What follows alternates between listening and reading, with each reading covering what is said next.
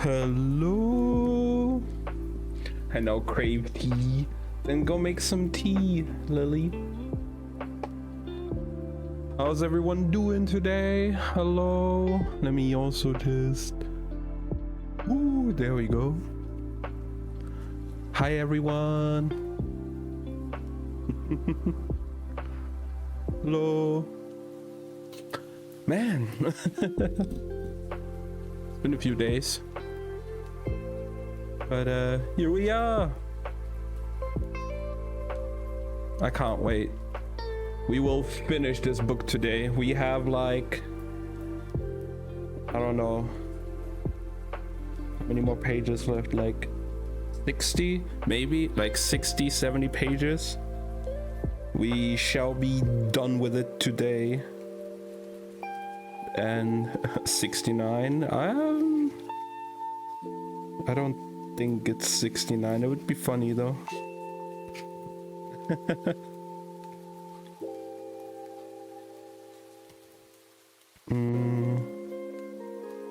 These are all. Oh, this is like an extra. Okay.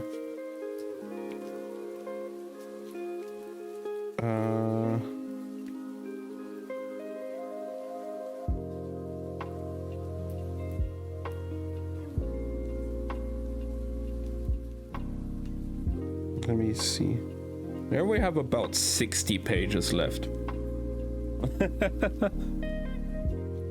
I cannot wait. And we're probably gonna get the second book of the series soon as well. Because, fuck yeah, it's really good. So why shouldn't I?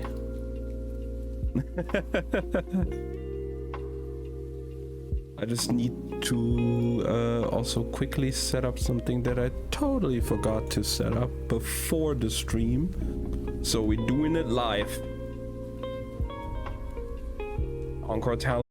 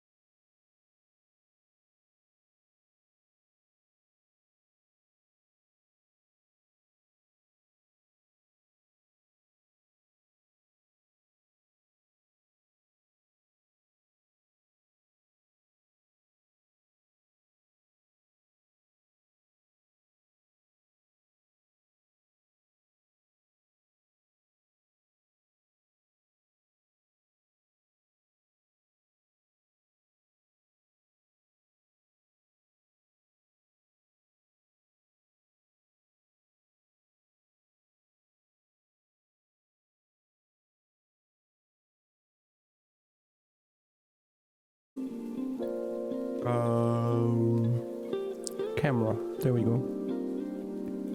So we're gonna be doing that in like 4 days, I think. 4 or 5 days, and then that'll be done. Later, we're definitely gonna be doing Genshin because of the new Imaginarium Theater cycle that I just need to destroy. Some good tea. Oh, it's hot. Who would have thought that tea can be hot when it's freshly made?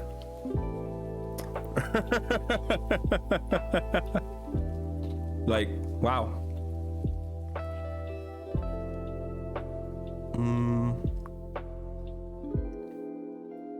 With hot water? Yes, I do that all the time.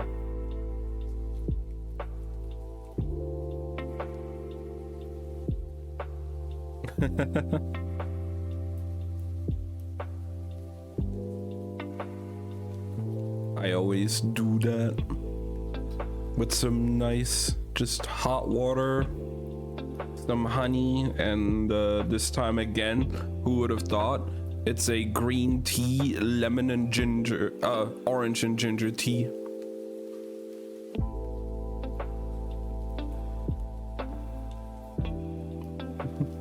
You freeze yours? Okay. Maybe with like iced tea or something, but just like regular tea, especially something like this. Like the green tea, orange and ginger. I really enjoy just drinking hot. Oh, let me just turn down the music here a little bit.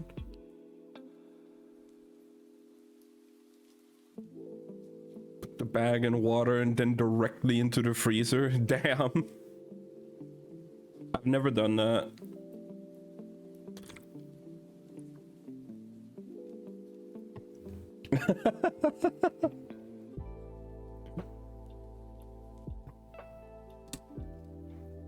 I couldn't. What I did before was like, you know, maybe I bought like store-bought iced tea and then put like some of them in like ice cube mold, so when I later want to drink it, you know, when I later want to drink it, I will use those ice cubes to not dilute it with water with normal ice cubes, and that's always pretty nice.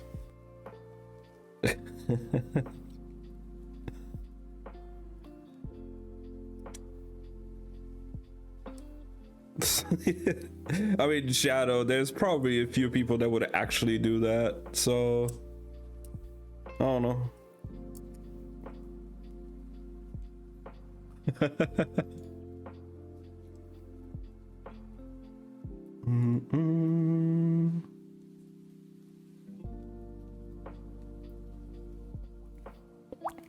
I still need to fine-tune a few settings on here because the noise cancellation is too good for my liking. Like, if I want to do my very like deep growly voice, sometimes the noise cancellation just cuts me off. And it didn't do that before on the old setup. Let's go. Oh my god, Slothy. 8 months. Holy shit. I got Rex to see you later. No worries, Slothy. I hope you're having a good day. And thank you for the resub. I appreciate it. Take my monies. Always, always. Take care, Slothy.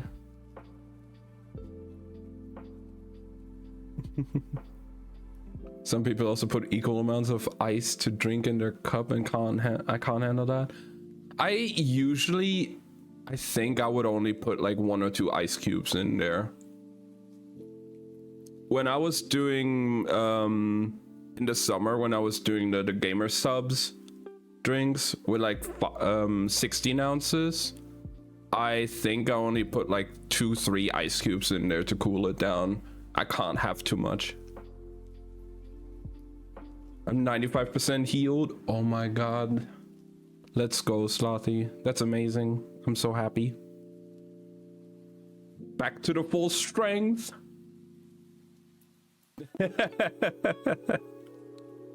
Almost back to full strength, Slothy. I'm happy.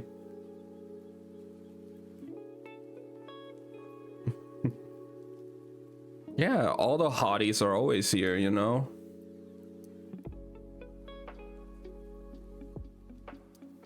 Like Slothy can ever lurk. She's trying her best. You know, she's trying.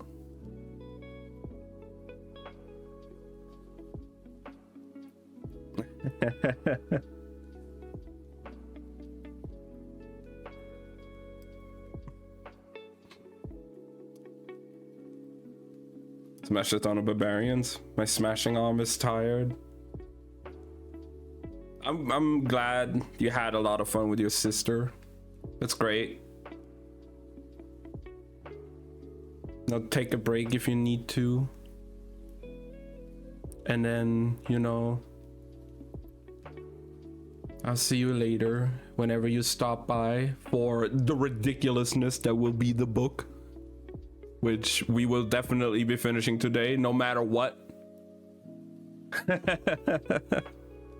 It's like, you know, I'm sure you spoiling the ending, being like, oh yeah, everybody's gonna be happy and everything's gonna be fine. I can't wait to see that.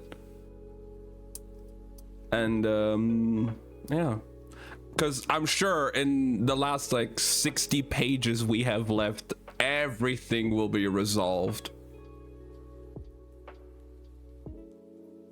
Slothy Mary Sue. I can't wait to see her. She sounds like a good character. She's gonna fix everybody's childhood trauma. Oh boy. She's gonna have a field day with Kaz and Inej. Absolutely. I spoiled the ending. There you go. Well, I guess we don't have to read anymore then today.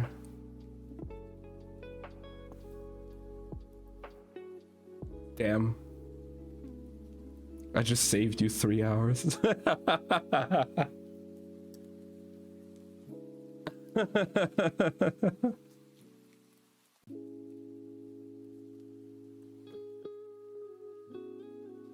Seven master's degree, she can handle anything. Yo, are we gonna recreate fucking Alec Benjamin's I sent my therapist to therapy?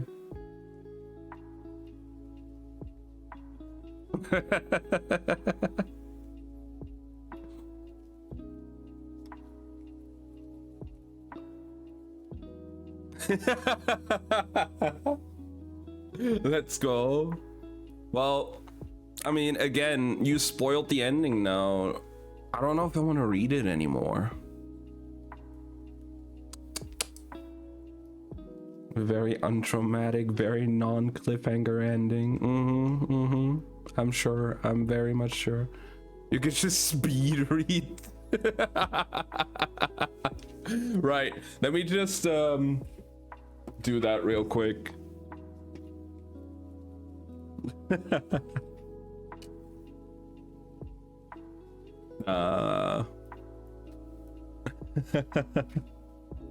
But yeah, no, I still need to really fine-tune these settings here, because again, if I do like this kind of voice and like a little bit lower so it's a bit more comfortable for me, it just gets cut out by the noise suppression. It's not my like compressor or my noise gate or anything, it's the noise suppression just shutting me down for some reason. And I don't know why. I didn't have that issue before with the old setup.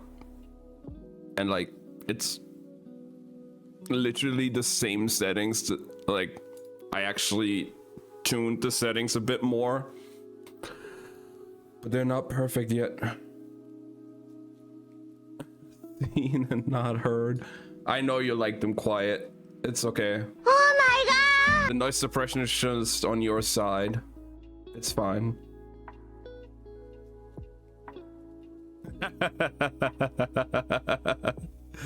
His voice is so powerful, even the suppression can't handle it. I guess so. See, that so at the end was just cut off. Hey, Dark, how's it going? But yeah, it is kinda stupid. Unless I do it like that. But if I just do it, Why is it working now? Hello? What the fuck?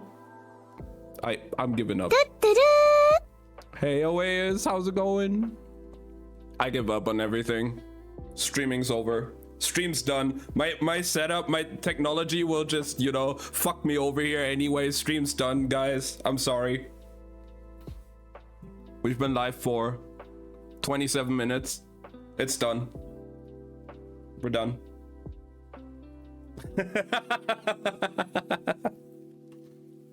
I'm kidding. I want to see how this book ends today. I'm so excited. This book has been absolutely incredible. And maybe we do it like this. How's it going, though, Oasis and Dark? I hope you guys having a good day.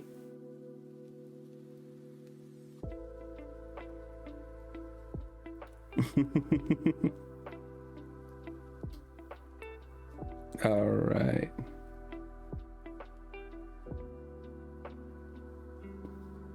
I really need to check in the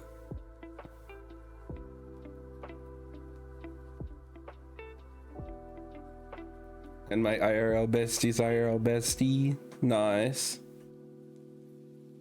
And I love her playstyle. She's really fun, yeah. Hey, Slothy, it's totally fine. You do what you gotta do.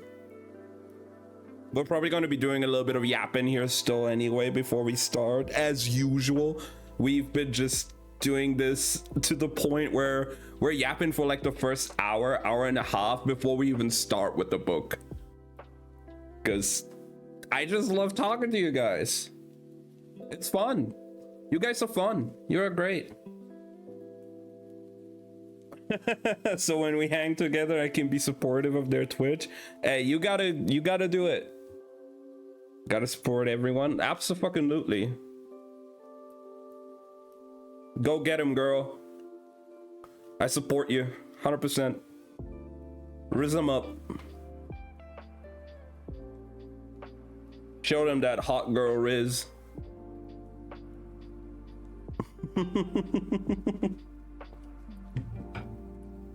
All right.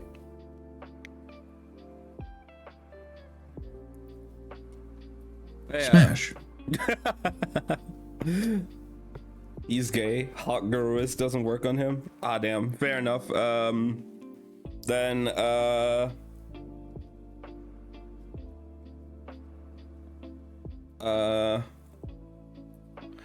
try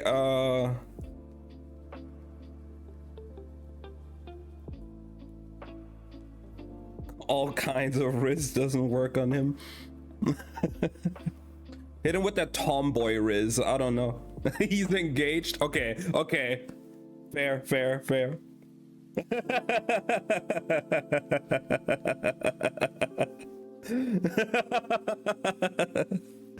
Slothy. I read the second message first.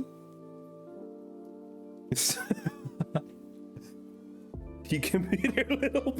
Oh my god. I'd be honored. I mean, what? Oh.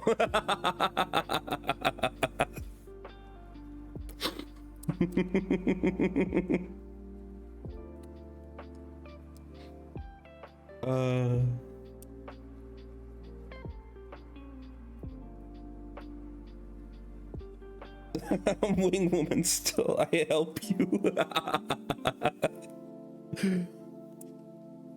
I appreciate the effort, Slothy.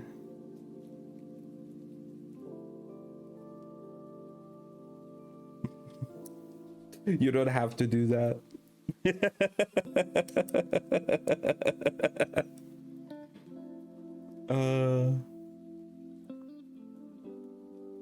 I like how Lily just came back when she heard the word tomboy.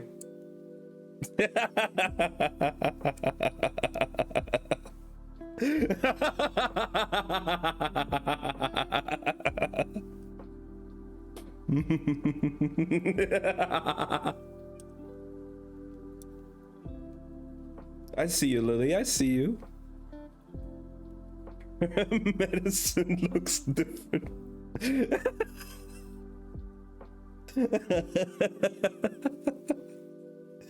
She's a ducky. She needs different help. I can imagine.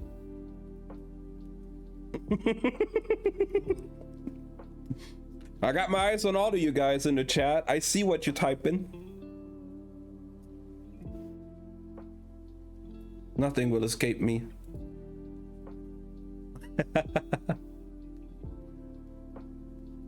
You're all stuck with me. Unless you want to leave the stream, I don't know. That's your decision. I can't keep you here forever. But yeah.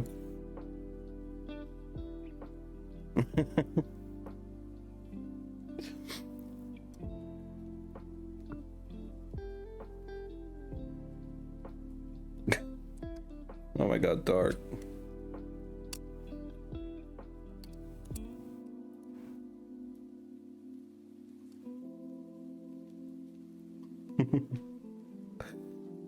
Oh yeah. The way is I said I'm gonna show you the character I'm pulling in Honkai in a few days. Shown her earlier, but you weren't there, so we're just gonna do it again real quick. Let me just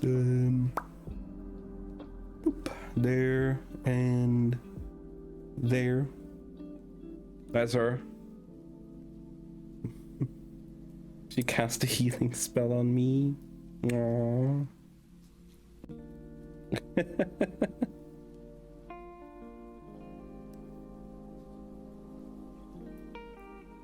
My medicine is aww, Slothy.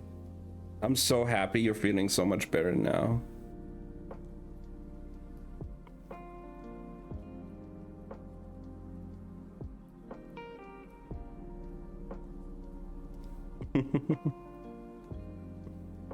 I'm glad that in a way I could help you with the healing.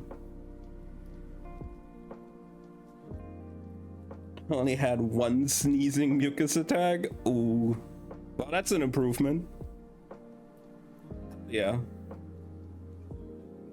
But yeah, anyways, that's the character I'm going to be pulling for. No.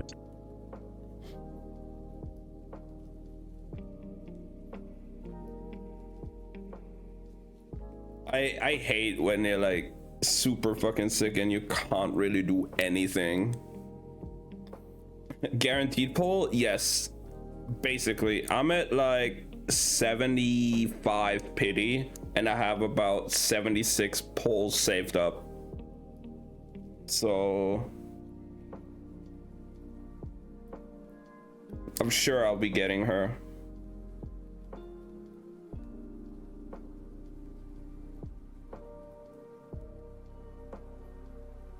And then I just need to figure out a good build for her, build her, and you know,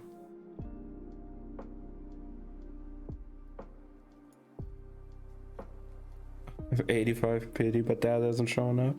Well, I mean, you still have some time. Thank you, Slothy. I'm sure I'll win my 50-50, right? I'm just gonna do like a single 10 pull and I get her, right?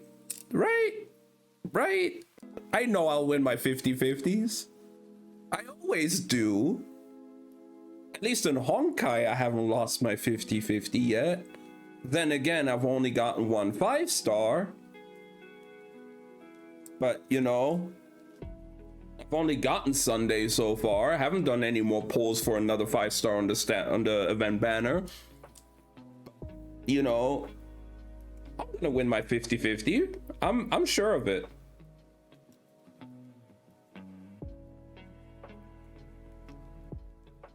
And if I don't, I still get her.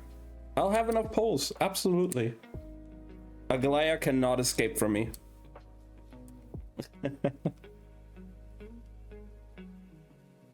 We're doing Genshin later today. Yes, I will be doing a bit of Genshin because of the theater reset. So I'll be doing that. I've seen the elements on it already, like the 3 elements that are there. But I haven't looked at what the bosses are and the lineups for that. So I feel like I won't have too much of an issue because most of my strongest units are Pyro, Hydro, and Anemo. But you know, we'll see depending on what enemies we have to fight. Well, Doc, I'm on EU, not on an A, so you can't.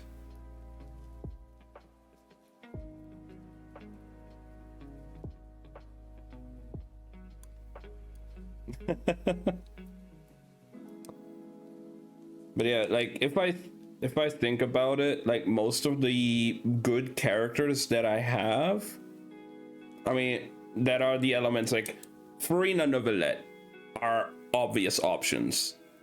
Shenyan, Kazuha, Sucrose, Lenyan, Alekino, Yoimiya, Bennett, Xiangling, Thingsho, Mona. Like, I will have a lot of the characters ready for that, I think. I should not have too big of an issue. Maybe I can get a Chaska from somebody. Mawika Cloran shenanigans. What would be the 4th slot that come first to your mind here? Fischl, Chevreuse. Like Fischl, Chevreuse, Cloran, Mawika. Absolutely.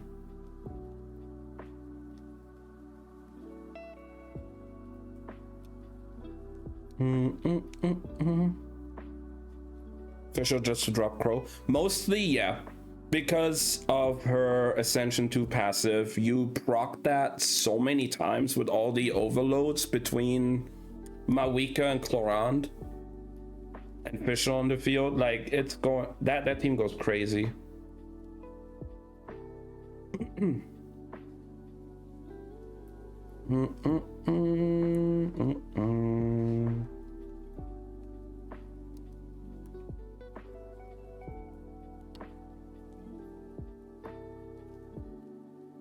Also, guys, in like less than a week, next Thursday, the Monster Hunter Wilds beta will start. I'll probably be doing a stream on Friday because it starts like, well, Thursday, or more like Friday in the middle of the night. It's like Friday 4 a.m. it starts for me. So I'll probably do a stream in Friday evening. Playing some Monster Hunter. Fuck yeah. I can't wait to play it.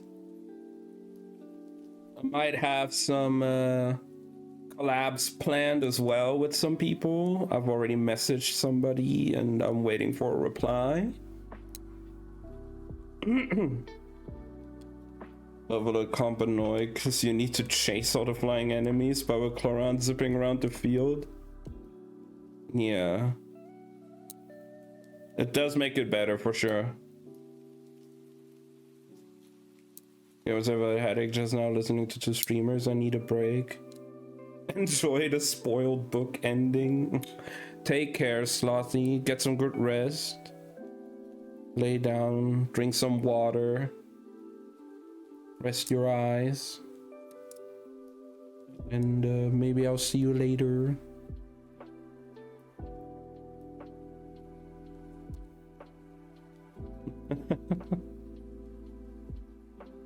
Definitely see you later. Okay. Take care.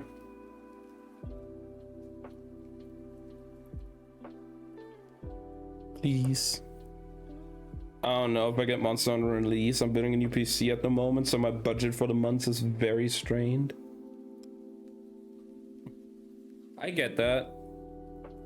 I'm just like, when it comes to Monster Hunter, ever since I started playing it with World, I've been fucking hyped for any release. I mean, again, I literally bought a fucking Switch just to play Rise on release. Oh god.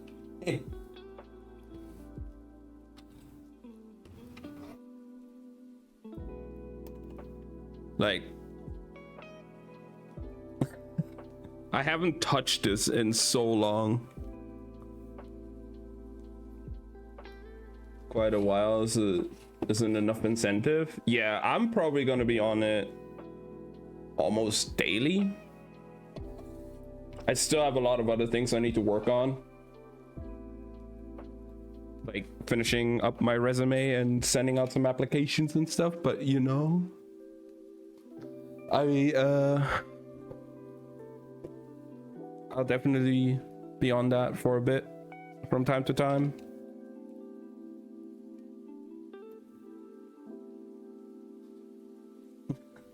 And I've already pre-ordered it, so I'll be playing it on release.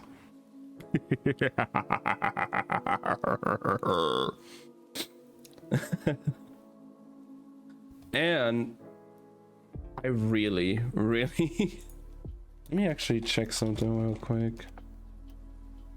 I really need to get my Guild Wars account back as well, because I could probably do some Guild Wars streams, maybe. You know, actually, can I?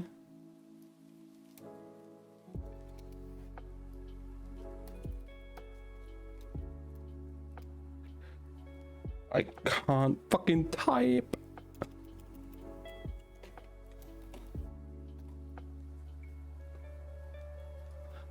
I forgot.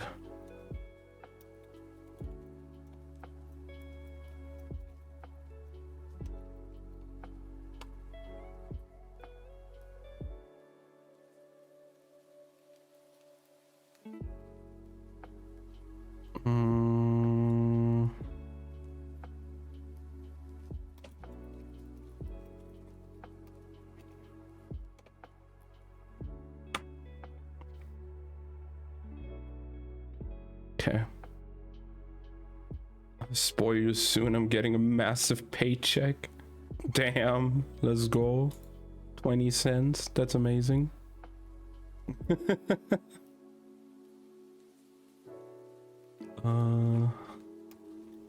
Let me check something real quick when it comes to my Guild Wars account.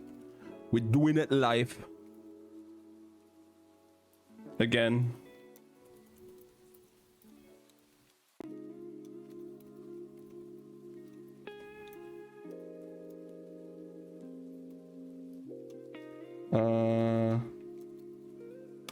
Now do I? Okay, I do remember my email account password. Now I should have gotten an arena. Yep, there we go. Click here to change password. New password.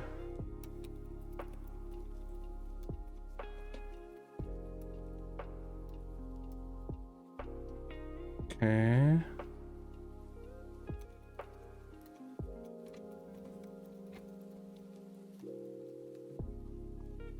Reset password. Oh.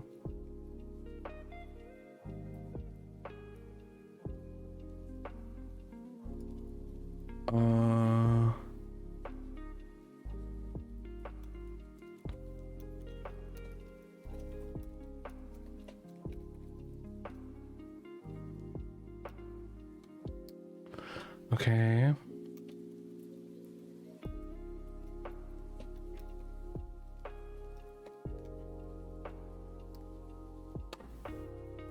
Okay. Mm.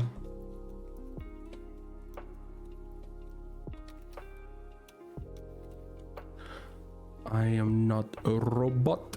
Log in. Oh. Yeah, okay. It's still giving me the same message, being like, my account is logged due to security reasons. Please contact support. Okay.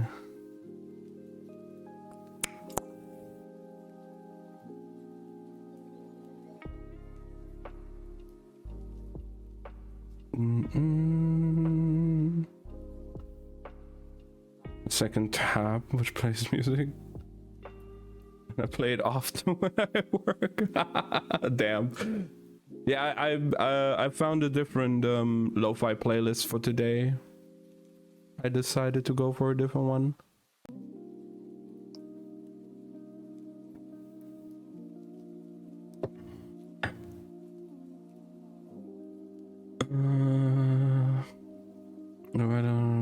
Okay.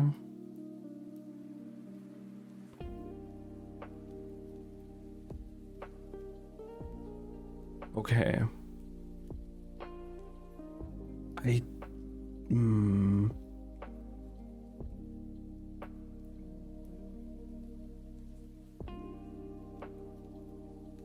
Okay, one of these things here I don't know. I lived through it probably like 500 times. Nice. Okay, so what it wants me to put in the email and then describe what's going on is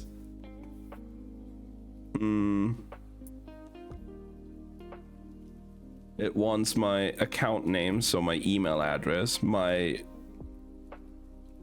first and second name. I forgot what kind of name I selected there, but the birth date set in my account. Back then, I think I used a different random just birth date, but we'll see.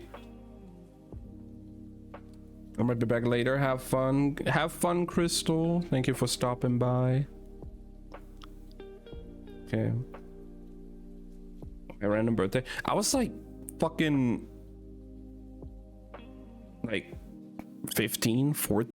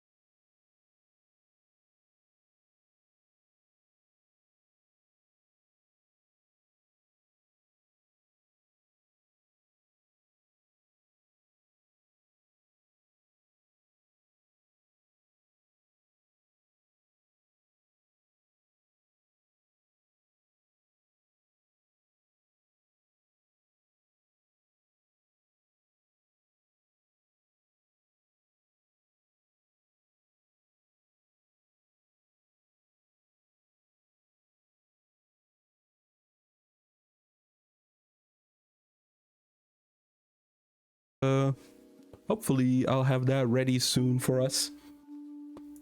Cause I miss playing this game, man. I really do. It's a good game.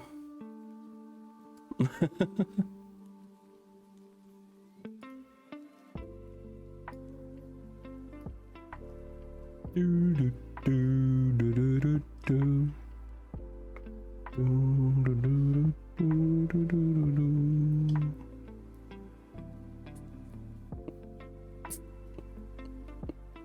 And I don't want to start over again because, I mean, why should I?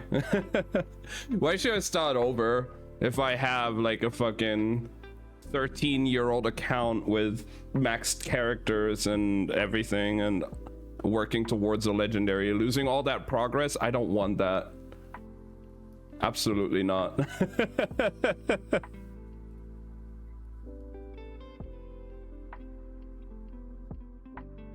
And I mean, I also have 2 of the expansions, not all 3 of them, but 2 of them at least. So yeah.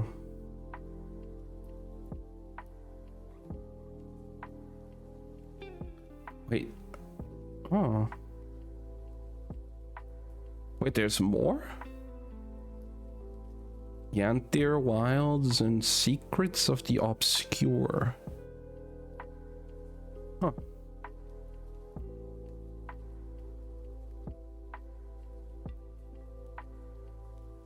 Because I remember I do have Heart of Thorns and Path of Fire. I don't have End of Dragons and the other 2.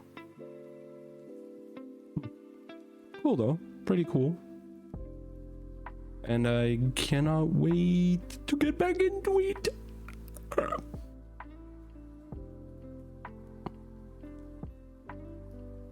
Goddamn.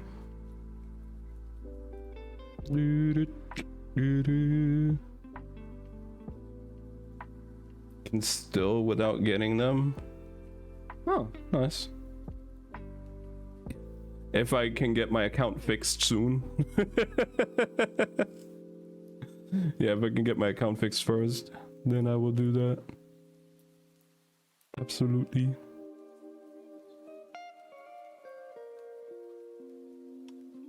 Hey, you're fine. You're fine a ways. Account support.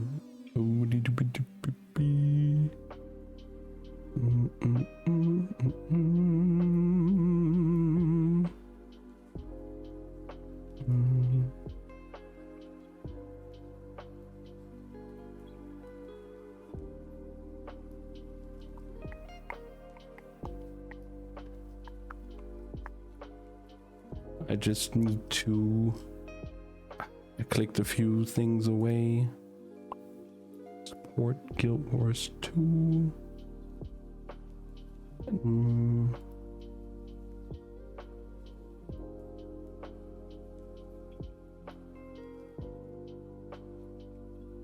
Contact support. Okay.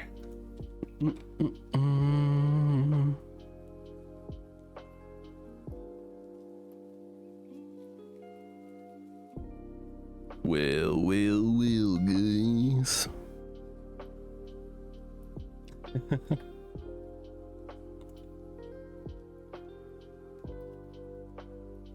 Man.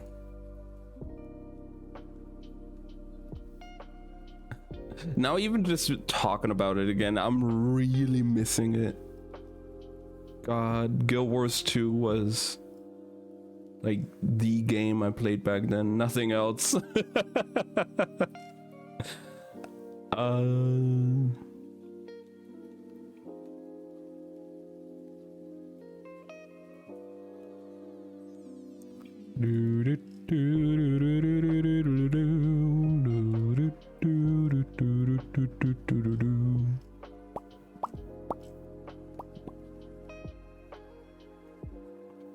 Stood the test of time.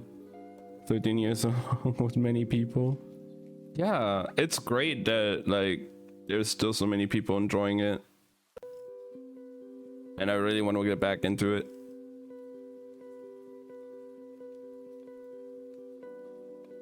One of the only MMOs I really enjoyed playing over the years.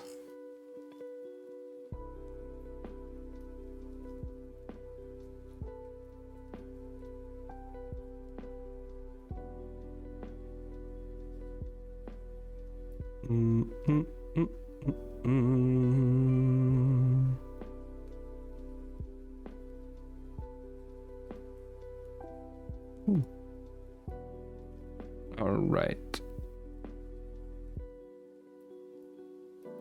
I think it's time for us guys though to start with the book.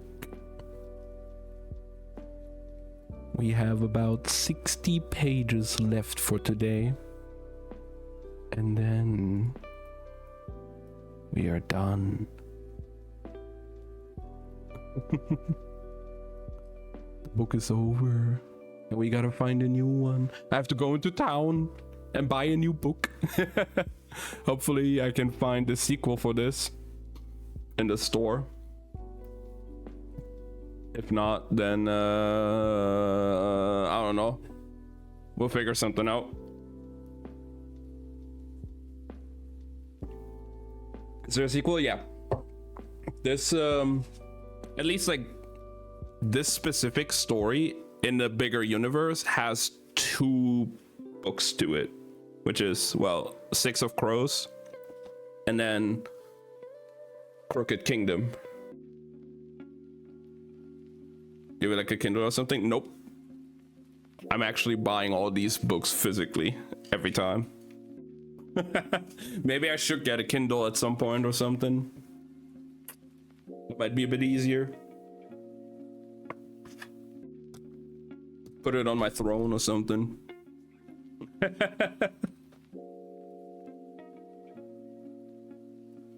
I don't know. We'll see.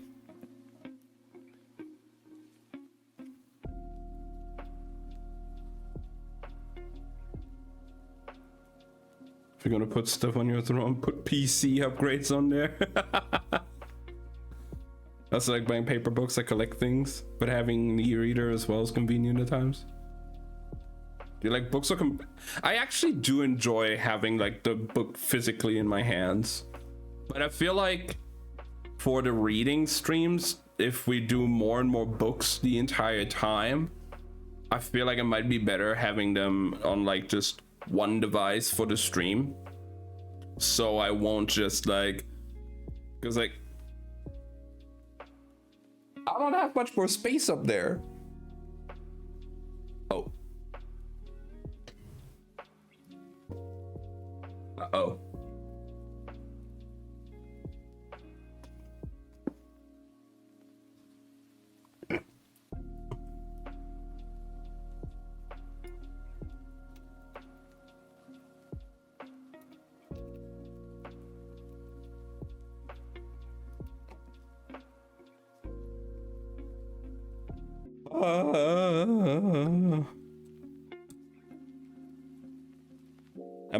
Am I here? Hello guys? Hello.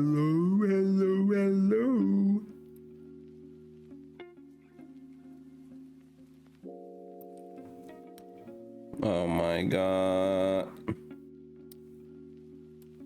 Why now? Why is it doing it now? Ah.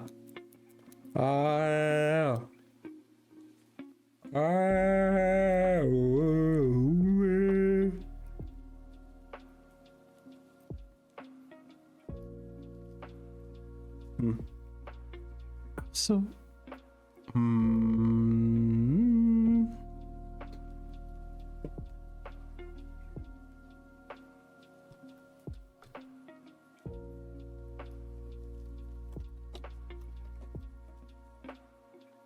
what the fuck? I'm back. Let's go. Hello. It was death. Okay. Because on my end, it didn't even tell me that I disconnected. Wow. I hate it here, man. I fucking hate it here.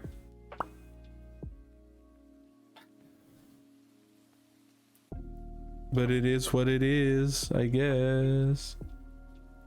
We gotta get better internet soon, hopefully. Okay.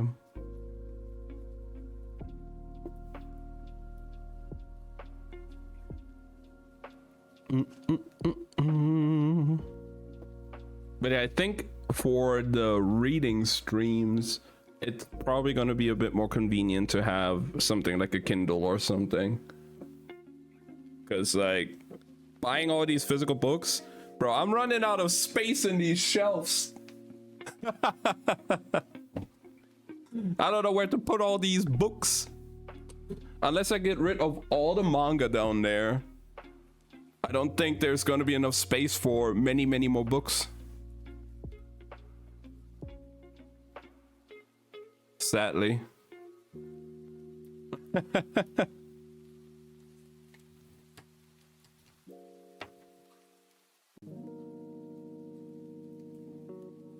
There's just too much shit here.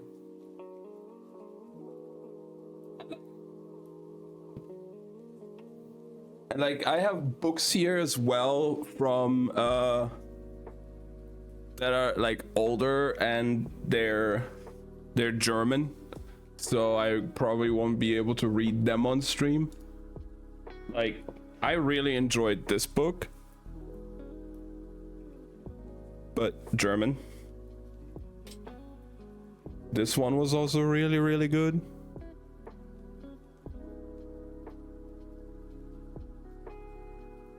These two are just funny because they're from like a German like satire comedian.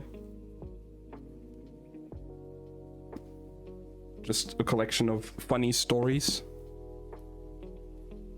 But you know, can't really read them on stream.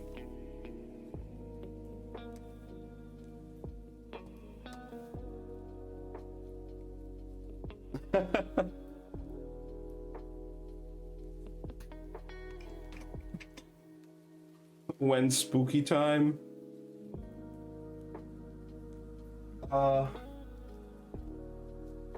Like,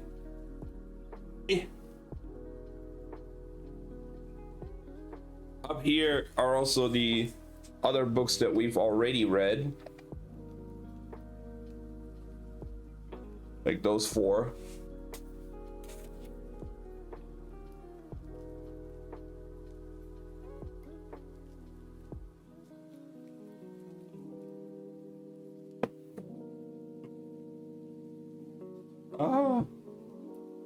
Book. Ooh.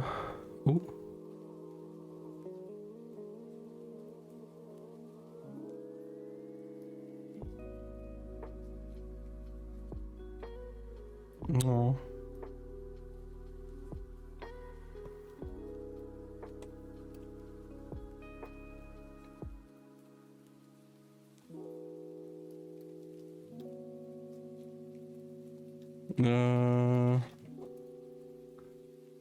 Is the stream going still? Is everything fine? Hello? Am I still here? Wee. Streamlabs hates me today. Hello? I DM you a cute pic on Discord. I saw just now. It does look really cute. I love that. Keeps dropping. You're a real boy. Well, now I am. Until my internet decides, no, I don't exist anymore, and I don't know. But yeah, Slothy, that looks really cute.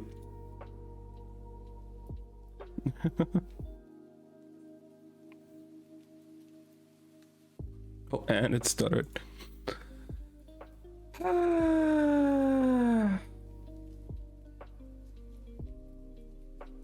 I want my internet to just work for one day for a stream. cutest emergency food ever. It does. She is really fucking cute. That fan looks so cute.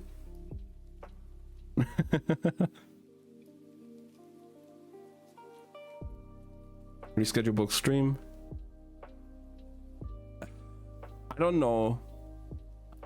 I'm sure it's gonna like be fine in a bit. It's just, you know how my internet is sometimes when it recently, where it's just shit itself all the time. But it'll be fine.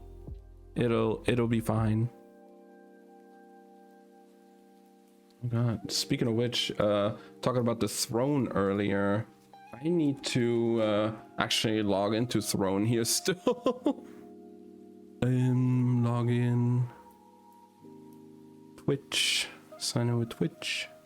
Please. Please.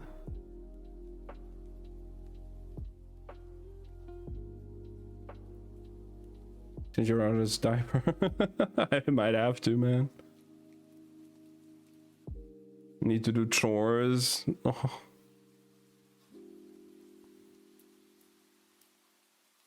I feel that.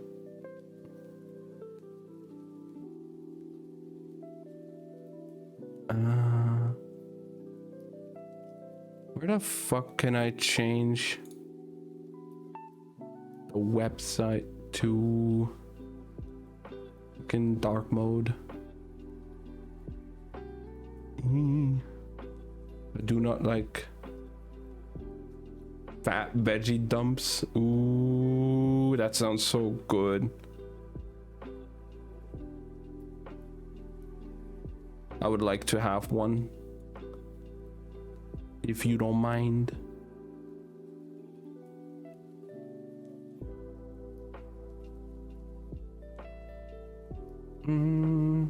Oh yay, thank you, Throne, for telling me a gift on my list got cheaper.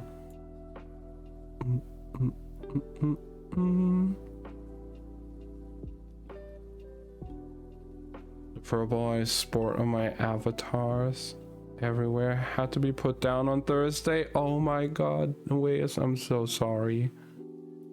No. Oh, I'm so sorry, Oasis.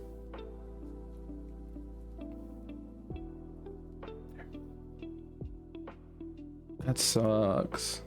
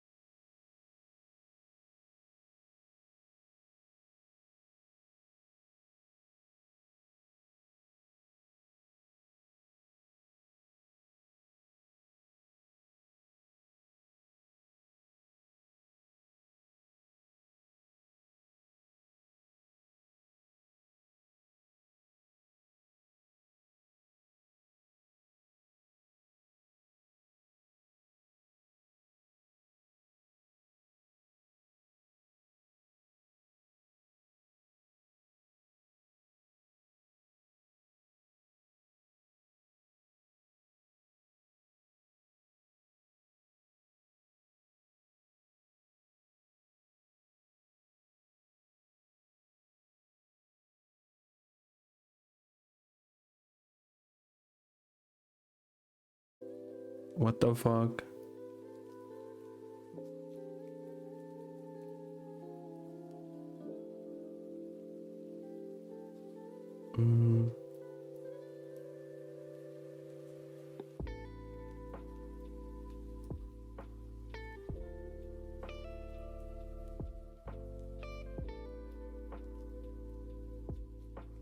Still salty about it. Hey, no, that's totally fine, Oasis. This is a safe space here for you to do so. And I appreciate you sharing this with us. And we all feel for you.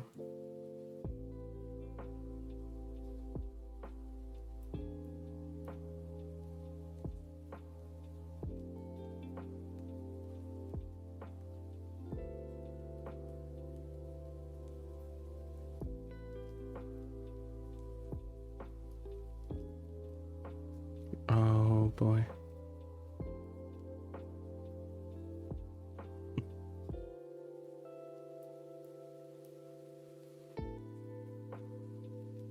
Oh, what?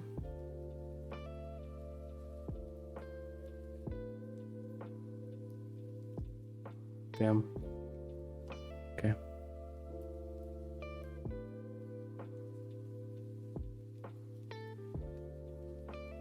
Yeah, I definitely also need to work on my throne stuff a bit more. How's the stream been going right now though? Like, is it still like laggy, or has it been good the past like minutes and all? Because like, I wanted to start with the book now.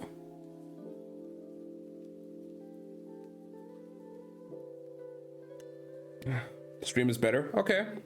Smooth. Let's go. Let's go. Let's go. But yeah, I just looked into Kindles on Throne, and they're like 180 or something, or 170. I was like, okay. Okay.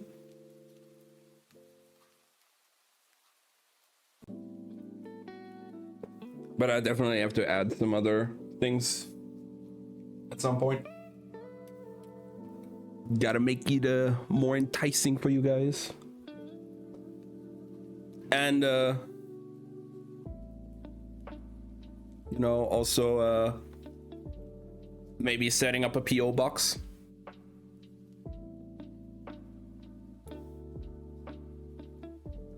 I was talking to my parents about that as well. We still have to look into it a little bit, but who knows? Who knows?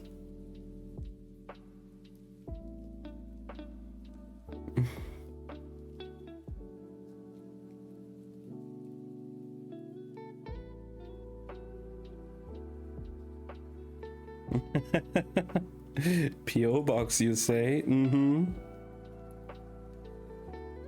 Because you guys just want to send me shit all the time. For some reason.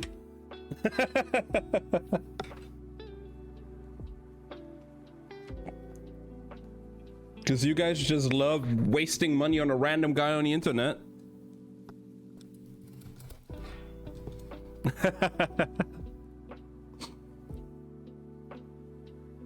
But no, I'm definitely gonna be looking into that.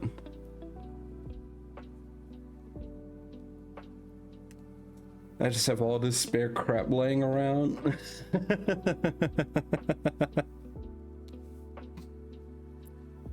So I'm just gonna be your crap dumpster or what, huh? Is that what I am now, Slothy? Huh?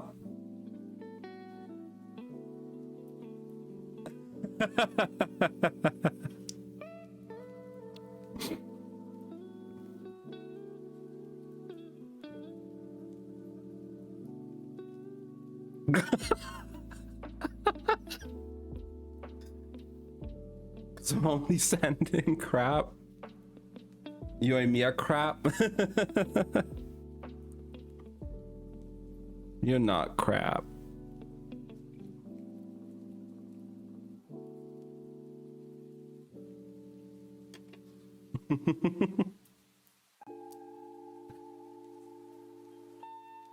But I see I'm just a crap dumpster for you guys.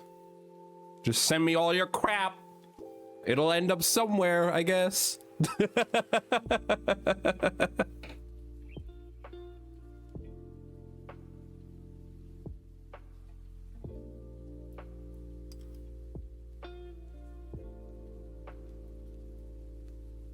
Nerdy in my Discord. Let me check. I want to see. Aww.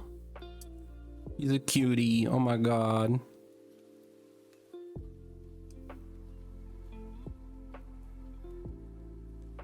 It looks so cute.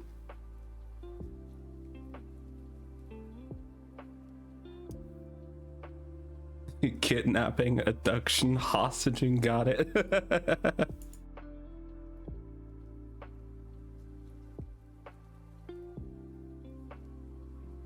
I'm sure if she wants to come over here, she'll find her own way. Nobody needs to forcefully ship her over here.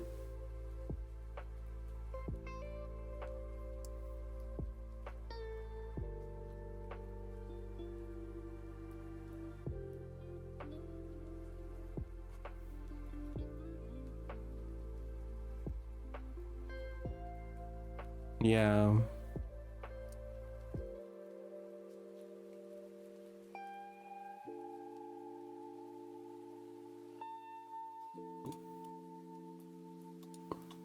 Oh my god.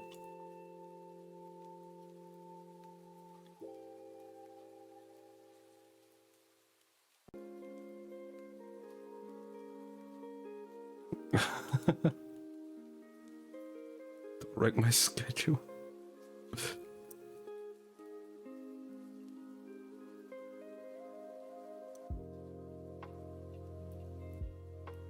Ooh, at a spa? Ooh, that sounds so fun.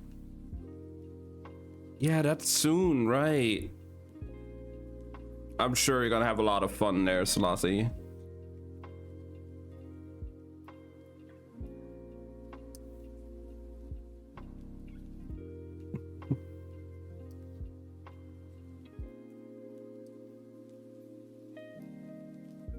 I'm so excited for you. Meeting up some old friends and just having a good time.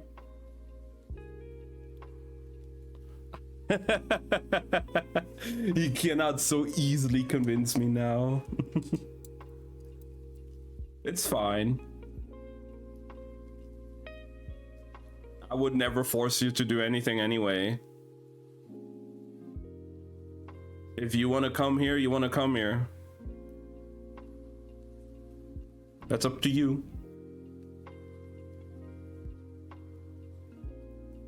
No trace. I'm sure you're gonna find a very beautiful dress, Slothy.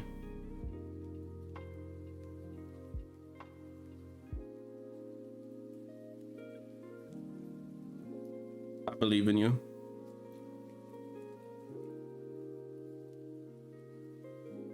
And you're gonna look great in it.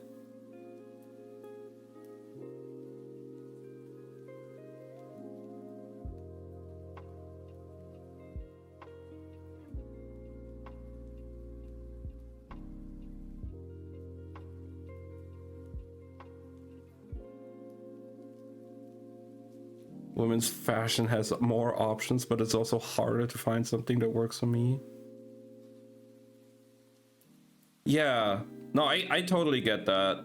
There's so many options, but if you're looking for something like very specific, unless like maybe there's a store that maybe specializes in those needs,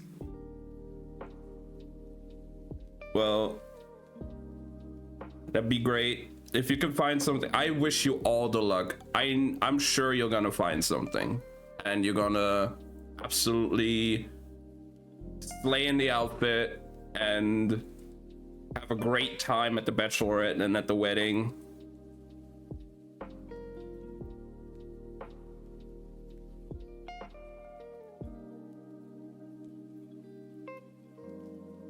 I'm very excited for you.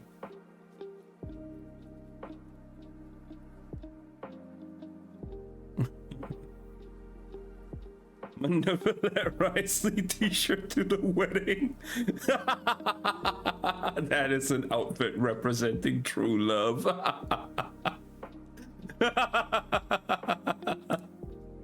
I mean, if it fits the dress code, maybe.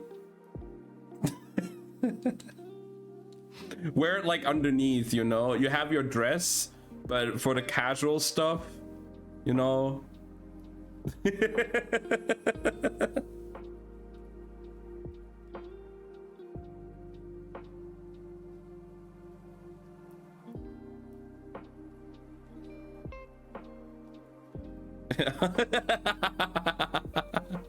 I know. You could sneak it in somehow, I'm sure. Nah, don't do that.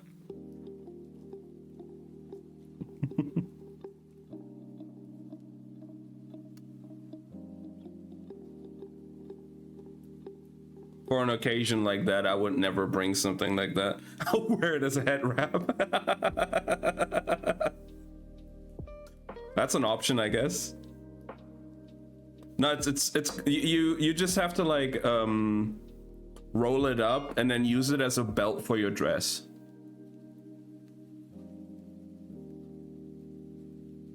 You know?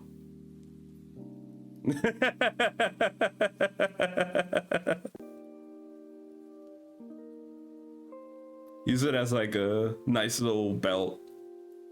Have like the faces, like roll it up so the faces can be seen like at the front.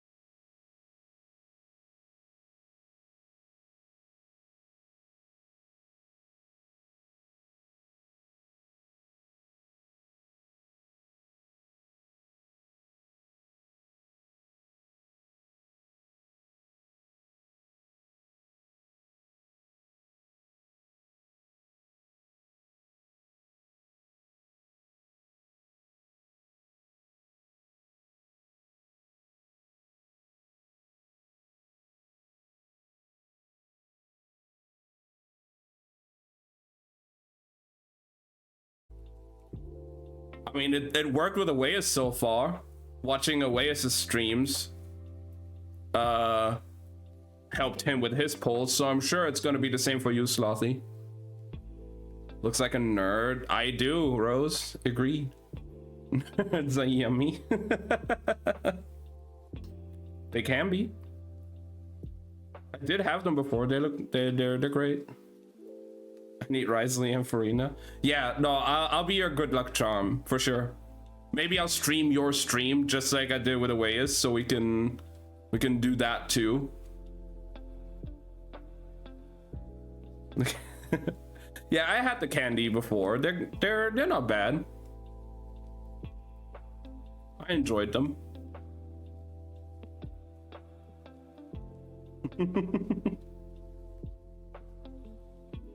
I know what you mean.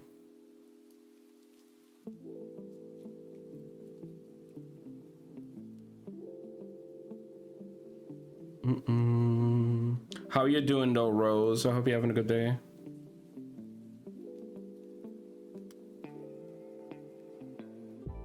At least you don't know how this will work, but anyways, I need to put clothes on. Shoes. Take your time, Slothy. I'm sure you'll figure it out. We'll figure something out if you want to stream that. And but for now, try and focus on getting that dress and enjoy the bachelorette and the wedding.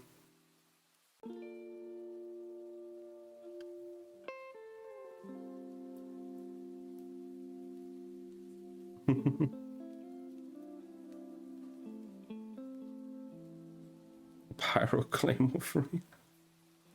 Been to Trader Joe's since November, and you, yes, I know how much you love stuff from there.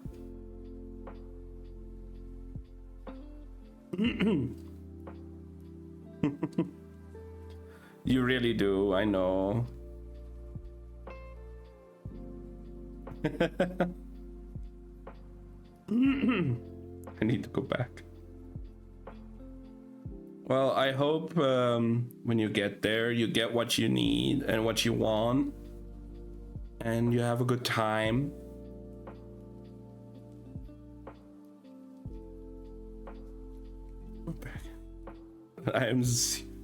Yeah. I mean, hope I don't get fucking jumped. I'm sure you'll be fine. You got this. Please be safe. And I really hope you get what you want.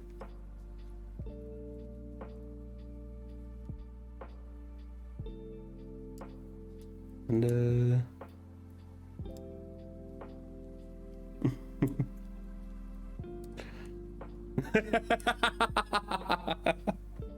hey, I only wanted one Farina and one Gaming, and I ended up with 2 Farinas, 10 Noels, 5 Rosarias, and 1 Gaming. Like, we can't all have what we want. You know?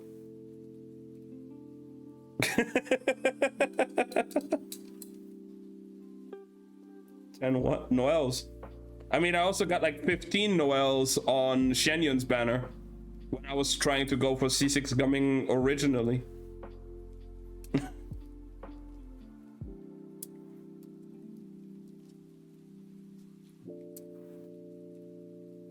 If I could give you one of my Farinas, Slothy, I would. I don't really care for her C1 that much. It's good. It's really good, don't get me wrong, but I just wanted one Farina. You can have my second Farina. I don't want it.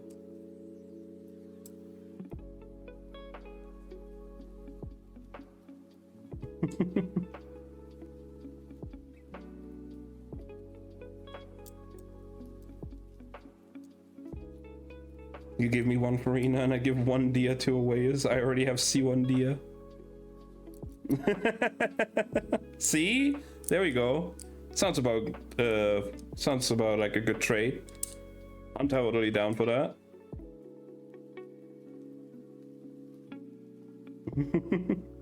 Yeah, good deal for me too, because I just don't really care for a second Farina. Never leave the house. Please take care, Slothy. Be safe. Get the stuff. Hopefully you can get all the stuff you want from Trader Joe's. I was looking at that. Yeah, she was definitely Crystal. You know how good she is.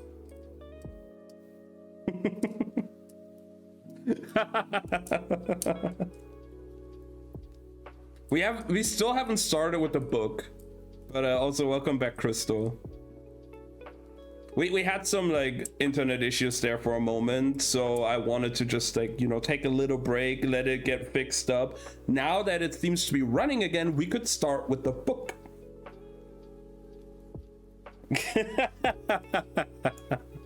Nah, that's a different Slothy. It's just an imposter. Somebody hacked her account.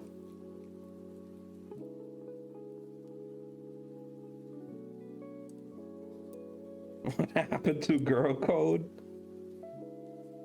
Right? Even I'm over here like trying to protect you, being like, yeah, it's not the real Slothy. It's a hacker. And then Crystal just comes over here being like absolutely backstabbing you. Unbelievable. That was a bot with the same name. Yeah, and the same badge, being a mod, everything. A one-to-one copy. Trying to cure cancer.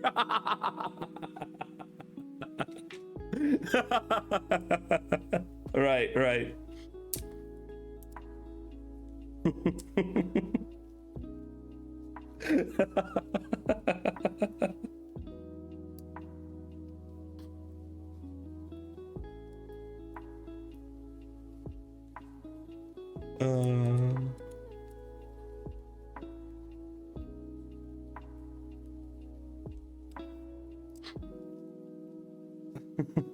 Girl code restored, right?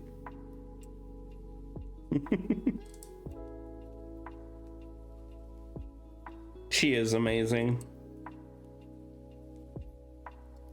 But she should also now get off her ass, put on some clothes, and go to Trader Joe's. Want the book though? We can wait until you're back. Nah, I mean, we'll be starting, but I'm sure you're gonna be back before we end. So you're gonna be there for the end. Fine, maybe I will be an adult. Please, take care, Slothy.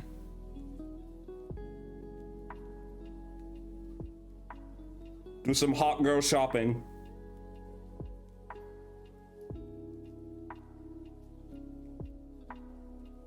It's too damn cold and dark. Thank you for the motivation. Of course. Hot girl grocery gamba. Yes. Get that bag of groceries.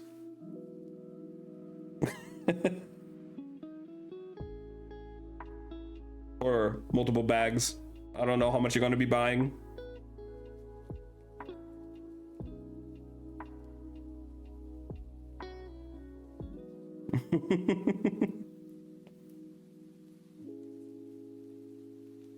What is out of stock or discontinued? Yeah, I hope you get what you want and they have all of it in stock, and you can just buy as many things as you want and stock up your hot girl fridge with all the hot girl groceries.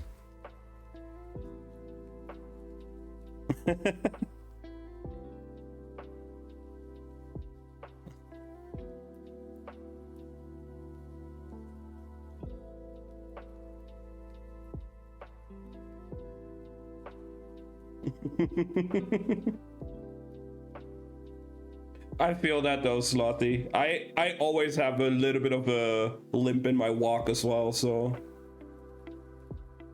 as much as I got used to the length of my legs being slightly different, I always have a slight limp.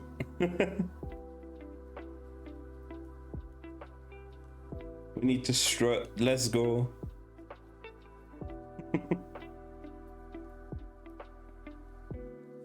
I've shown you guys before that, like, if I stand up straight, I'm actually like slightly tilted to one side because of one leg being longer.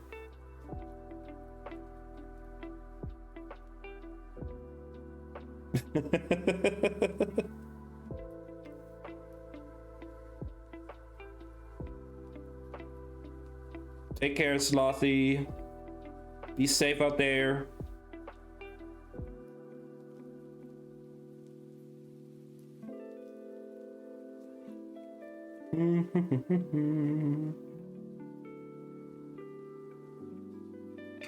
The hell? It just sounded like.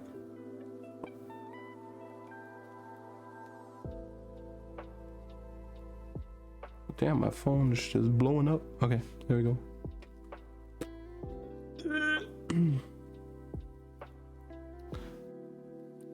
But yeah, I mean, I actually don't know, Crystal, did you see that too when I showed that off?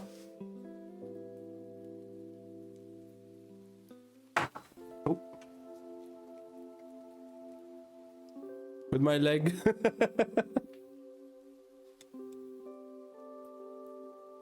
It's been like that for like 20 years at least at this point, but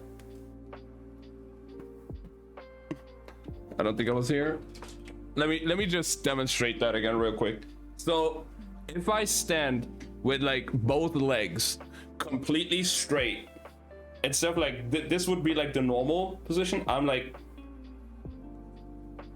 slightly tilted. Like this would be normal. This is me with both legs straight. My brain's trying to leak out your nose. No! Plug up your nose. Quick. Don't let it leak out.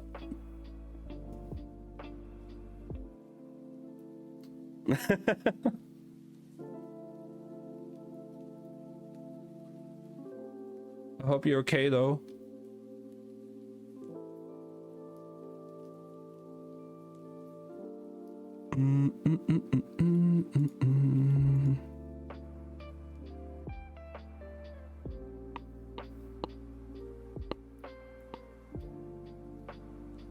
To use my brain. Oh my god.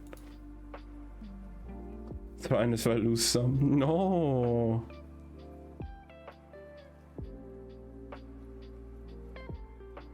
Are you so smart?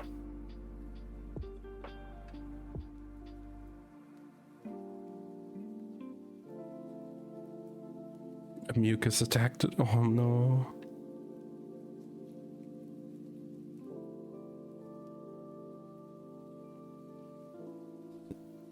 I can imagine. I hate those as well.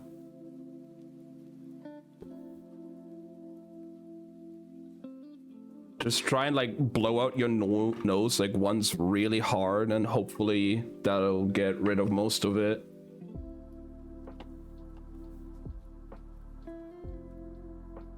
Me too. It's -2. Oh god. No. What is it over here? It was like -2 yesterday. Oh, it says -3. Okay, yeah. So I can't blow nose. Yeah. Well, do it before you go out.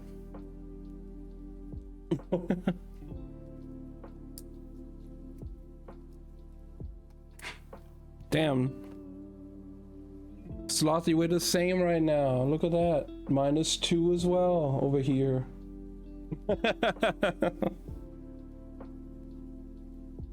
Goddamn.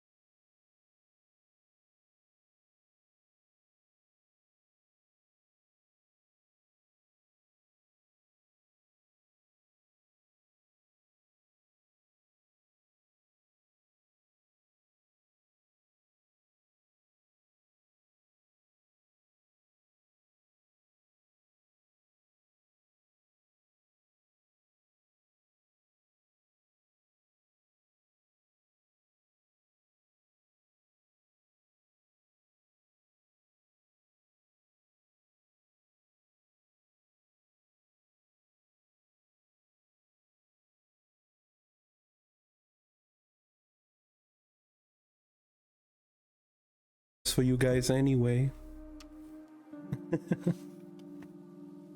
And ooh, we're starting off with Inej. We haven't really seen yet how she might be able to get out of her situation compared to the other ones, so we shall see what she's doing.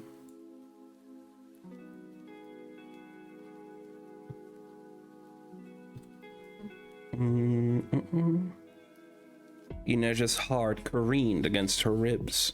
On the aerial swings, there was a moment when you let go of one and reached for the next.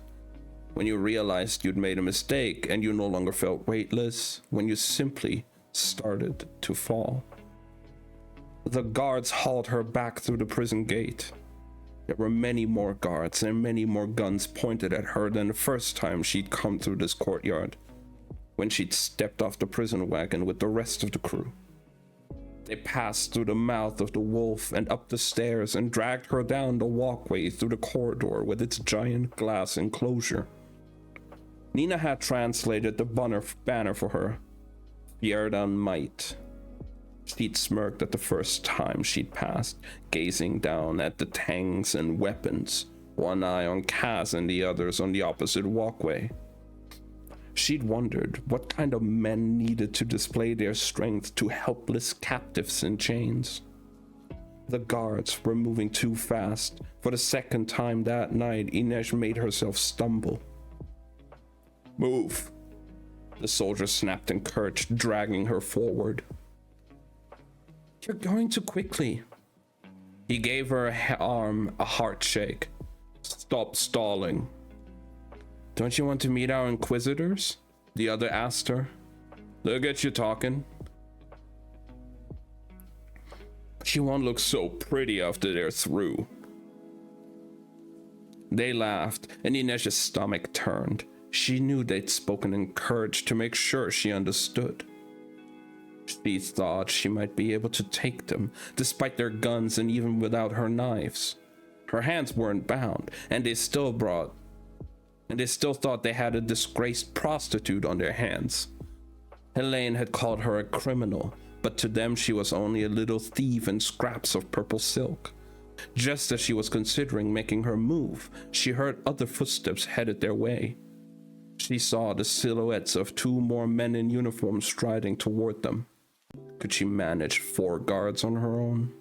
She wasn't sure, but she knew that if they left this corridor behind, it was all over. She glanced again at the banner in the glass enclosure. It was now or never.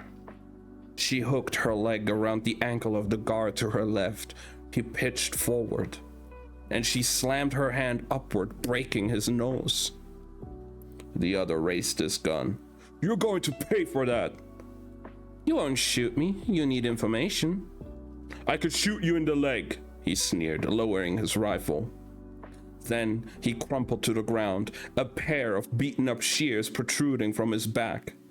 The soldiers standing behind him gave a cheery wave.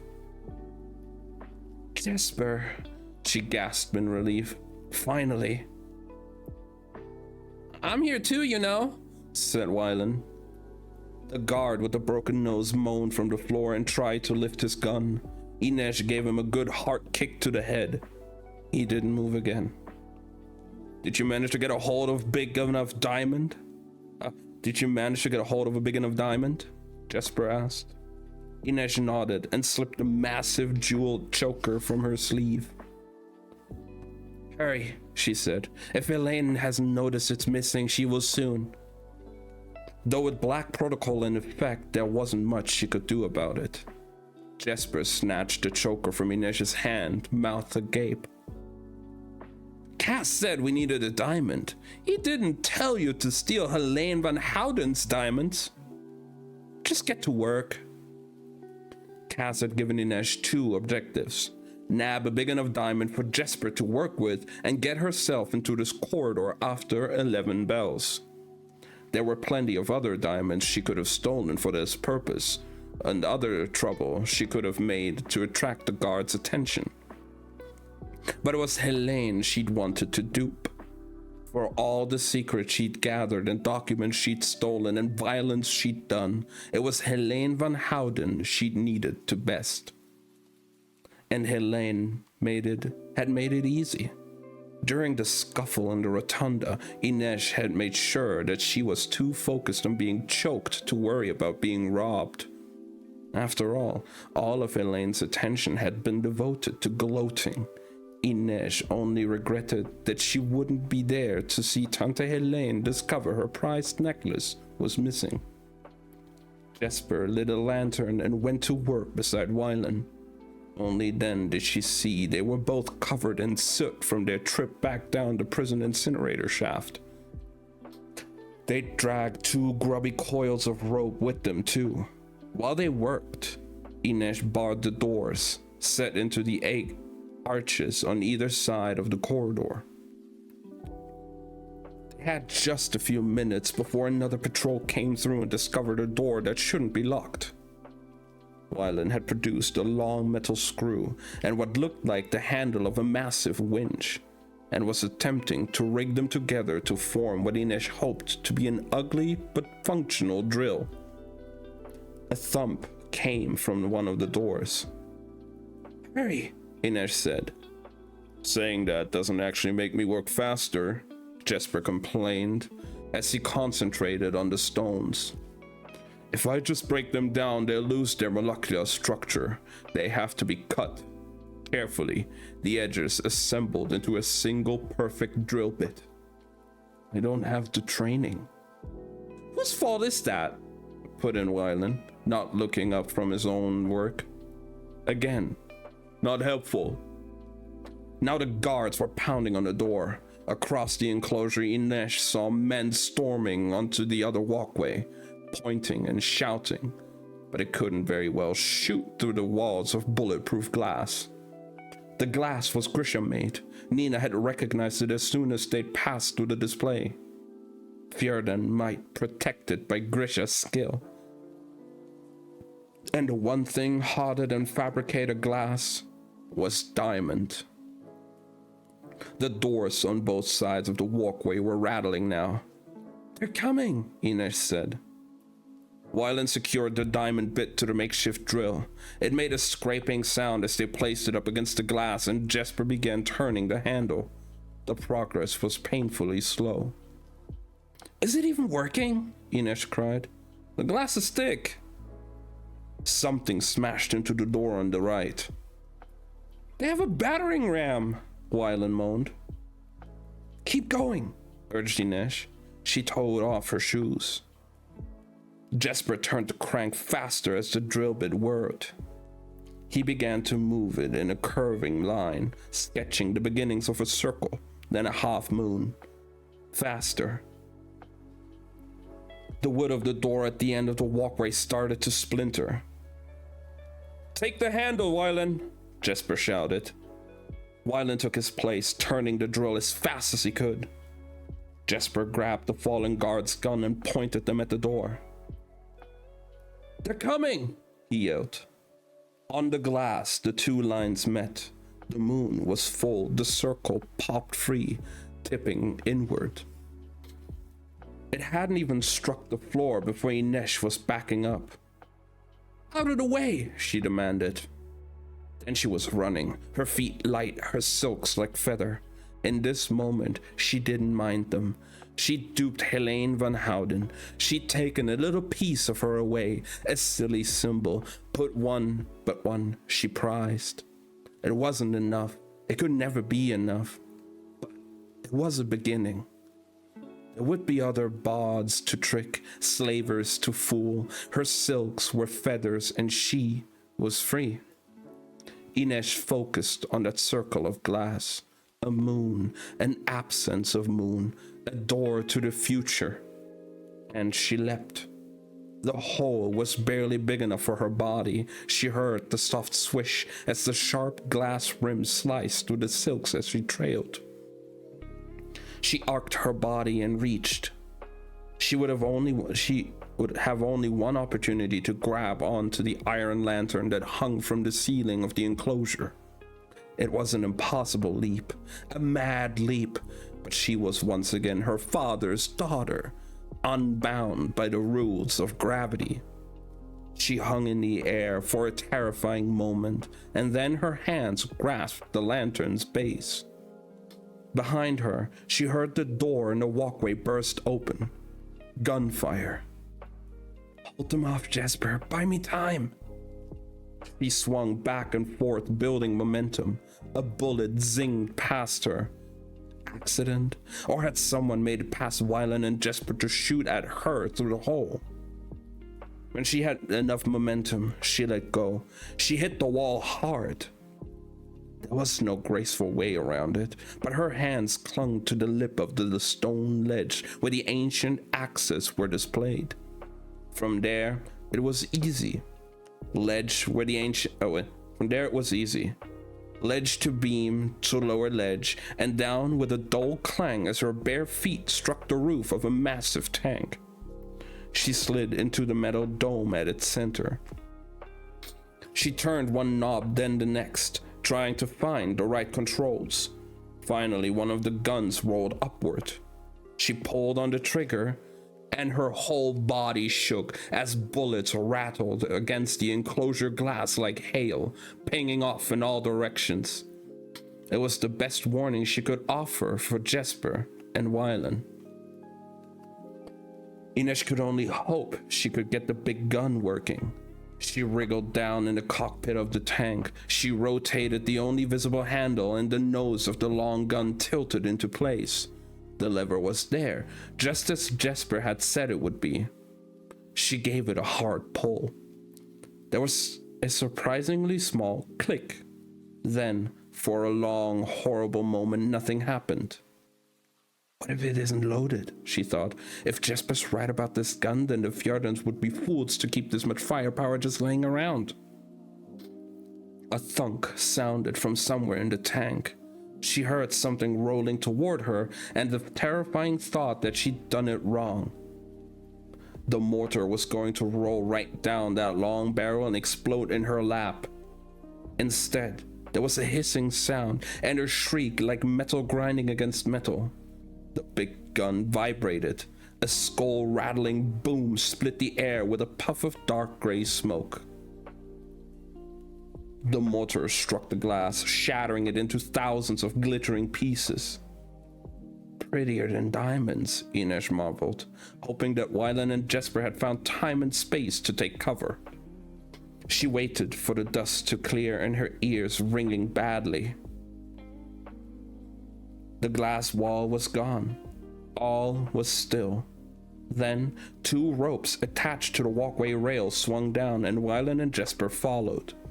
Jesper like a limber insect, Wylan in stops and starts, wiggling like a caterpillar trying to make its way out of a cocoon. Ajor! Inej shouted in Fjordan. Nina would be proud.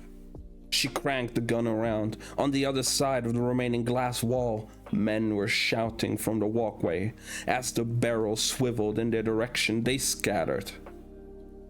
Inej heard footsteps and clanging as Jesper and Wylan climbed into the tank. Jesper's head appeared hanging down from the dome. You letting me drive? If you insist.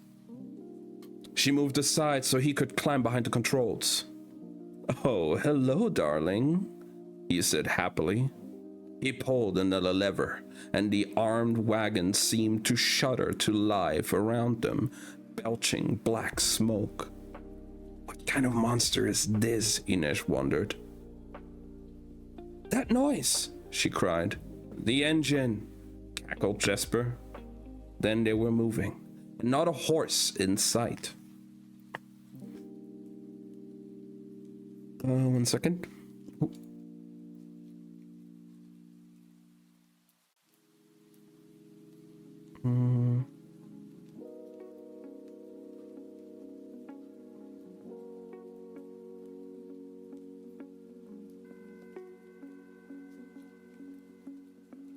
Okay.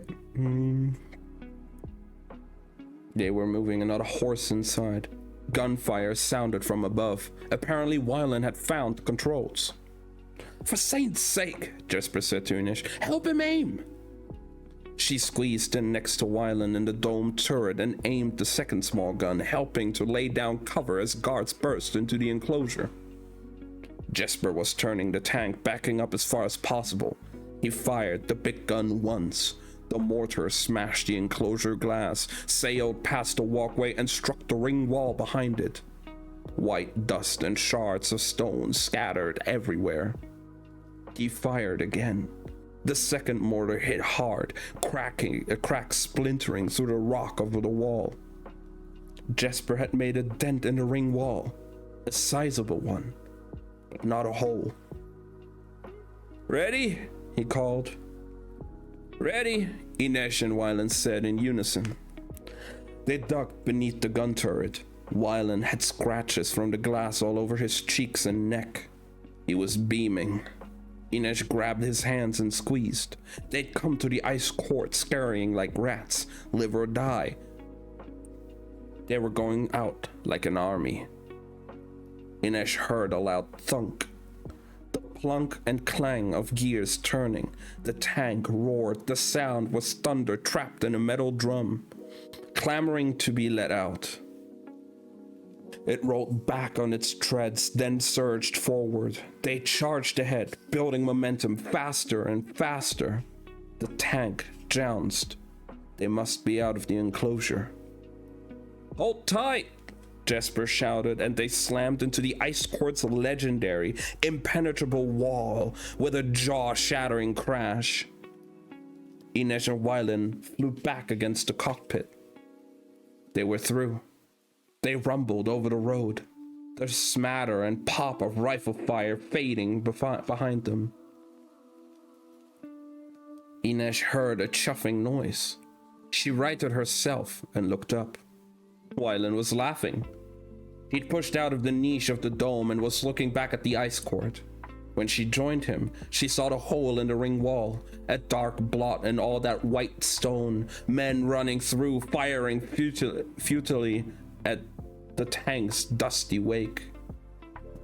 Wylan clutched his middle, still snorting laughter, and pointed downward.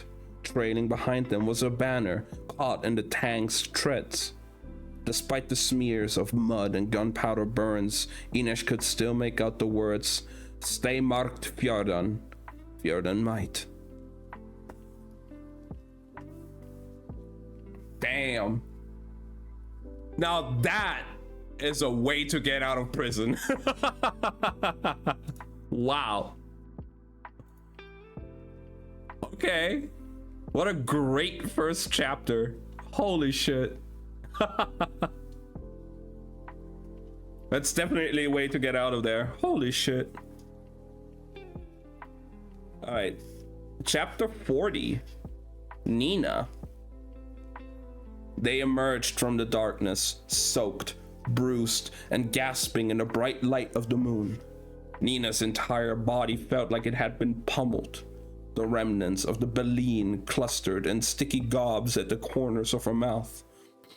Her dress had frayed to nearly nothing, and if she hadn't been so desperately, giddily happy to be alive and breathing, she might have worried about the fact that she was standing barefoot and practically naked in the gorge of a northern river. Still a mile and a half from the harbor and safety. In the distance, she could hear the bells of the ice court ringing. Kuwe was coughing water, and Matthias was dragging a limp, unconscious Cass out of the shallows. "Saints, is he breathing?" Nina asked. Matthias flipped him onto his back, none too gently, and started pressing down on his chest with more force than was strictly necessary. It's just, hey Shy, how's it going?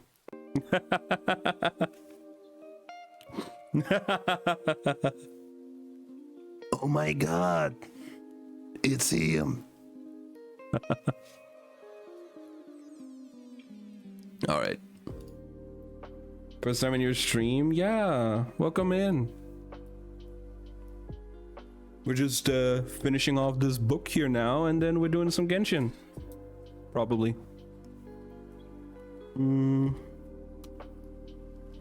Let's see. "I should let you die," Matthias muttered in time with his compressions. What's lore of the book? Well, a bit hard to explain where we're like 50 pages away from finishing, but basically,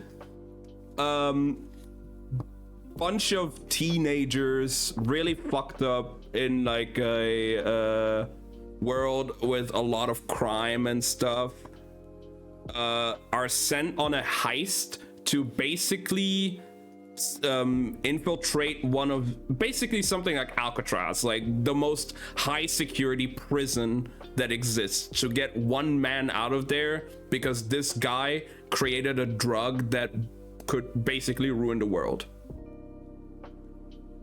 And yeah, they're going fucking crazy in that fucking prison right now,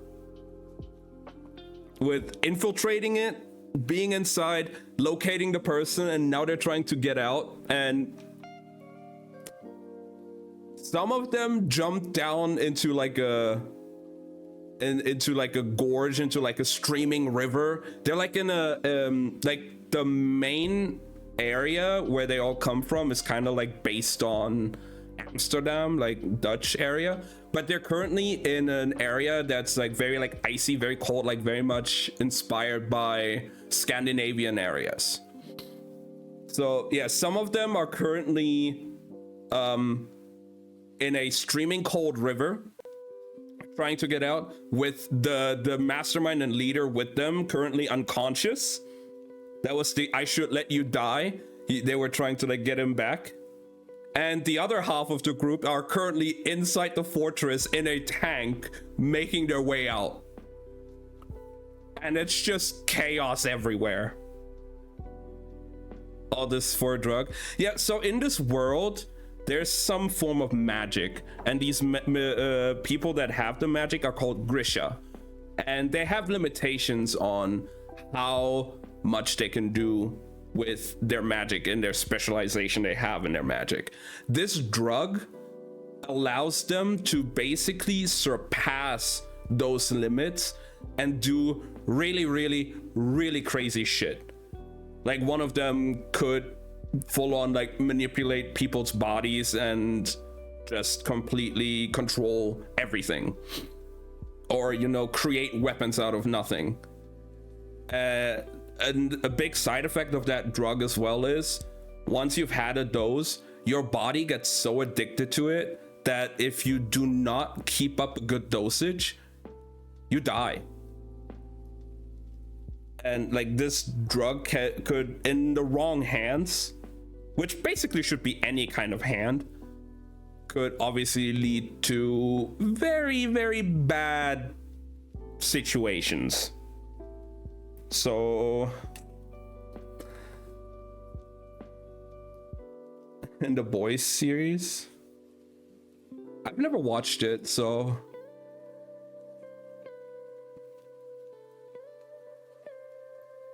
right, let's see. Nina crawled over the rocks and knelt beside him. Let me help before you crack his sternum. Does he have a pulse? She pressed her fingers to his throat. It's there, but it's fading. Get his shirt open.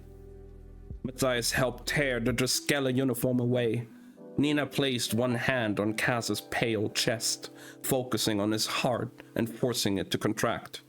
Oh yeah, Nina is one of those mages, one of those Grisha, and she specializes in like basically she can like manipulate people's pulses and stuff and in some way alter bodies with certain limitations.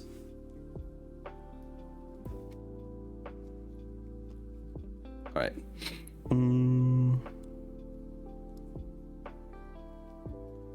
She used the other to pinch his nose shut and push his mouth open as she tried to breathe air into his lungs. More skilled Corporal Key could extract the water themselves, but she didn't have time to fret over her lack of training. She sounded like a shapeshifter or a doctor. There are more specialized Grisha for medical stuff, as like doctors and all that. She's more of a trained soldier manipulating enemies to win over. Like she could literally just lower somebody's pulse, they fall unconscious and stuff like that.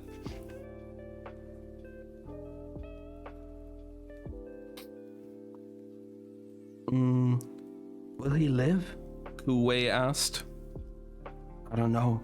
She pressed her lips against Kaz's again, timing her breaths with the beats that she demanded of his heart. Come on, you rotten barrel thug. You fought your way out of tougher scrapes. She felt the shift when Kaz's heart took over its own rhythm. Then he coughed, chest spasming, water spewing from his mouth. He shoved her off of him, sucking in air. Get away from me, he gasped, wiping his gloved hand over his mouth. Kaz's eyes were unfocused. He seemed to be staring right through her. Don't touch me. Yeah, so Kaz is a bit traumatized when it comes to touch with other people. You're in shock, Damon, Kaz said. Matthias said. You almost drowned. You should have drowned. Kaz coughed again and his entire body shuddered. Drowned, he repeated. Nina nodded slowly. Ice court, remember? Impossible heist, near death, 3 million Kruger waiting for you in Catterdom. Kaz blinked and his eyes cleared. 4 million. I thought that might bring you around. He scrubbed his hands over his face, wet cough still rattling his chest. We made it, he said in wonder. Jill performs miracles. You don't deserve miracles, said Matthias with a scowl. You desecrated the sacred ash. Kaz pushed to his feet, staggered slightly, drew in another shaky breath. It's a symbol, Helvar. If your god is so delicate, maybe you should get a new one. Let's get out of here. Nina threw up her hands. You're welcome, you ungrateful wretch. I'll thank you when we're aboard the Fairyland. Move. He was already dragging himself up the boulders that lined the far side of the gorge. You can explain why our illustrious shoe scientist looks like one of Wyland's school pals along the way. Nina shook her head, caught between annoyance and admiration. Maybe that was what it took to survive in a barrel. You could never stop. He's a friend? Asked Kuwei in skeptical shoe. On occasion.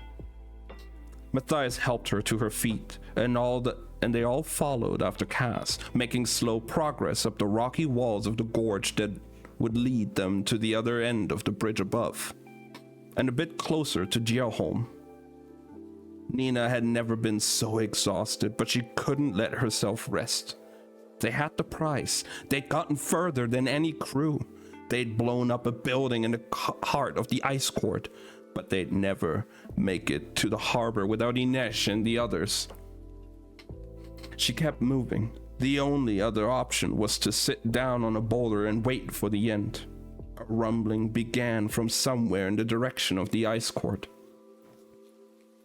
Saints, please let that be Jesper, she pleaded as they pulled themselves over the lip of the gorge and looked back at the bridge, festooned with ribbons and ash bows for Hringskalla. Whatever is coming, it's big, said Matthias. What do we do, Kaz? Wait, he said as the sound grew louder. How about take cover? Nina asked, bouncing nervously from foot to foot. Have heart? I stashed 20 rifles in this convenient shrubbery. Give us something. How about a few million Kruger? Said Kaz. A tank rumbled over the hill, dust and gravel spewing from its treads. Someone was waving to them from its gun turret. No, two someones. Inej and Wyland were yelling and gesturing wildly from behind the dome. Nina let out a victorious whoop as Matthias stared in disbelief. When Nina looked at Kaz, she couldn't quite believe her eyes. Saints, Kaz, you actually look happy. Don't be ridiculous, he snapped, but there was no mistaking as Kaz Brecker was grinning like an idiot. I'm assuming we know them, asked Kuwei. But Nina's elation dimmed as Fjarda's answer to the problem of the dregs rolled over the horizon. A column of tanks had crested the hill and was crashing down the moonlit road, dust rising in plumes from their treads. Maybe Jesper hadn't gotten the Driskella gate sealed. Or maybe they'd had tanks waiting on the grounds. Given the firepower contained behind the ice core's walls, she supposed they should count themselves lucky. But it sure didn't feel that way. It wasn't until Inesh and Wyland were thundering over the trestles of the bridge that Nina could make out what they were yelling. Get out of the way! They leapt from the path as the tank roared past them, and then came a gear-grinding stop. We have a tank, marveled Nina. Kaz, you creepy little genius. The plan worked. You got us a tank. They got us a tank. We have one Matthias said, and then pointed at the horde of metal and smoke bearing down onto them. They have a lot more. Yeah, but you know what they don't have? Cass asked as Jesper rotated the tank's giant gun. A bridge. A metallic shriek went up from the armored insides of the tank. Then a violent, bone-shaking boom sounded. Nina heard a high whistling as something shot through the air past them and collided with the bridge. The first two trestles exploded into flames, sparks and timber plummeting into the gorge below. The gun fired again. With a groan, the trestles collapsed completely. If the Fjordans wanted to cross the gorge, they were going to have to fly. We have a tank and a moat, Nina said. Climb on, crowed Wylan. They boosted themselves onto the sides of the tank, clutching at any groove or lip in the metal for dear life. And then they were rolling down the road toward the harbor at top speed. As they roared past the street lamps, people emerged from their houses to see what was happening. Nina tried to imagine what their wild crew must look like to those Fjordans. What did they see as they poked their heads out of the windows and doorways? A group of hooting kids clinging to a tank painted with the Fjordan flag and charging along like some deranged float gone astray from its parade. A girl in purple silk and a boy with red gold curls poking out from behind the guns. 4 soaked people holding tight to the sides for dear life. A shoe boy in prison clothes, 2 bedraggled Driskella, and Nina, a half-naked girl in shreds of teal chiffon, shouting, "We have a moat!" When they entered the town, Matthias called, "Wylan, tell Jesper to keep to the western streets." Wylan ducked down and the tank veered west. "It's the warehouse district," Matthias explained. "Deserted at night." The tank clattered and clanked over the cobblestones, swinging right and left over the curbs and back again to avoid the few pedestrians. Then sped into the harbor district, past taverns and shops and shipping offices. Kuwei tilted his head back, his face bright with joy. "I can smell the sea," he said happily. Nina could smell it too. The lighthouse gleamed in the distance. 2 more blocks and they'd be at the quay and freedom. 30 million Kruger. With her share and Matthias's, they could go anywhere they wanted, live any life they chose. "Almost there," cried Wylan. They rounded a corner and Nina's stomach dropped. "Stop!" she shouted. "Stop!" She needn't have bothered. The tank jolted to a halt, nearly flinging Nina from her perch. The quay lay directly before them, and beyond it the harbor, the flags of 1,000 ships snapping in the breeze. The hour was late. The quay should have been empty. Instead, it was crowded with troops, row after row of them in gray uniforms, 200 soldiers at least. And every barrel of every gun was pointed directly at them. Nina could still hear the bells of the elder clock. She looked over her shoulder. The ice court loomed over the harbor, perched on the cliff like a sullen gull with feathers ruffled. Its white stone walls lit from below, glowing against the night sky. "What is this?" Wylan asked Matthias. "You never said..." "They must have changed deployment procedure." "Everything else was the same." "I've never seen Black Protocol engaged," Matthias growled. "Maybe they always had troops stationed in the harbor. I don't know." "Be quiet," Ines said. "Just stop." Nina jumped as a voice echoed over the crowd. It spoke first in Fjordan, then Rafgan, then Kirch, and finally in Shu. "Release the prisoner Kuwei Yulbo. Put down your weapons and step away from the tank." Google says it's raining and snowing.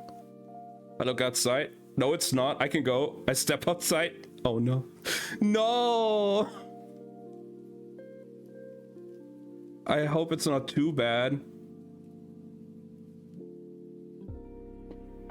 But holy fuck, Slothy, what the fuck is going on in this book?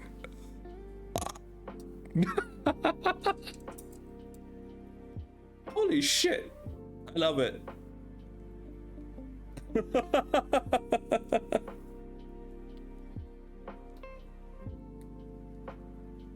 It's definitely snowing. You think you can still go? Listening in respectfully. I mean, Wolf, the great thing is, if you wanna like experience the entire book, all the previous parts are saved as highlights on my channel. So if you want to experience the whole book, you can always go back on my channel and listen to the whole thing. I will always make them available. Which reminds me, I need to do that for last week's. I forgot to do that yet.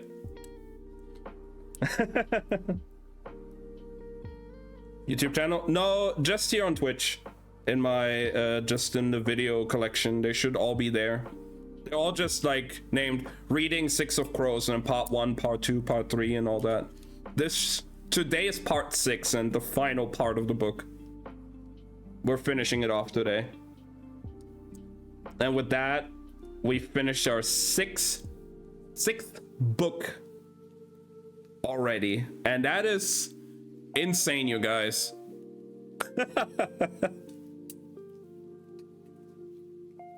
The Mary Sue is definitely gonna save them. Yeah, totally. I got 2 fantasy books and 1 history book here.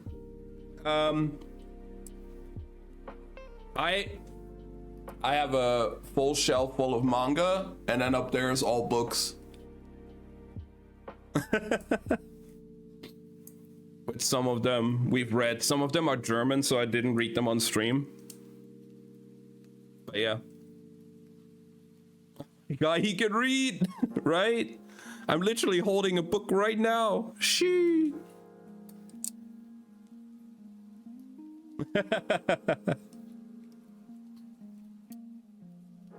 But I need to buy new ones because I don't have any more in stock that we can read afterwards. And this one has a sequel, Crooked Kingdom. I need to pick that up.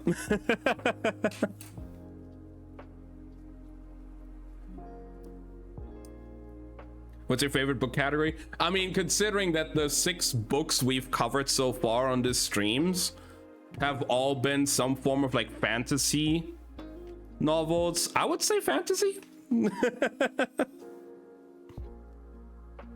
Like, we read a magic trilogy, we read another like fantasy story about a girl who lives on forever and cannot leave any trace of her behind in history. We read a book about a mysterious ocean at the end of a lane.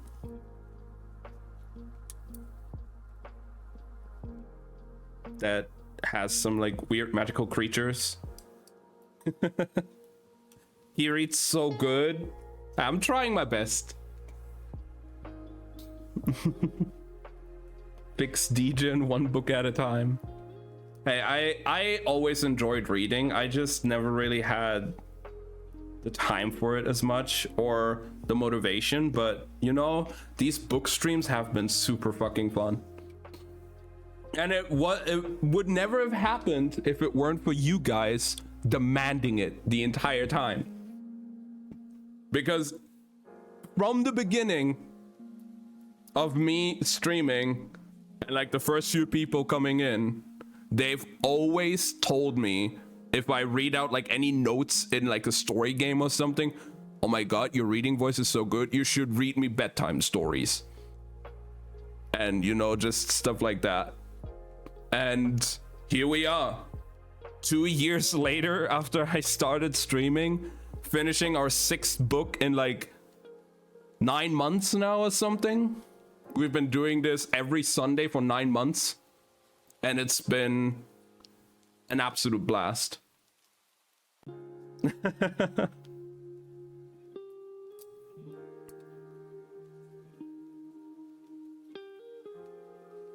I'm really enjoying these streams.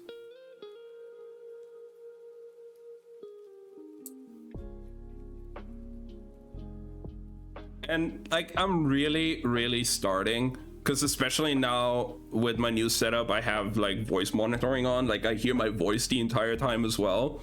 I'm really starting to get used to my voice and embracing it and having fun with it. I mean, you saw some of that in Twin's stream the other night with Lily and Ace, when we just had like so much fun with the voice acting. I cannot wait to do that again. That was so much fun. And like the first few comments from the hearing my voice, like, oh, you sound like Jing Yuan from Honkai, you sound like Neuvillette, you sound like Risley. I was like, what?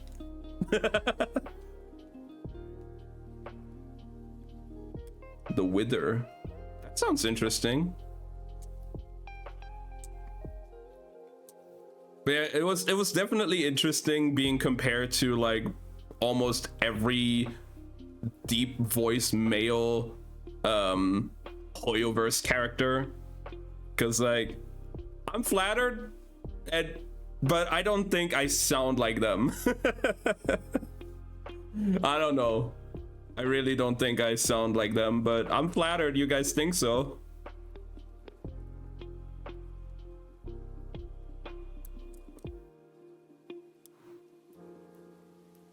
I just know I also have range. I can go high, I can go low, and all in betweens.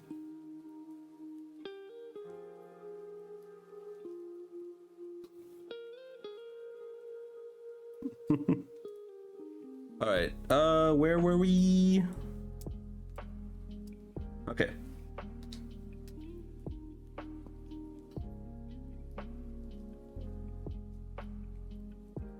Nina jumped as a voice echoed over the crowd. It spoke first in Fjardan, Rafkan, then Kirch, and finally Shu. I can only do Mickey Mouse. I don't think I could do Mickey Mouse. I don't know. I don't think I could do a good Mickey Mouse. Release the prisoner Kuwei Yulbo. Put down your weapons and step away from the tank. They can't just open fire, said Matthias. They won't risk hurting Kuwei. They won't risk hurting Kuwei. They don't have to, said Nina. Look. An emaciated prisoner was being led through the rows of soldiers. His hair was matted to his forehead. He wore a ragged red kefta and was clutching the sleeves of the guard closest to him, lips moving feverishly as if imparting some desperate wisdom. Nina knew he was begging for parem.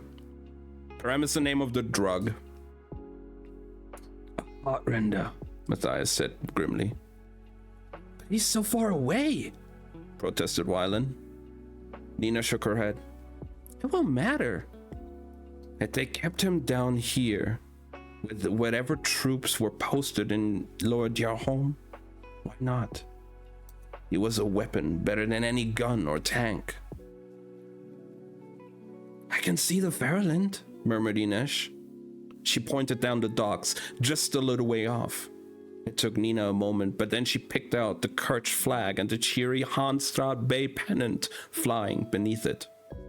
They were so close. Jesper could shoot the hot render. They could try barreling through the troops with the tank, but they would never make it to the ship. The Fjordans would gladly risk Kuwei's life before they ever let him fall into anyone else's hands. Kaz, called Jesper from the inside of the tank. This would be a really good time for you to say you saw this coming. Kaz looked over the seas of soldier. I didn't see this coming. He shook his head. You told me one day I'd run out of tricks, Helvar. Looks like you were right. The words were for Matthias, but his eyes were on Inesh. I've had my fill of captivity, she said. They won't take me alive. Me neither, said Wylan. Jesper snorted from inside the tank. We really need to get him more suitable friends. Better to go out with fists swinging than let some Fjordan put me on a pike, said Kaz. Matthias nodded. Then we agree. We end this here. No, Nina whispered, and they all turned to her. The voice echoed out from the Fjordan ranks once more. You have a count of 10 to comply. I repeat, release the prisoner Kuwei Yolbo and surrender yourselves. 10. Nina spoke to Kuwei rapidly in Shu. You don't understand, he replied. A single dose. I understand, she said, but the others didn't. Not until they saw Kuwei produce a little leather pouch from his pocket. Its rim was stained with rust-colored powder. No, Matthias shouted, and he grabbed for the parem, but Nina was faster. The Fjordan voice droned on. 7. Nina, don't be stupid, Ina said. You've seen. Some people don't get addicted after the first dose. It isn't worth the risk. Like March 7th and Ladybug?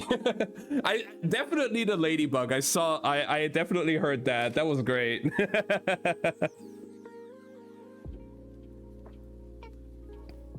6.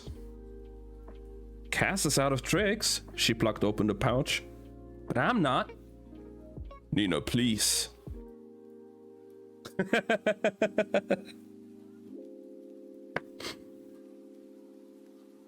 Matthias begged.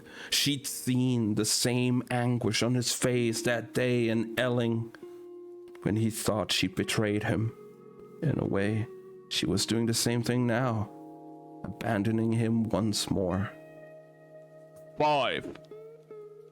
The first dose was the strongest. Wasn't that what they'd said? The high and the power could never be replicated. She'd be chasing it for the rest of her life. Or maybe she'd be stronger than the drug. 4. She touched Matthias's cheek briefly. If it gets bad, find a way to end it, Helvar. I'm trusting you to do the right thing. She smiled. Again. 3. And then she tossed her head back and poured the parem into her mouth, downing it in a single hard swallow. What the fuck? No way.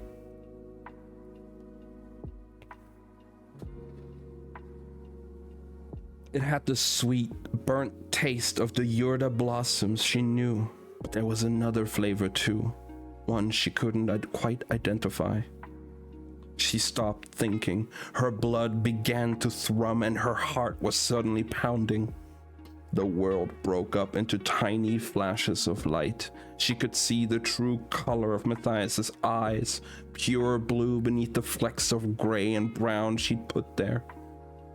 The moonlight gleaming off every hair on his head.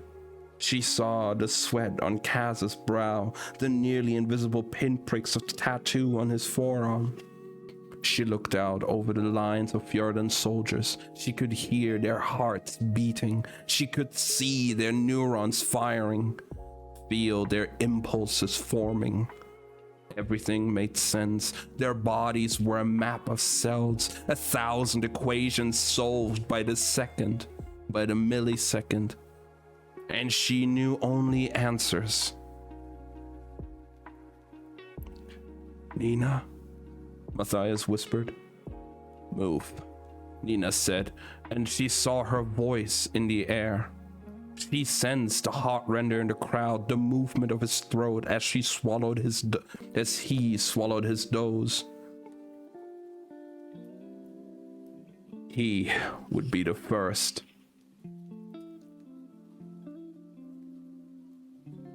The end of chapter 40. What the fuck?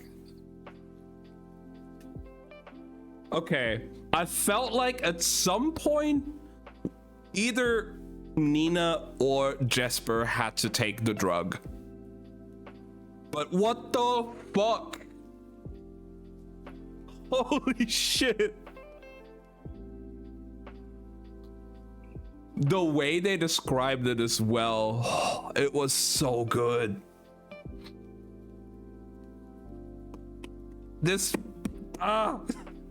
We have to continue. We have to. Now we're going back to Matthias's perspective. 2, 1. Matthias saw Nina's pupils dilate, her lips parted, and she pushed past him, stepping down from the tank. The air around her seemed to crackle, her skin glowing as if lit from within by something miraculous.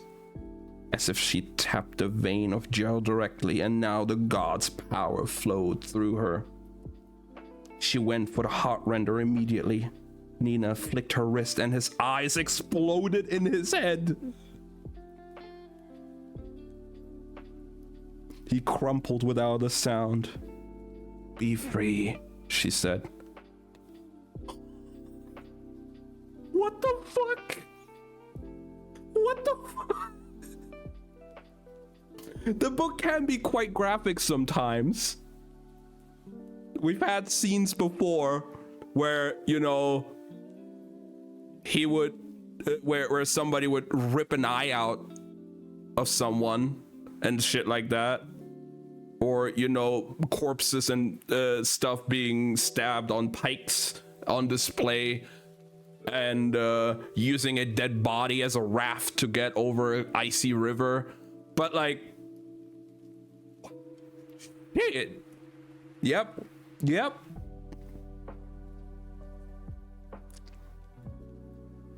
Nina glided toward the soldiers. Matthias moved to protect her as he saw rifles raised. She lifted her hands. "Stop," she said, and they froze. "Lay down your arms." As one, they obeyed her. "Sleep," she commanded. Nina swept her hands in an arc, and the soldiers toppled without protest. Row after row, stalks of wheat felled by an invisible scythe. The air was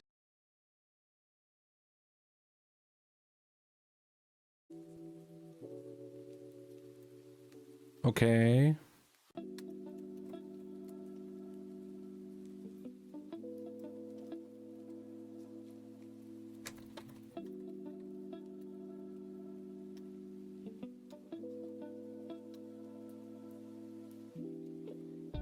Hello? Enzo, how are you doing? Hope you're having a good day. Are we back? Hello? Hello? Hello? Every fucking time? Cold but alright. I feel that. It's pretty cold here too, Enzo.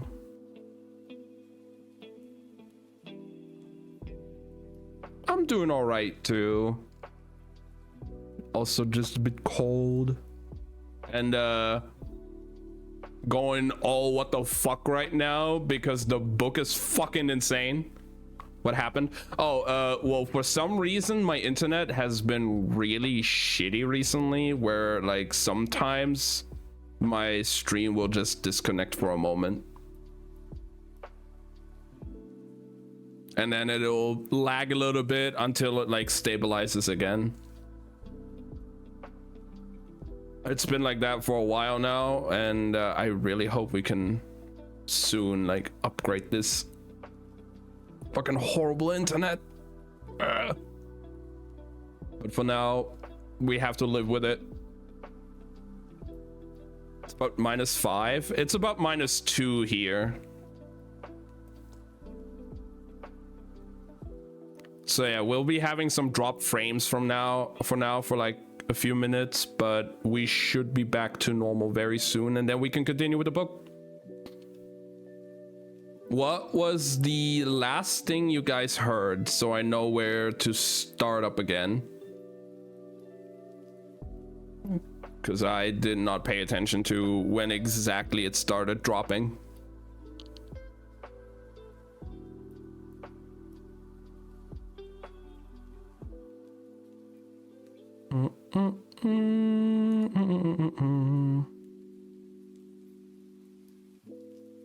Me, him, pepper with lava, a roasted grilled chicken.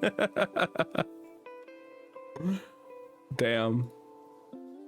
Yeah, I just really need to a hammer.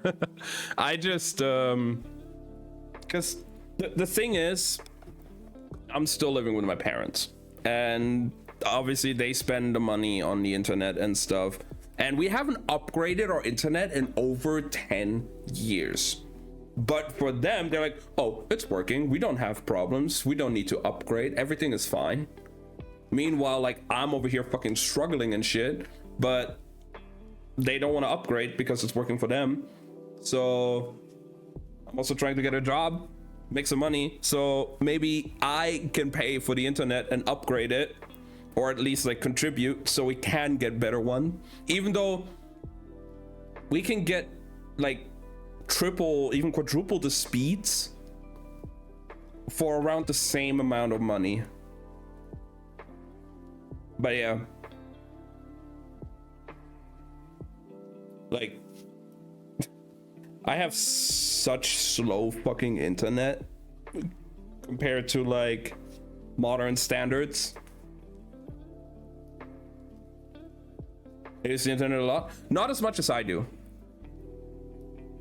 My dad barely uses it, maybe for like YouTube, listening to music, and my mom does like her little like Facebook games like Farmville and shit sometimes, or you know, like googling something.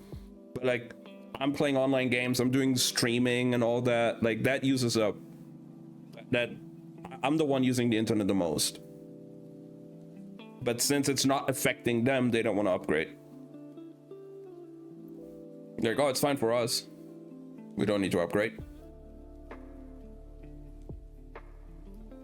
Page 1. Good try, Enzo.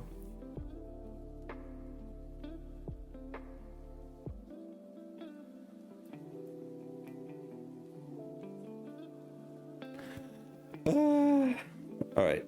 All right. So what was the last thing you guys heard from the book? Worth a shot. Enzo, we're at page 425. You're a bit late for that.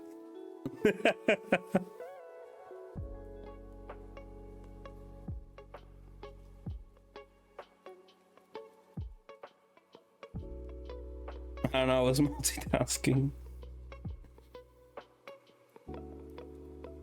I don't know about Oasis, Lily, if anybody was like paying attention and listening. What was the last thing? So I know where to continue.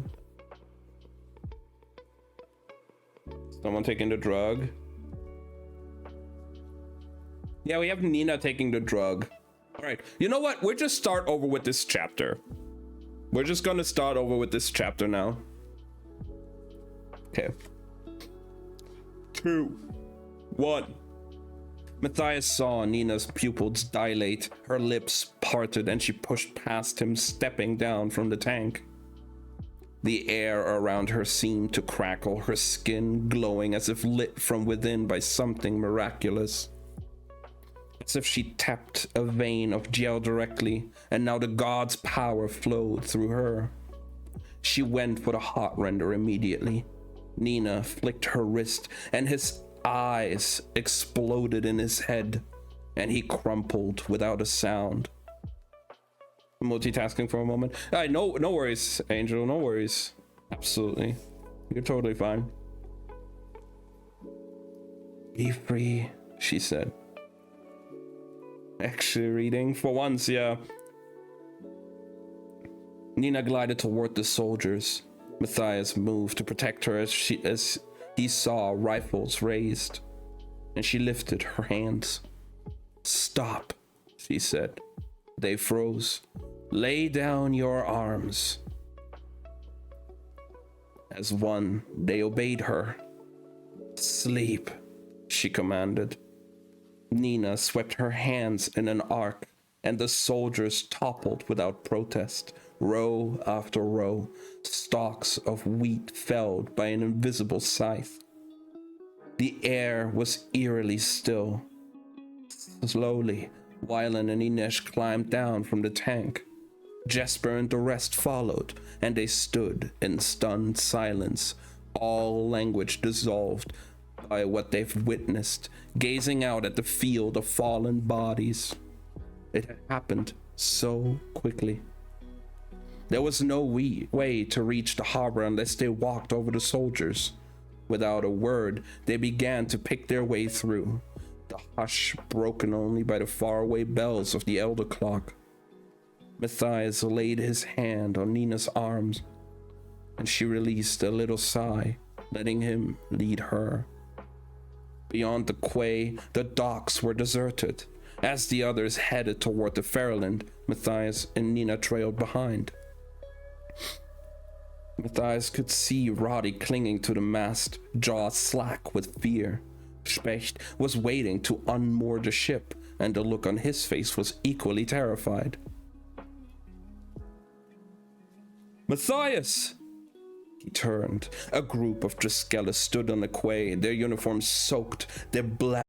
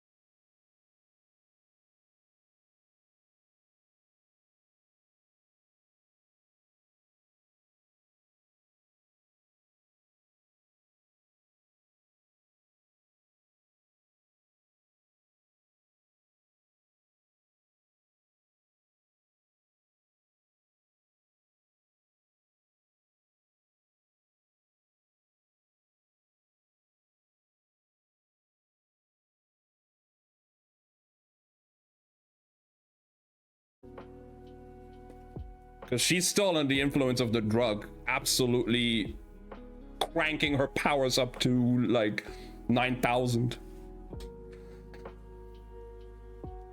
Your power cannot touch us, witch, and our cause is true. I can touch you, said Nina, raising her hands. But I can reach them just fine.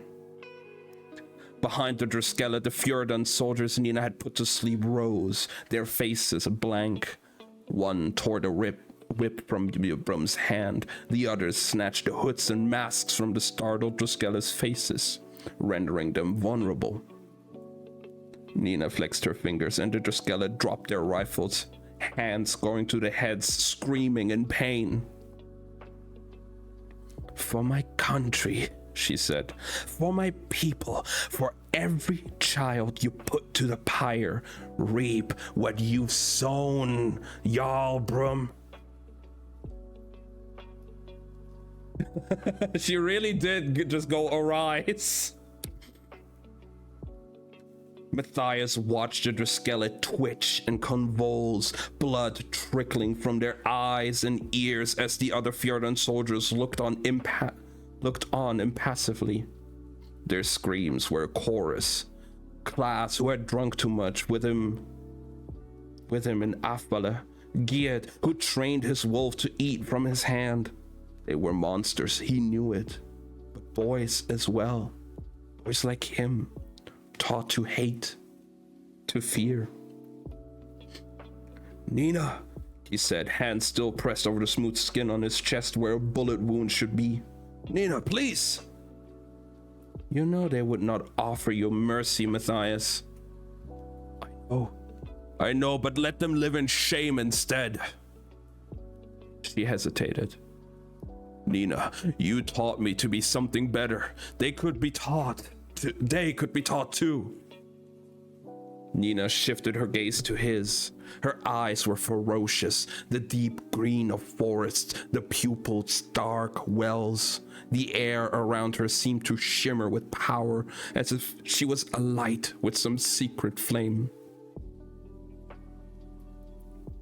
They fear you as I once feared you, he said, as you once feared me. We are all someone's monster, Nina. And for a long moment, she studied his face. At last, she dropped her arms and the ranks of Druskella crumpled to the ground, whimpering. She released the other soldiers and they fell back into their slumber, puppets with their strings cut. Then her hand shot out once more and Brum shrieked. He clapped his hands to his head, blood trickling between his fingers. He'll live? Matthias asked. Yes, she said as she stepped onto the schooner. He'll just be very bald. Specht shouted commands, and the Ferelyn drifted into the harbor, picking up speed as the sails swelled with wind. No one ran to the docks to stop them, no ships or cannon fired. There was no one to give warning, no one to signal to the gunnery above. The elder clock chimed unheeded as the schooner vanished into the vast black shelter of the sea, leaving only suffering in her wake.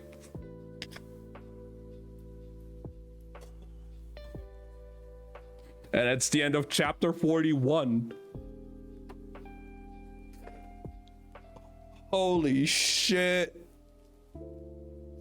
Holy shit.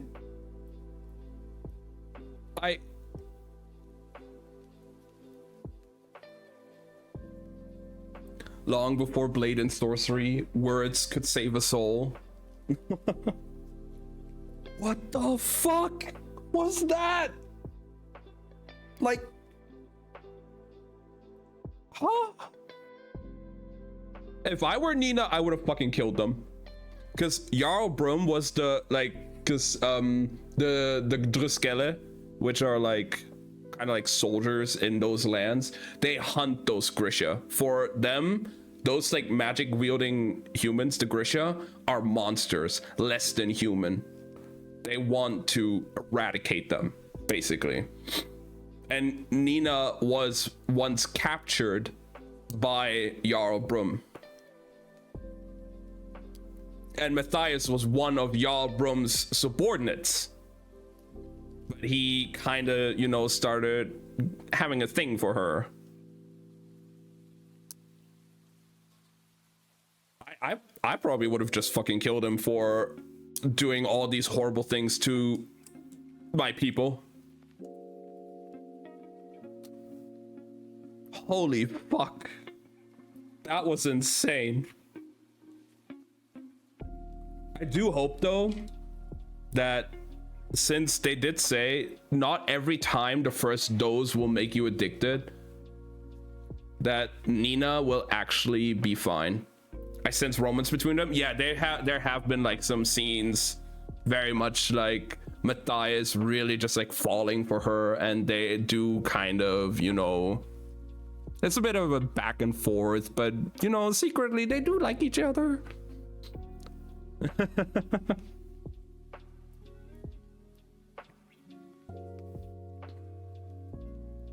All right. So I guess they've made it back to the boat and are now heading back to their own land away from the island with their mission completed. For now, I want to time skip.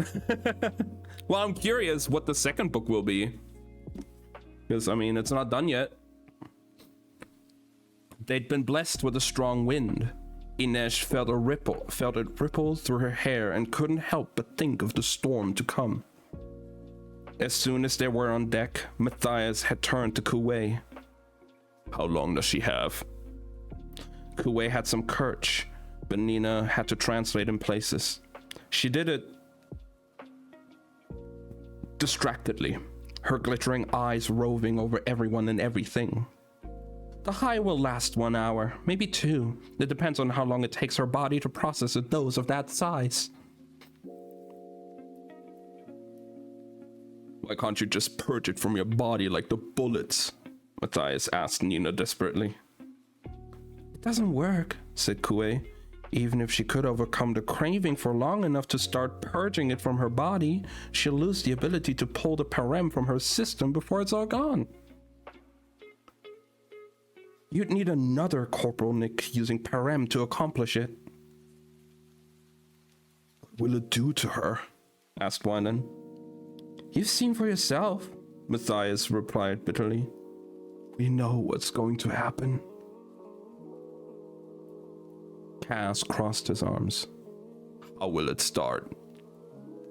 Body aches, chills, no worse than a mild illness, Kuwei explained.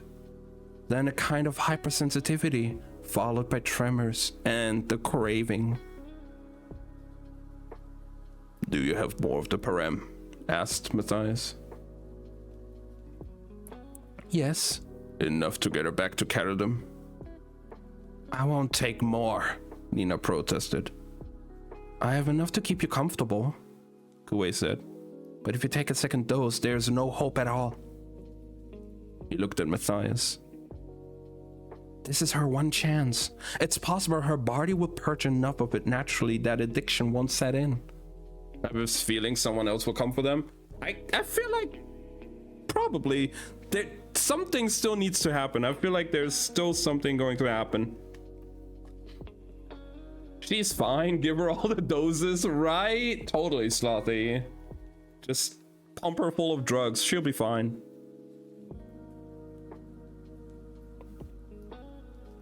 How's it going on your grocery journey, Slothy?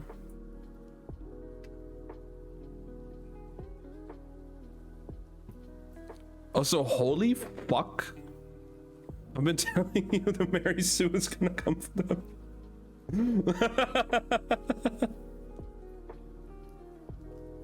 Right. Oh man, the last 2 chapters were fucking insane.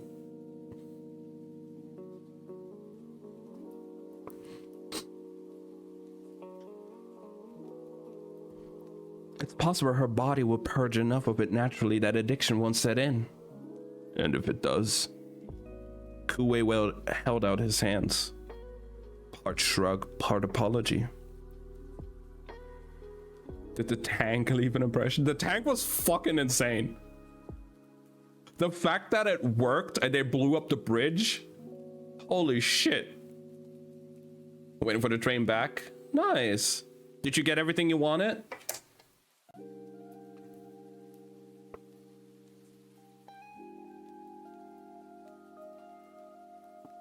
But also Nina taking the fucking drug? Like, what?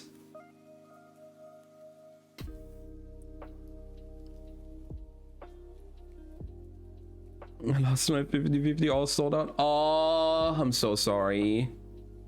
Man. Japanese fried rice, I'm happy. Hey, at least you got something else. But that's unfortunate.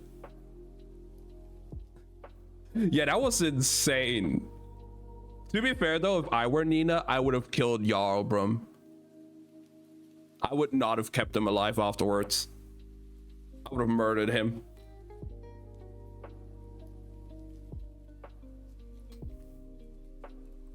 Kuei held out his hands, part shrug and part apology.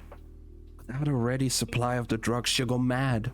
With it, her body will simply wear itself out. Do you know the word parem? It's the name my father gave to the drug.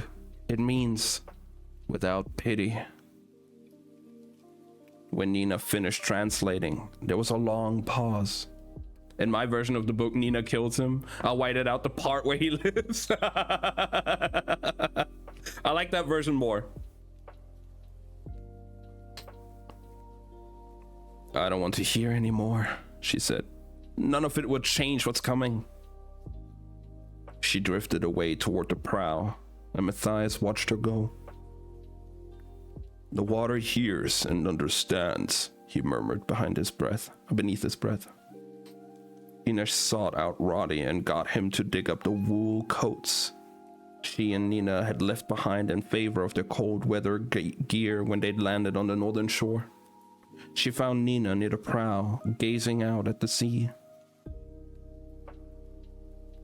1 hour, maybe 2, Nina said without turning.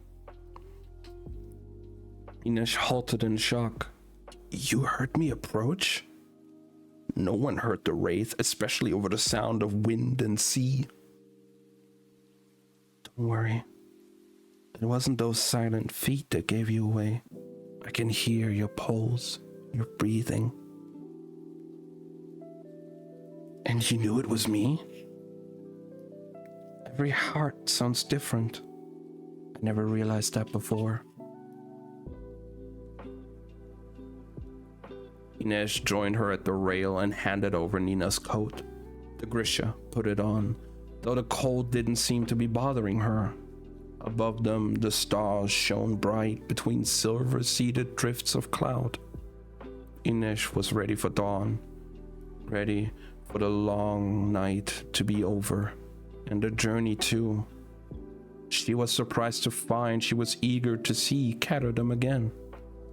She wanted an omelette, a mug of too sweet coffee. She wanted to hear the rain on the rooftops and sit snug and warm in her tiny room at the slat. There were adventures to come, but they could wait until she'd had a hot bath. Maybe a few of them. She can hear heart. Yeah, it's crazy what the drug does to them. How aware they get of people.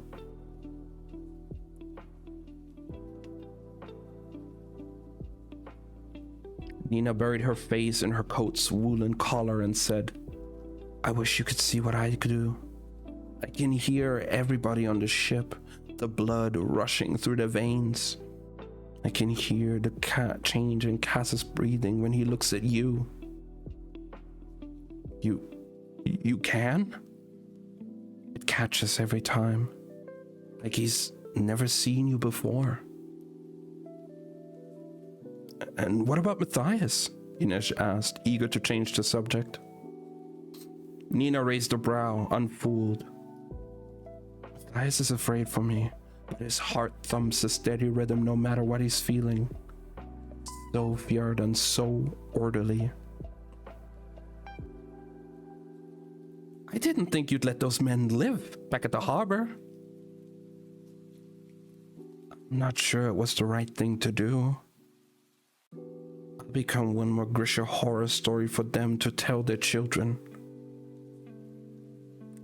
Behave or Nina Zenik will get you?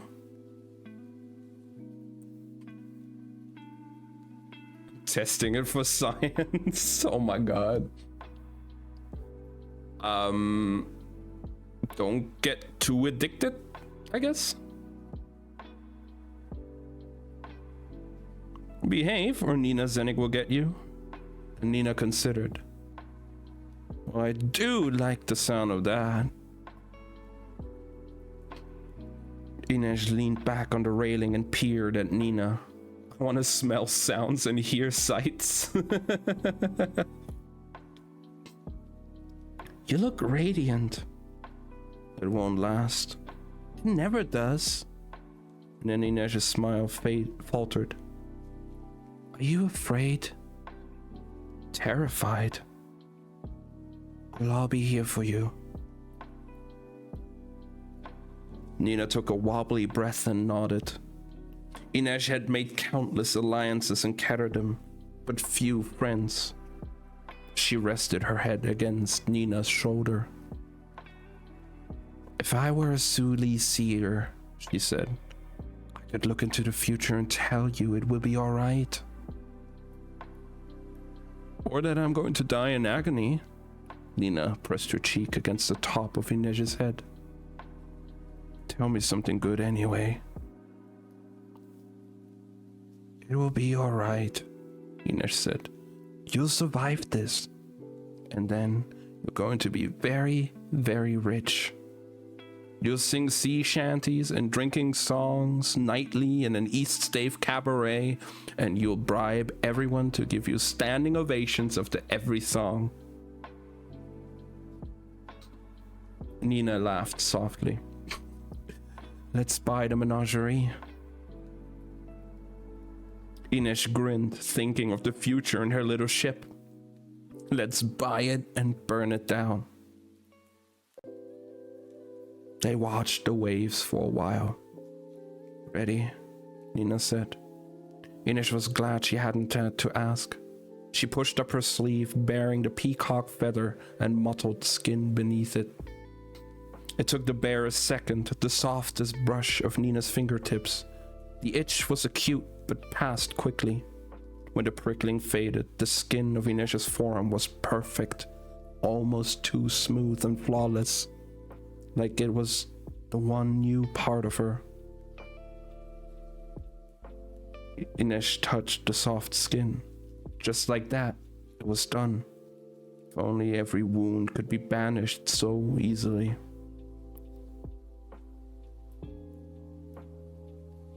Nina kissed Inej's cheek. I'm going to find Matthias before things get bad. But as she walked away, Inej saw Nina had another reason to depart. Kaz was standing in the shadows near the mast. He had a heavy coat on and was leaning on his crow's head cane. He looked almost like himself again. Inej's knives would be waiting in the hold with her belongings. She'd missed her claws. Kaz murmured a few words to Nina, and the Grisha reared back in surprise. Inej couldn't make out the rest of what they said, but she could tell the exchange was tense before Nina had an exasperated sound and vanished below docks. Oh, we're getting a scene now with Kaz and Inej. What did you say to Nina? Inej asked when he joined her at the rail. I have a job I need her to perform. She's about to go through a terrifying ordeal, and work still needs to get done. Mad at Kaz. Why let empathy get in the way? Maybe Nina would be glad for the distraction. They stood together, gazing out at the waves, silence stretching between them. We're alive, he said at last. It seems you prayed to the right god. Or traveled with the right people. Inej shrugged. Who chooses our paths? He said nothing, and she had to smile. No sharp retort? No laughing at my Zuli proverbs? He ran his gloved thumb over the rail. No. How will we meet the Merchant Council? When we're a few miles out, Roddy and I will row to harbor in the longboat. We'll find a runner to get word to Van Eck and make the exchange in Velgaluk. Ines shivered. The island was popular with slavers and smugglers. The council's choice or yours? Vanek suggested it. Ines frowned. Why does a merchant know about Velgaluk? Trade is trade. Maybe Vanek isn't quite the upstanding merch he seems. They were silent for a while, and finally she said, I'm going to learn to sail. Kaz's brow furrowed, and he cast her a surprised glance. Really?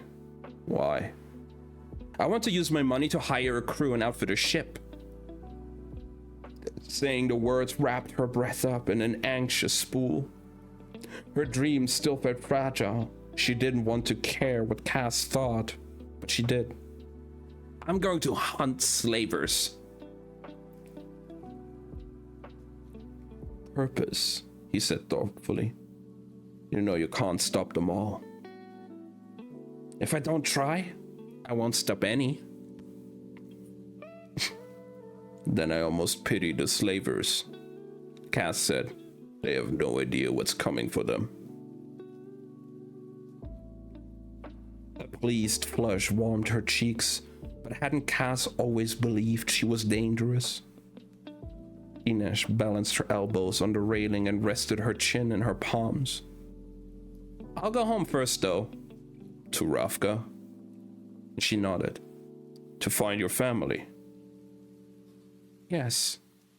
Only 2 days ago would she have left it at that, respecting their unspoken agreement to tread lightly in each other's pasts. Now she said,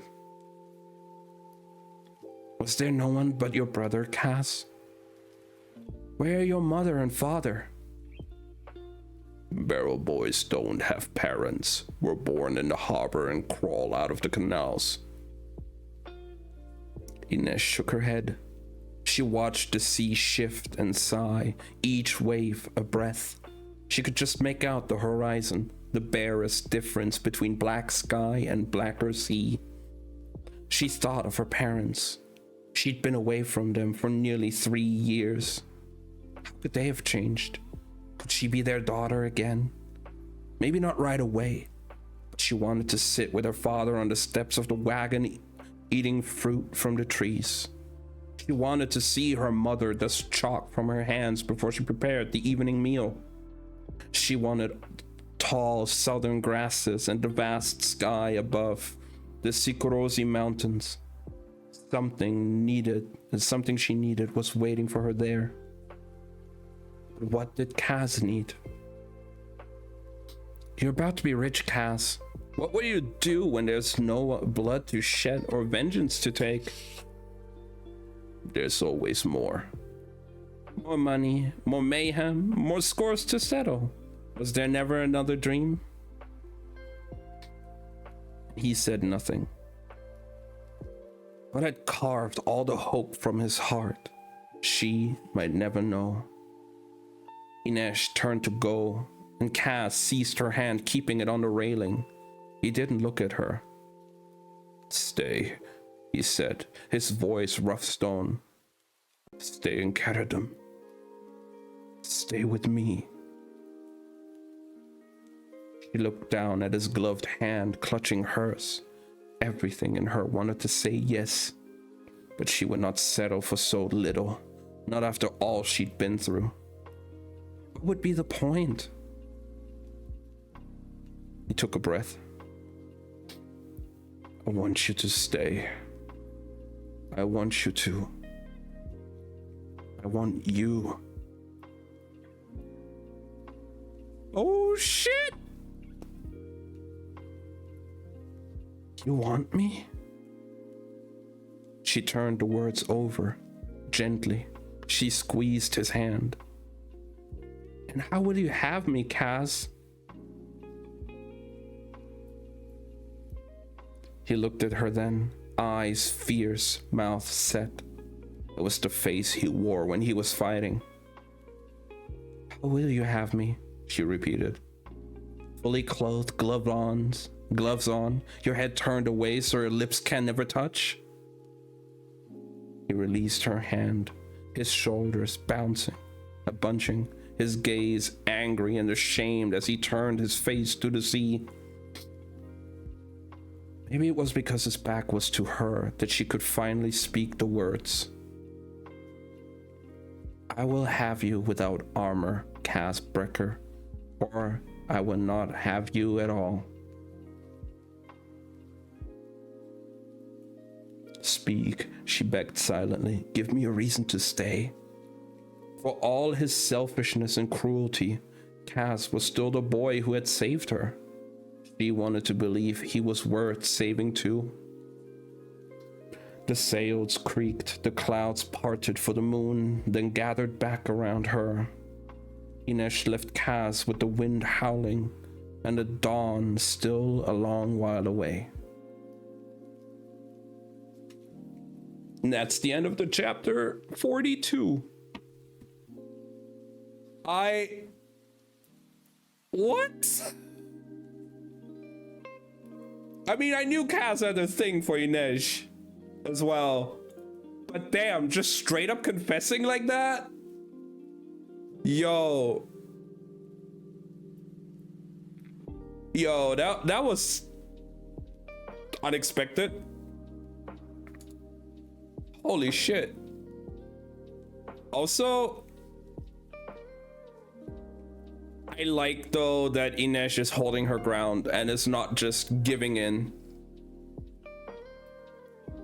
Because yeah, so the backstory with them is basically Inej was captured by slavers when she was younger, when she was like 13 or something, and then sold off to work in a pleasure house.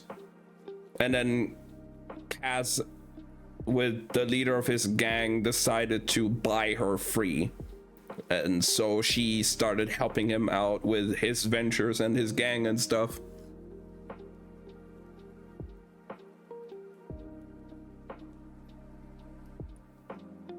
And like, she is one of the best spies you could have. Like, she's so silent.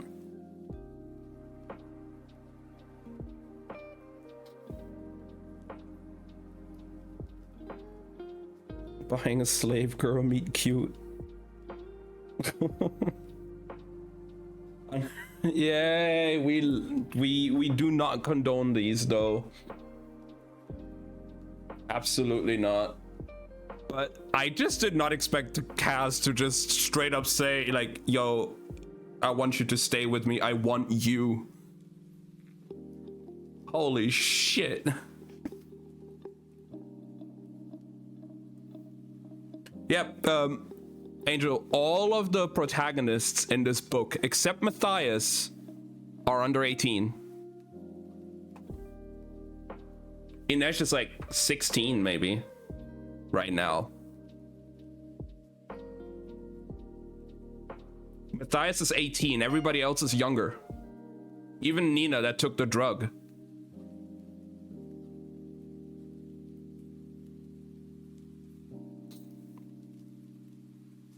So yeah, Inej was captured and by slavers and sold off to a pleasure house when she was like 13 or 14. So yeah. Property damage. Yeah, this book is crazy.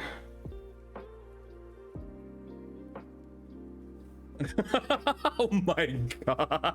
Holy shit. No. I hope not. I don't want that. We do not want Diddy parties. No. No, no, no.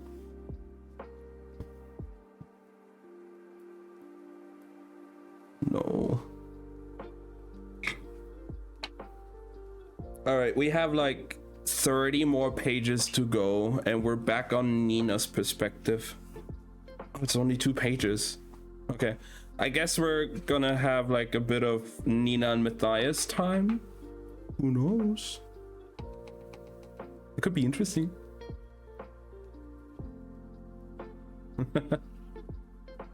Just to see where you're at now. Yeah, we're Is there enough suspense yet?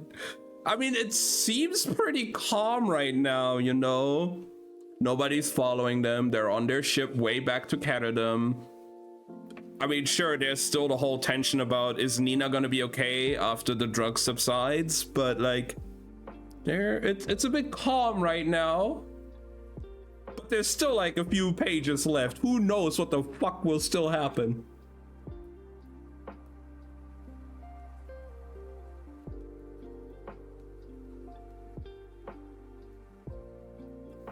I've seen the scene before.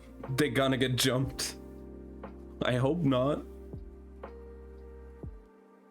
But I mean, there's a second book, so something must happen, you know?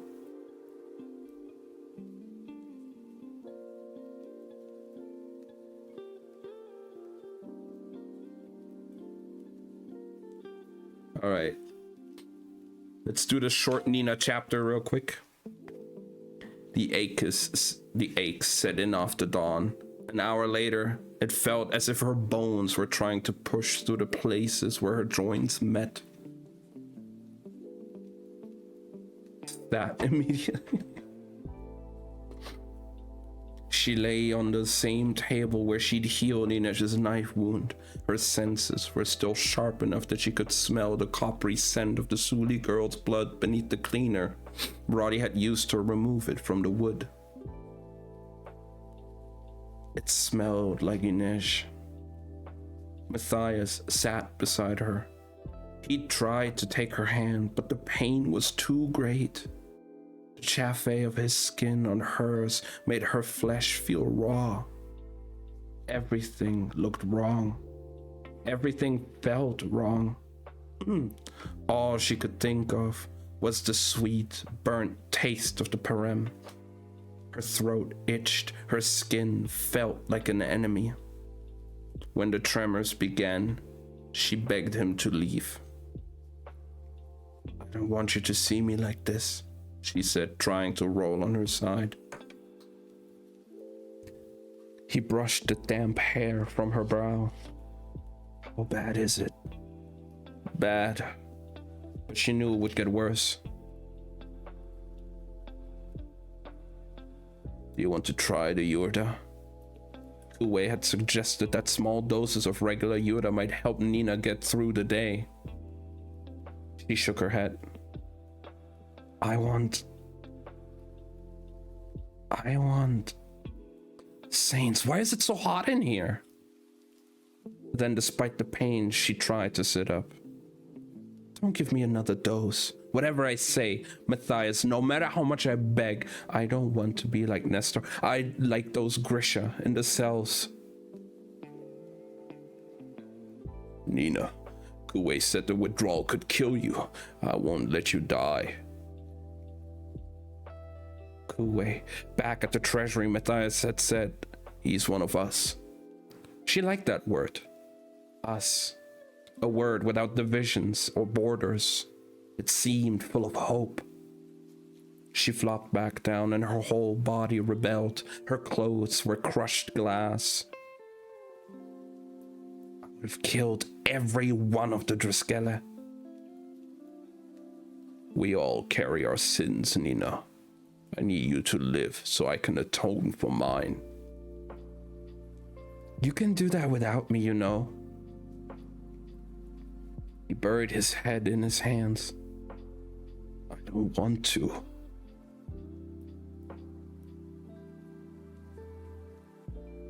Matthias, she said, running her fingers through the close crop of his hair.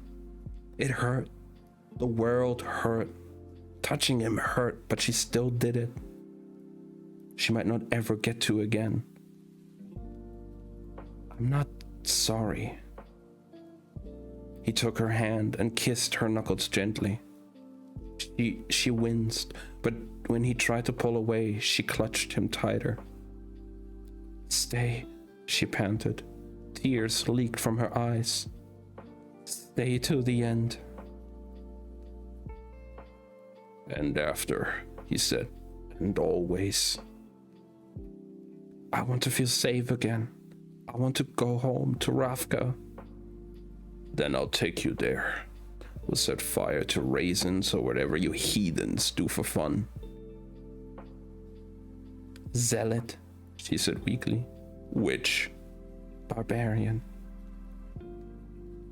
Nina, he whispered. Little red bird. Don't go.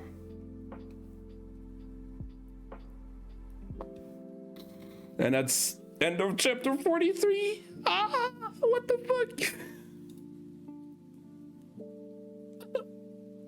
Help. What the hell is going on? I'm scared. I'm scared. I'm scared. What the fuck?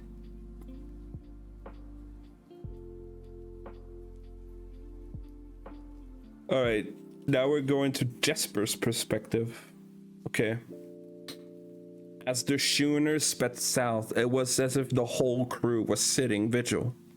I need more tissue. Everyone spoke in hushed tones, treading quietly over the decks. Jesper was as worried about Nina as everyone, except Matthias. He supposed. But the respectful silence was hard to bear. He needed something to shoot at. The Farallon felt like a ghost ship. Matthias was sequestered with Nina, and he'd asked for Wyland's help in caring for her. Even if Wyland didn't love chemistry, he knew more about tinctures and compounds than anyone in the crew other than Kuwei, and Matthias couldn't understand half of what Kuwei said. Jesper hadn't seen Wyland since they'd fled the Djalholm harbor, and he had to admit he missed having the merchling around to annoy. Kuwei seemed friendly enough, but his Kirch was rough and he didn't seem to like to talk much. Sometimes he'd just appear on deck at night and stand silently beside Jesper, staring out at the waves. It was a little unnerving. Only Inej wanted to chat with anyone. And that was because she seemed to have developed a consuming interest in all things nautical. She spent most of her time with Specht and Rotti learning knots and how to rig sails. Jesper had always known there was a good chance they wouldn't make this journey home at all, that they'd end up in cells on the ice court or skewered on pikes. But he'd figured if they'd managed the impossible task of rescuing Ylva and getting to the Farallon, the trip back to Caterham would be a party. They'd drink whatever Specht might have squirreled away on the ship, eat the last of Nina's toffees, recount their close calls and every small victory. But he never could have foreseen the way they'd been cornered in the harbor, and he certainly couldn't have imagined what Nina had done to get them out of it. Jesper worried about Nina, but thinking about her made him feel guilty. When they'd boarded the schooner and Kuwei explained Parem, a tiny voice inside him said he should offer to take the drug as well. Even though he was a fabricator without training, maybe he could have helped to draw the Parem out of Nina's system and set her free. But that was a hero's voice, and Jesper had long since stopped thinking that he had the makings of a hero. Hell, a hero would have volunteered to take the Parem when they were facing down the Fjordans at the harbor. When Kirch finally appeared on the horizon, Jesper felt a strange mixture of relief and trepidation. Their lives were about to change in ways that still didn't seem real.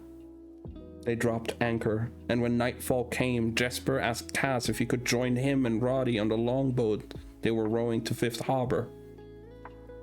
They didn't need him along, but Jesper was desperate for distraction. The chaos of Caterham was unchanged. Ships unloading their cargo at the docks, tourists and soldiers on leave pouring out of boats, laughing and shouting to each other on their way out of the barrel, to the barrel. Looks the same as when we left it, Jesper said. Kaz raised a brow. He was back in his sleek gray and black suit, immaculate tie. What did you expect? I don't know exactly, Jesper admitted, but he felt different. I'm home. Welcome back home, Slothy. You made it. Let's go. Out of the snow. Fuck yeah. Proud of you. You did it.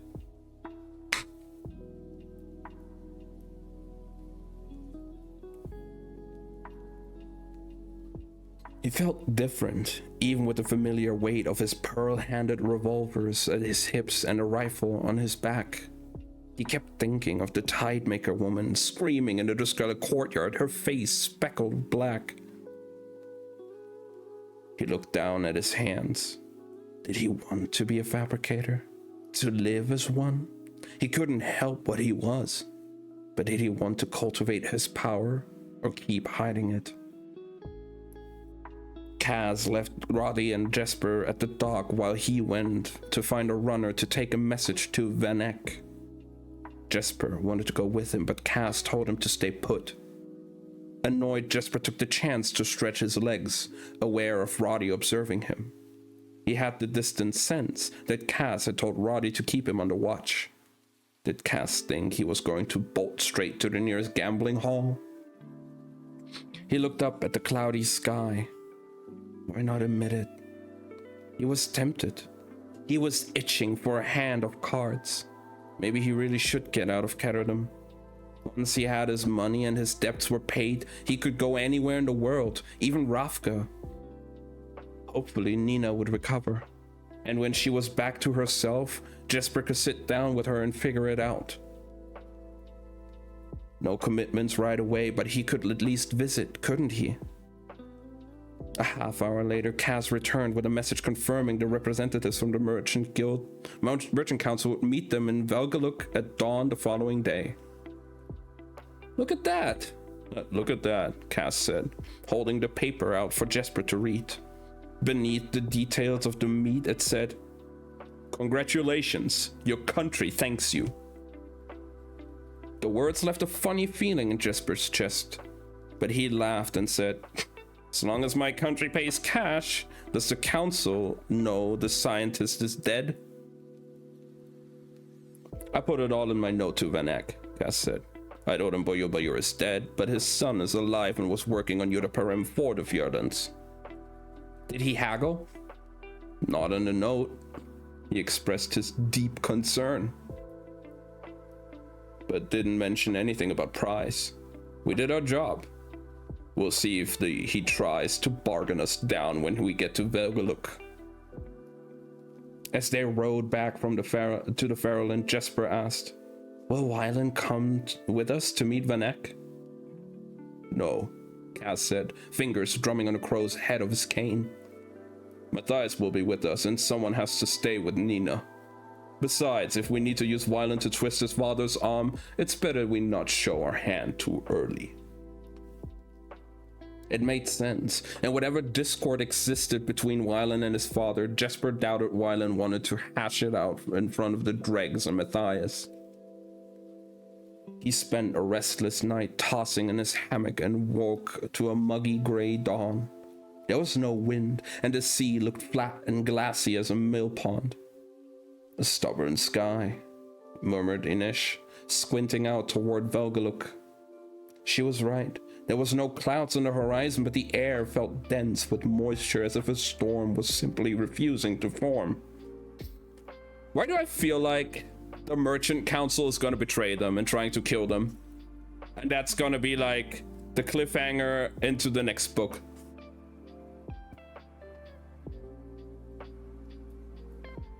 But I don't know.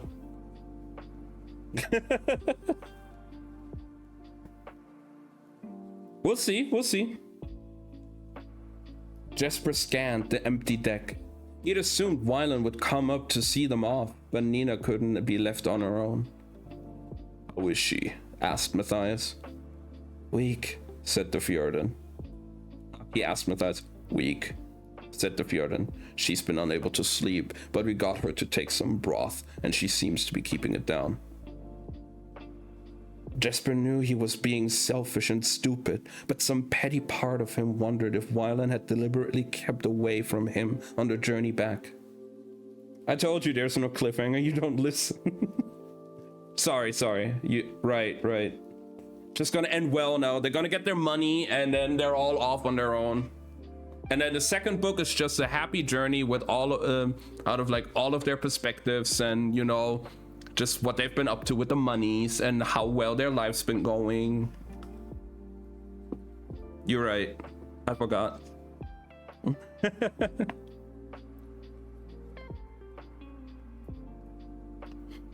Maybe now that the job was complete and he was on his way to his share of the haul, Wylan was done slumming with criminals. Where's the other longboat? Jesper asked as he, Kaz, Matthias, Inesh, and Kuwei rowed out from the Ferryland with Roddy. Repairs, said Kaz. Valgaluk was so flat it was barely visible once they were rowing through the water. The island was less than a mile wide, a barren patch of sand and rock distinguished only by the wrecked foundation of an old tower used by the Council of Tides. The second book they go to Hogwarts? Ah. Nice, Harry Potter crossover. Sounds fun. Smugglers called it Valgaluk. Good luck, because of the paintings still visible around the base of what would have been the obelisk tower. Golden circles meant to represent coins, symbols of favor from Gezen, the god of industry and commerce. Jesper and Cass had come to the island before to meet with smugglers. It was far from Caradam's ports, well outside the patrol of the harbor watch with no buildings or hidden coves from which to stage an ambush, an ideal meeting place for wary parties. A brigantine was moored off the island's opposite shore, its sails hanging limp and useless. Jesper had watched it make slow progress from Caradam in the early dawn light, a tiny black dot that grew into a hulking blot on the horizon. He could hear the sailors calling to each other as they worked the oars. Now its crew lowered a longboat packed with men over the side. When their own longboat made shore, Jesper and the others leapt out to pull it onto the sand.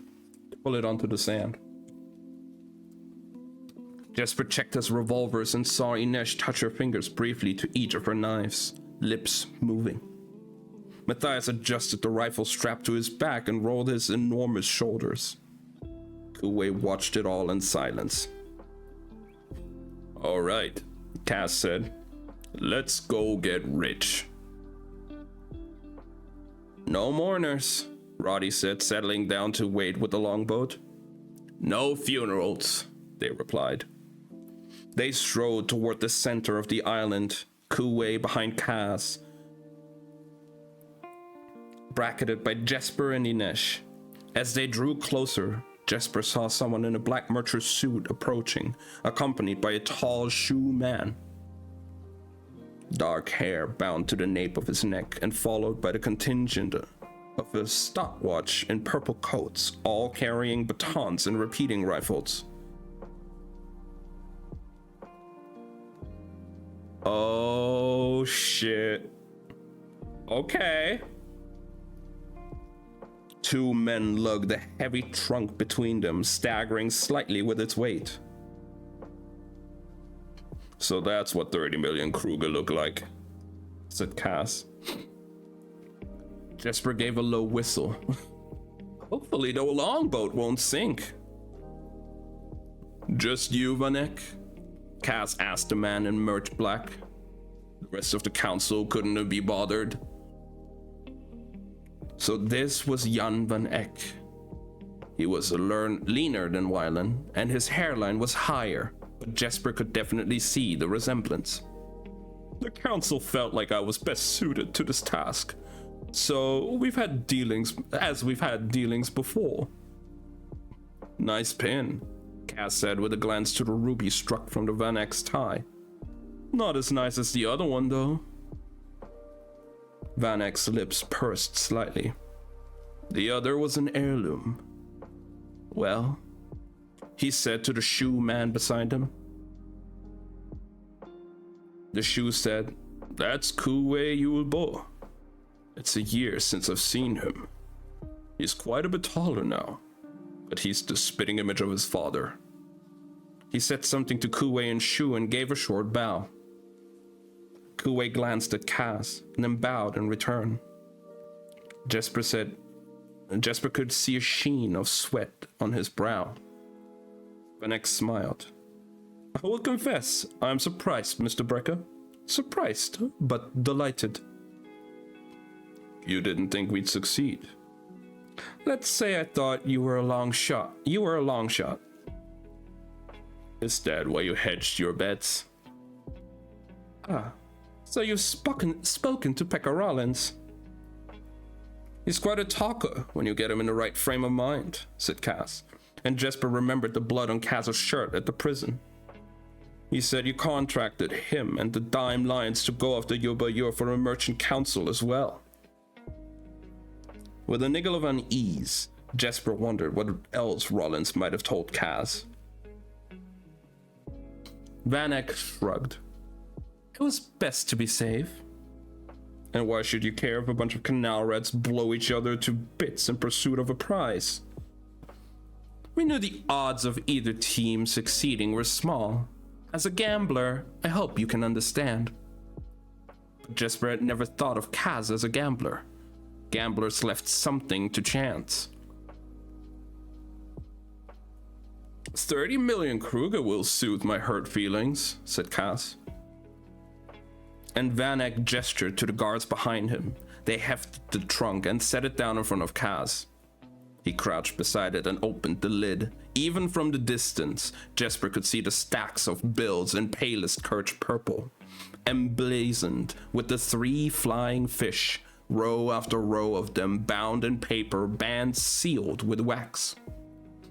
Inesh drew in a breath. Even your money is a peculiar color, said Matthias. Jesper wanted to run his hands over those glorious stacks. He wanted to take a bath in them. I think my mouth just watered. Kaz pulled one of the stacks and let his gloved thumb skim over them. Then dug down another layer to make sure Vanek hadn't tried to bunk them. It's all here, he said. He looked over his shoulder and waved Kuwei forward. The boy crossed a short distance and Vanek gestured him to his side and giving him a pat on the back. Kaz rose. Well, Vanek, I'd like to say it's been a pleasure, but I'm not that good of a liar. We'll take our leave. Vanek stepped in front of Kuwei and said, I'm afraid I can't allow that, Mr. Brecker. Kaz leaned on his cane, watching Vanek keenly. Is there a problem? I count several right in front of me, and there's no way any of you are getting off this island. Vanek pulled a whistle from his pocket and blew a shrill note. In the same moment, his servants drew their weapons and the wind came out of nowhere, a howling, unnatural gale that whirled around the little island as the sea began to rise. The sailors by the brigantine's longboat lifted their arms, waved, gathering behind them. Tide makers, growled Matthias, reaching for his rifle. Then 2 more figures lunged themselves from the deck of the brigantine. Squallers! Jesper shouted. They're using Perem! The squallers circled in the sky, wind whipping the air around them. You kept part of the statue, but you're sent to the council, said Kaz, dark eyes narrowed. The squallers lifted their arms, and the wind wailed high, with a high keening cry. Jesper reached for his revolvers. Hadn't he wanted something to shoot at? I guess this place is good luck, he thought with a rush of anticipation. Looks like I'm about to get my wish. I fucking called it! I fucking called it! Holy shit! Oh my god, what?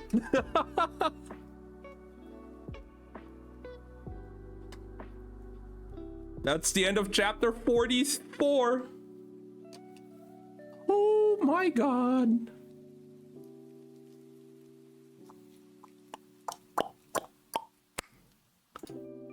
Time for chapter 45. The deal is the deal, Vanek, Cass said over the sounds of the growing storm. So it's okay for a bit, but they got jumped? Yep. The merchant pulled out like a whistle to give a command.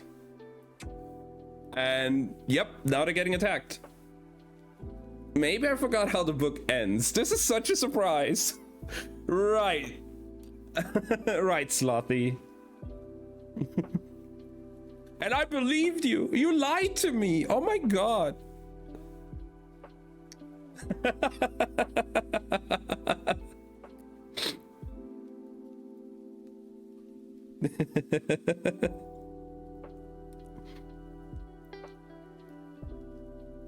I appreciate it though that you didn't spoil the ending for me. But goddamn, this is really good. It was an honest mistake. I can't believe I was right. Same. I was like, I fucking called it.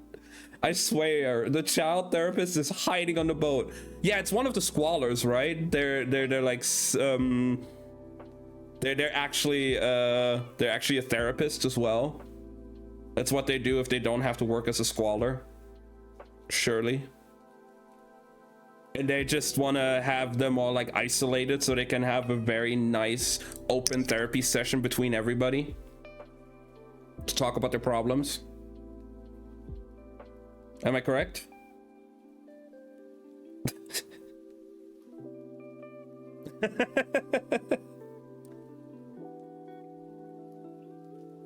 Yeah, I think that's the plot twist. Okay. Well, the deal is the deal, Vanek, Cass said over the sounds of the growing storm. If the Merchant Council fails to honor its end of this bargain, no one from the Barrow will ever traffic with any of you again. Your word will be meaningless. Nobody leaves group therapy. Exactly. That would be a problem, Mr. Brecker, if the council wouldn't knew anything about this deal. Understanding came in a terrible flash. They were never involved, Cass said. Why had he believed Vanek had the blessing of the Merchant Council? Because he was a rich, upstanding merchant? Because he dressed his own servants and soldiers in the purple uniforms of the Stadtwatch? Cass had met with Vanek in a quarantined merchant's house, not a government building. He'd been taken in by a little set dressing. It was Hartsoon and his coffee house all over again, only now Cass was old enough to know better. Oh. You wanted Yulba. You wanted the formula for Parem. Vanek conceded the truth with an easy nod. Neutrality is a luxury Kirch has too long enjoyed. The members of the council think that their wealth protects them, that they can sit back and count their money while the world squabbles. And you know better? Indeed I do. Yurda-Parem is not a secret that can be kept or quashed or stashed in a cabin on the Zemini frontier. So all your talk of trade lines and markets collapsing? Oh, it will all happen just as I predicted, Mr. Brecker. I'm counting on it. As soon as the council received Boyulbayur's message, I began buying up Yurda fields in Novye Zem. When Parem is unleashed on the world, every country, every government will be clamoring for a ready supply of it to use under Grisha. Chaos, said Matthias. Yes, said Vanek. Chaos will come, and I will be its master, its very wealthy master. You will be ensuring slavery and death for Grisha everywhere, Inesh said. Vanek raised a brow. How old are you, girl? 16? 17? Nations rise and fall. Markets are made and unmade. When power shifts, someone always suffers. When profit shifts, Jesper shot back. Vanek's expression was bemused. Aren't they one and the same? When the council finds out, Inesh began. The council will never hear of this, Vanek said. Why do you think I chose scum from the barrel as my champions? Oh, you are resourceful and far more clever than any mercenaries. I give you that. But more important, you will not be missed. Vanek lifted his hands, and the tide makers spun their arms. Cass heard a yell and turned to see a coil of water looming over Roddy. It slammed down on the longboat, smashing it to bits as he dove for cover.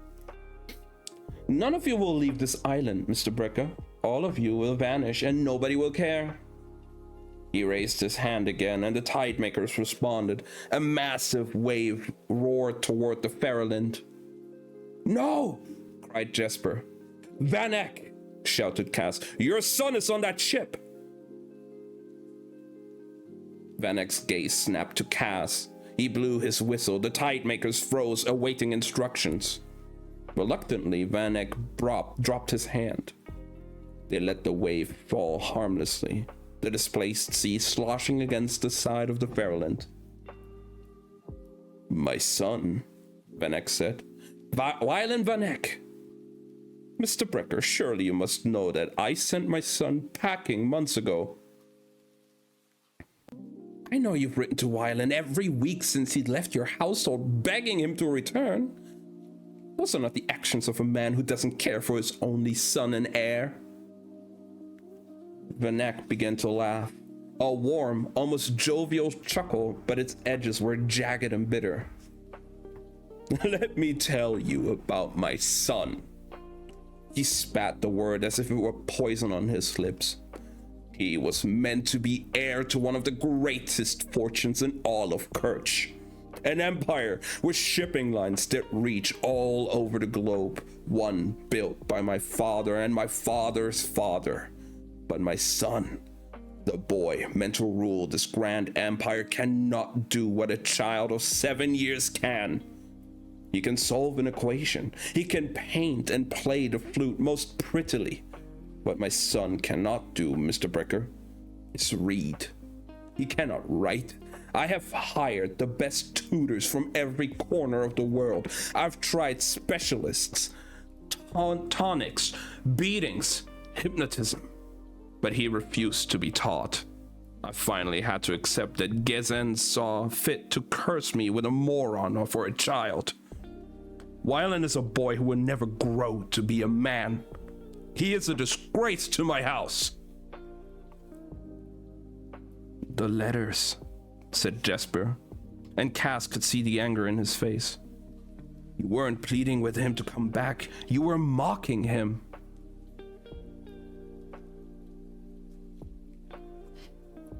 Jesper was right.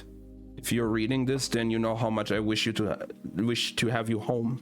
Every letter had been a slap in the face to Wylan, a kind of cruel joke. He's your son, Jesper said. No, he's a mistake, one soon to be corrected.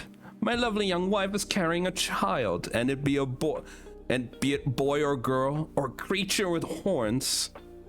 That child will be my heir, not some soft-padded idiot who cannot read a hymnal, let alone a ledger. Not some fool who could make the Vanek name a laughing stock.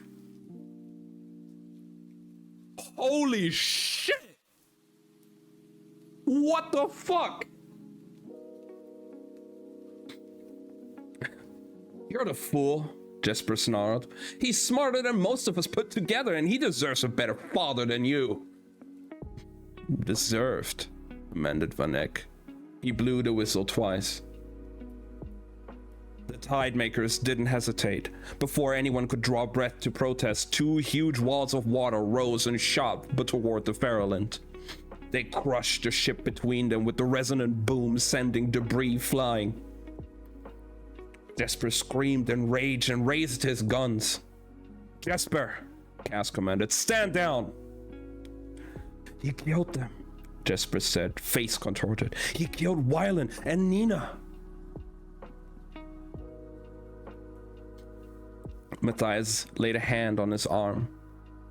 "Jesper," he said calmly, "be still."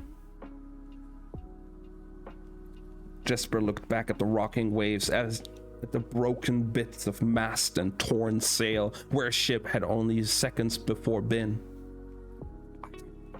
"I don't understand." "I confess to being a bit shocked too, Mr. Brecker," said Van Eck. "No tears, no righteous protest for your lost crew. They raise you cold in the barrel." "Cold and cautious," said Cass. "Not cautious enough, it seems. At least you won't live to regret your mistakes."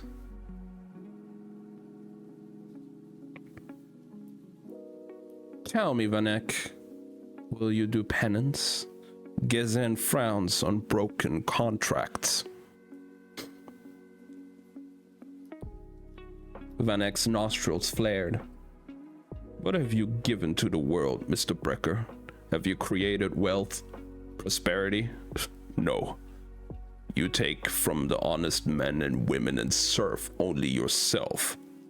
Gezen shows his favor to those who are deserving, to those who built cities, not the rats who eat away at their foundations.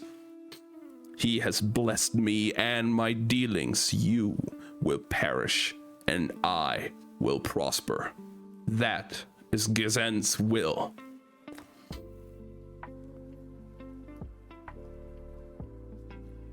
"There's just one problem, Van Eck. You need Kuwe Yolbo to do it." "And how will you take him from me? You are outgunned and surrounded."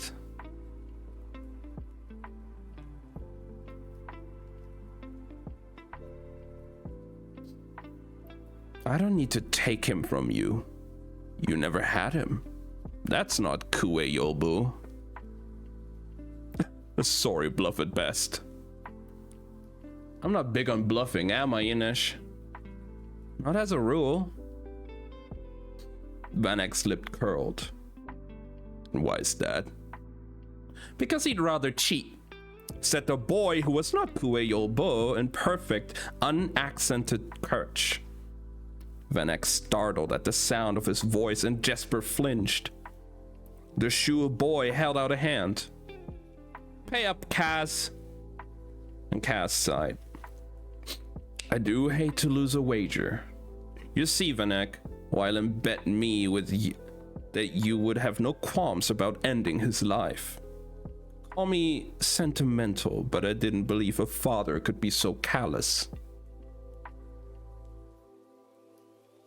Van Eck stared at Kuwe Yolbo, or the boy he'd believed to be Kuwe Yolbo. Kaz watched him wrestle with the reality of Wylan's voice coming from Kuwe's mouth. Jesper looked just as incredulous. He'd get his explanation after Kaz got his money. "It's not possible," said Van Eck. "It shouldn't have been. Nina had been a passable tailor at best, but under the influence of Yuda Parem, well, as Van Eck once said, things become possible that simply shouldn't be. A nearly perfect replica of Kuwe Yulbo stood before them, but he had Wylan's voice, his mannerisms, and, though Cass could see the fear and hurt in his golden eyes, Wylan's surprising courage too. After the battle in the Djerholm harbor, the Merchling had come to Cass to warn him that he couldn't be used as leverage against his father. Wylan had been red-faced, barely able to speak the words of his supposed affliction. Cass had only shrugged. Some men were poets, some were farmers, some were rich merchants. Wylan could draw a perfect elevation. He'd make a drill that could cut through Grisha glass from parts of a gate and scavenge bits of jewelry. So what if he couldn't read? Kaz had expected the boy to balk about the idea of being tailored to look like Kuwei. A transformation that extreme was beyond the power of any Grisha not using Parem. It may be permanent, Kaz had warned him. Wylan hadn't cared.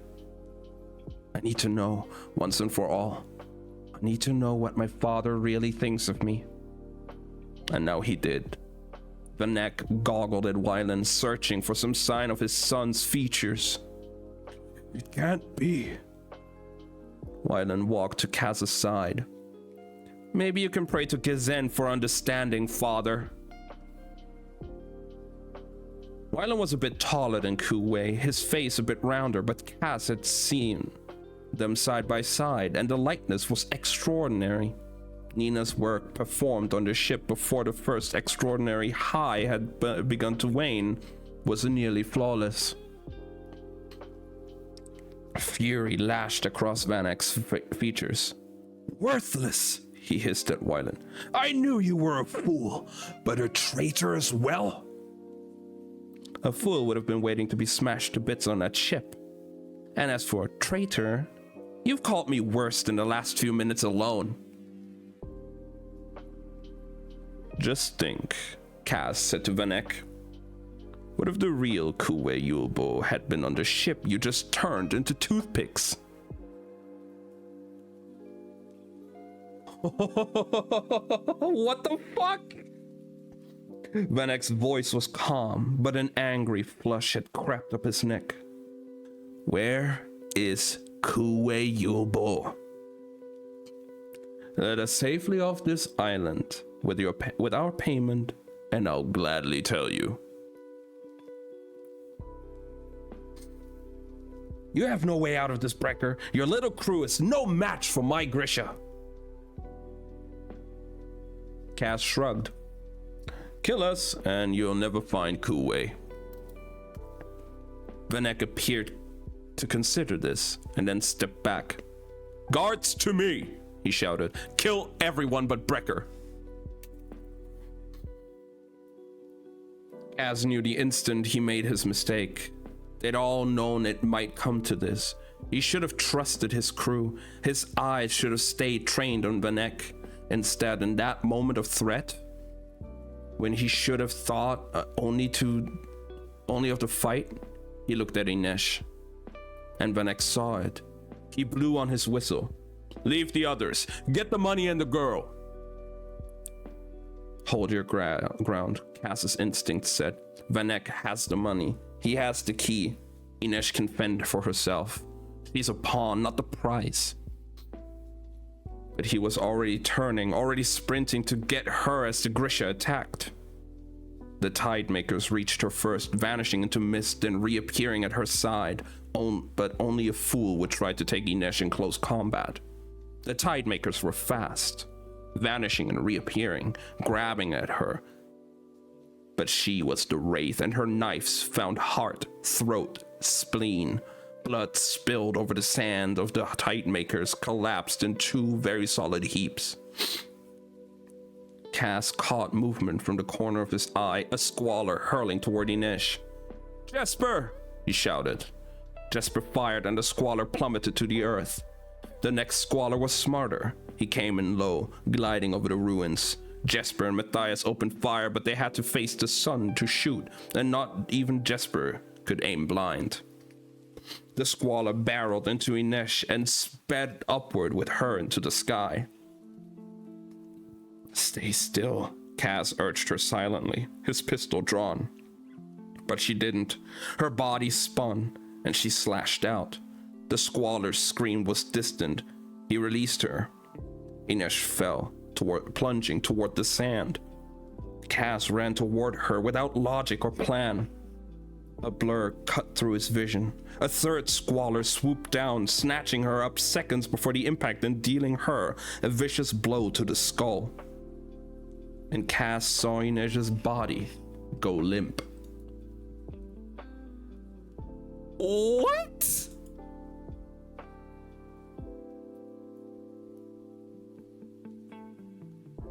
What? Wait, what? Nah.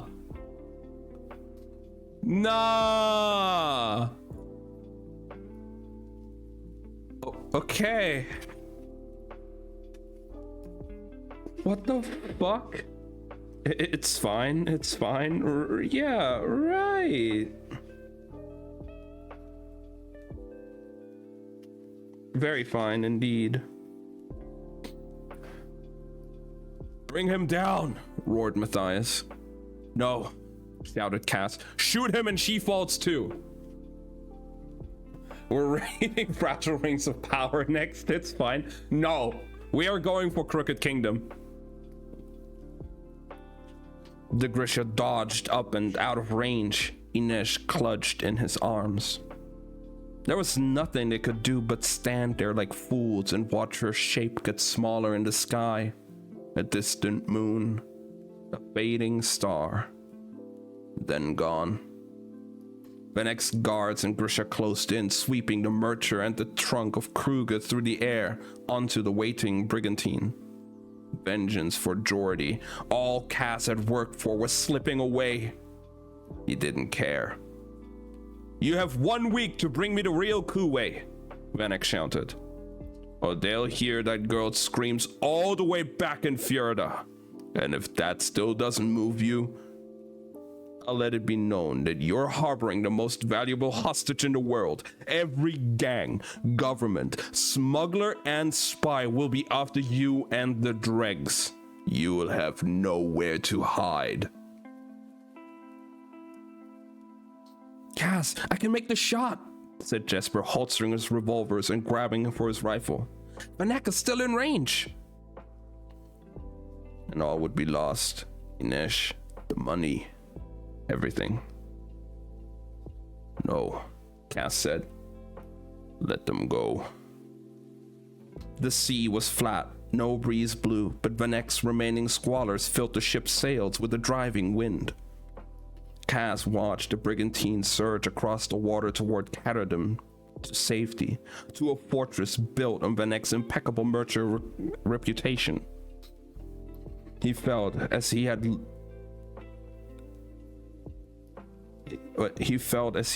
looking into the darkened windows of the house on Selvastrad, helpless once more. He'd prayed to the wrong god. Slowly, Jesper lowered his rifle. Venek will send soldiers and Grisha to search for Kuwei, said Matthias. You won't find him or Nina.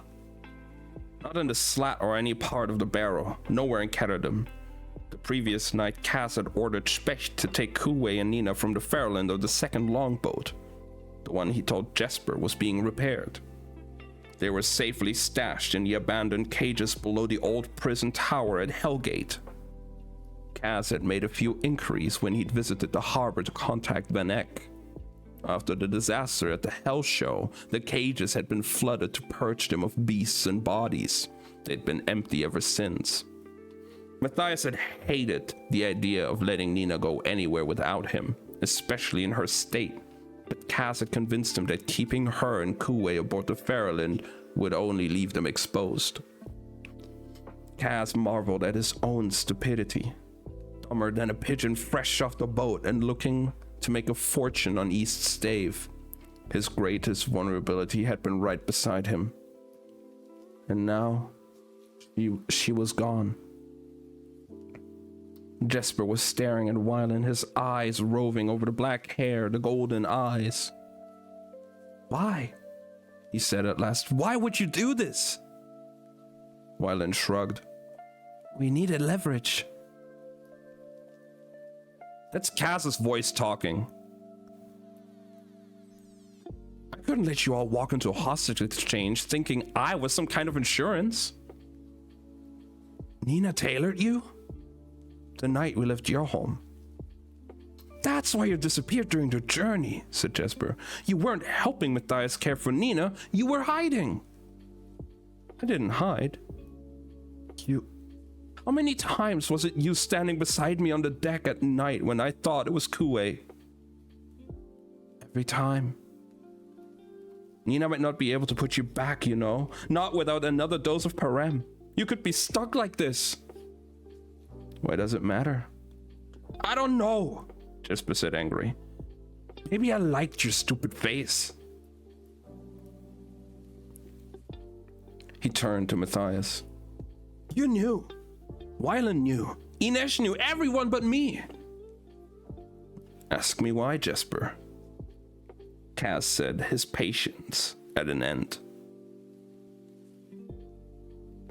Jesper shifted uneasily on his feet.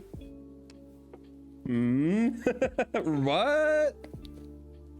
Jesper actually liking Wylan? What?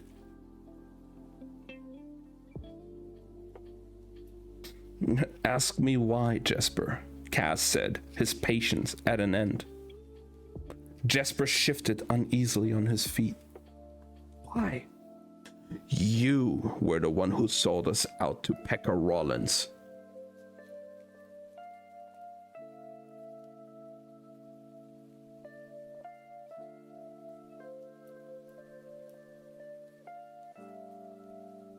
What?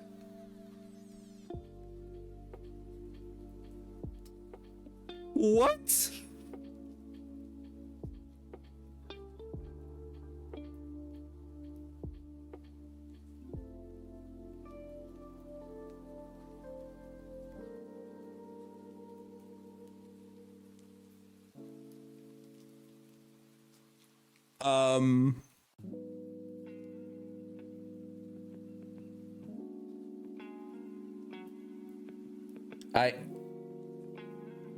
I don't know what to say about that right now. What the fuck?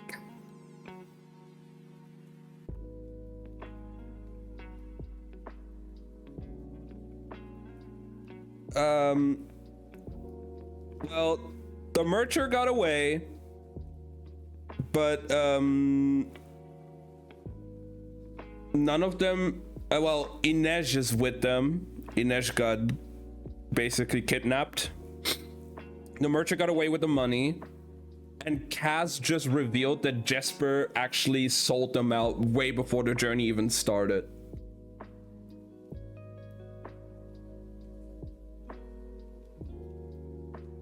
What the fuck?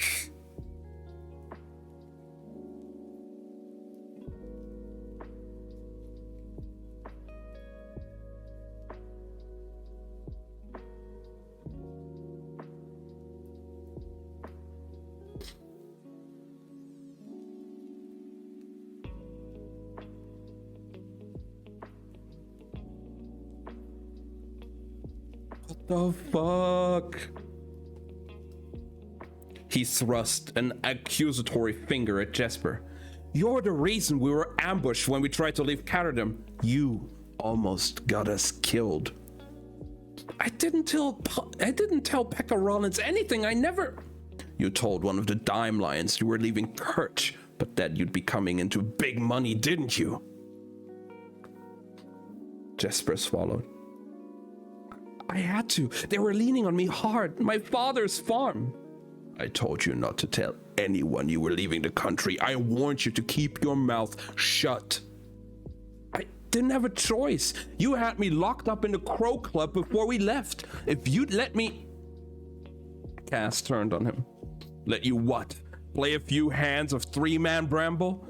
Dig yourself deeper in with every boss in the barrel stupid enough to extend your credit? You told a member of Pekka's gang you were about to be flush.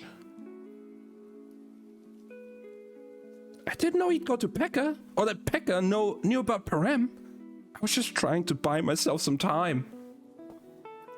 Saints, Jesper, you really haven't learned anything in the dregs, have you? You're still the same dumb farm boy who stopped off the boat. Jesper lunged for him, and Kaz felt a surge of giddy violence.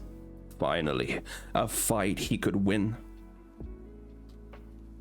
But Matthias stepped between them, holding them back with a massive hand. Stop this. Kaz didn't want to stop. He wanted to beat them all bloody and then brawl his way through the barrel. Matthias is right, said Wyland. We need to think about what's next. There is no next, Cass snarled. Van Eck would see to that. They could go back to the Slat or go help from Per Haskell and the other Drex. Van Eck would be watching, waiting to pounce. He turned the barrel, Cass's home, his little kingdom, into hostile territory. Jesper made a mistake, said Wyland. A stupid mistake, but he didn't set out to betray anyone. Cass stalked away, trying to clear his head. He knew Jesper hadn't realized what he was setting in motion, but he also knew he could never really trust Jesper again. And maybe he'd kept him in the dark about Wyland because he wanted to punish him a little. In a few hours, when they'd failed to make contact, Specht would row out for them on the longboat. For now, there was nothing but the flat gray of the sky and the dead rock of this miserable excuse for an island. And Inesh's absence. Cass wanted to hit someone. He wanted someone to hit him. He surveyed what remained of his crew. Roddy still hovered by the wreckage of the longboat. Jesper sat with elbows on knees, head in hands. Wyland beside him, wearing the face of a near stranger. Matthias stood gazing across the water in the direction of Hellgate like a stone sentinel. If Cass was their leader, then Inesh had been their lodestone, pulling them together when they seemed like most likely to drift apart. Nina had disguised Cass's crow and cup tattoo before they'd entered the ice court, but he hadn't let the near R on his He didn't let her near the R on his bicep. Now he touched his gloved fingers to where the sleeve of his coat covered that mark. Without meaning to, he'd let Cass Rietveld return. He didn't know it had begun with Inesh's injury or that hideous ride in the prison wagon. But somehow he'd let it happen, and it had cost him dearly. That didn't mean he was going to let himself be bested by some thieving merch. Cass looked south toward Catterdam's harbors. The beginnings of an idea scratched at the back of his skull, an itch, the barest inkling. It wasn't a plan, but it might be the start of one. He could see the shape it would take. Impossible, absurd, and requiring a serious chunk of cash. Scheming face, murmured Jesper. Definitely, agreed Wyland. Matthias folded his arms. Digging in your bag of tricks, German. Cass flexed his fingers in his glove. How did you survive the barrel? When they took everything from you, you found a way to make something from nothing. I'm going to invent a new trick, Cass said. One Van Eck will never forget. He turned to the others. If he could have gone after Inesh alone, he would have. But not even he could pull that off. I'll need the right crew. Wyland got to his feet. For the Wraith. Jesper followed, still not meeting Cass's eyes. For Inesh, he said quietly. Matthias gave a single sharp nod. Inesh had wanted Cass to become someone else, a better person, a gentler thief. But that boy had no place here. That boy ended up starving in an alley. He ended up dead. That boy couldn't get her back. I'm going to get my money, Cass vowed, and I'm going to get my girl. Inesh could never be his. Not really, but he would find a way to give her the freedom he'd promised her so long ago. Dirty Hands had come to see the rough work done. What the fuck was this chapter?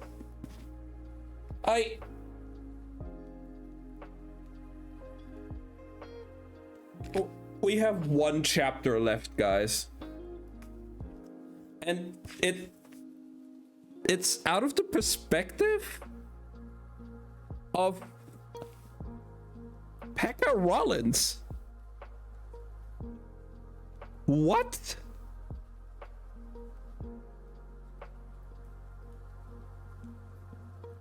What?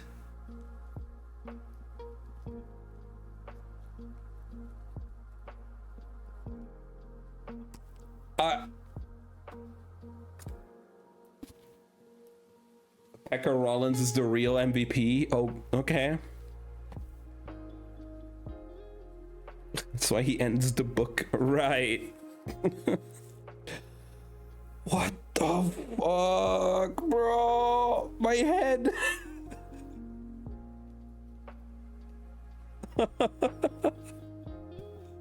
Ah.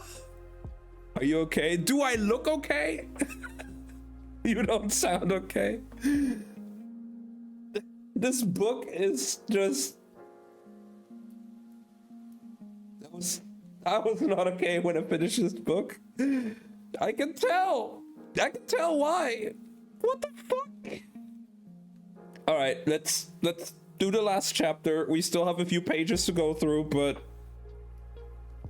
I'm just all over the place right now. I'll be fine for now, I think. But who knows what happens once we're done with the book. I might have to go to the balcony at 4 in the morning and just shout.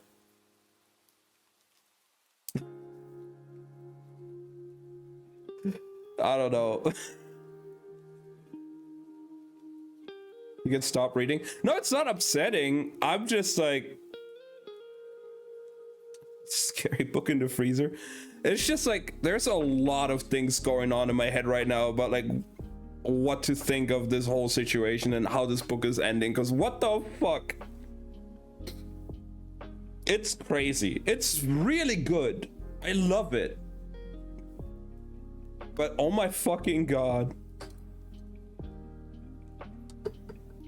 I'll be fine. I'll be fine, I think. I hope. This book is good. You need therapist. I do after this book. Mary Sue, please come visit me. I need you.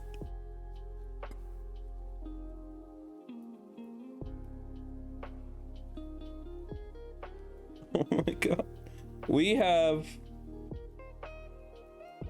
Guys, we have 5 pages left of this book. 5 pages before the acknowledgements.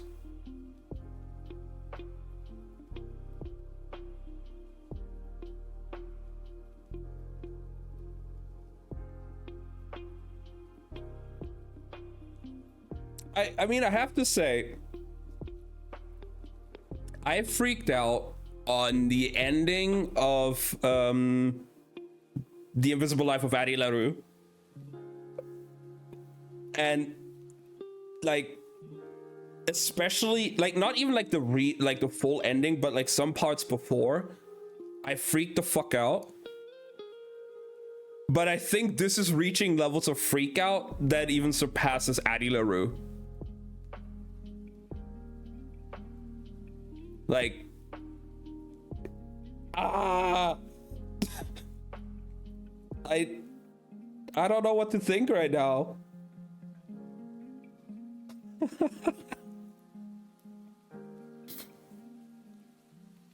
This is a good book. Definitely no cliffhanger. Yeah, we're gonna be resolving the entire story in the next 5 pages, and then yeah, it'll all be fine. Becca Rollins will just clean up everything in those 5 pages. All right, guys. Are you ready for the last 5 pages? Because I don't know if I am. Now we got this. We can do this.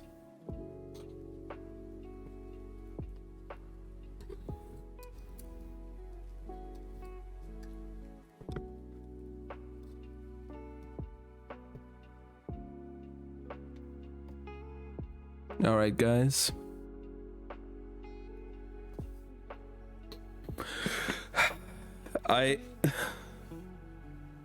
I'm scared.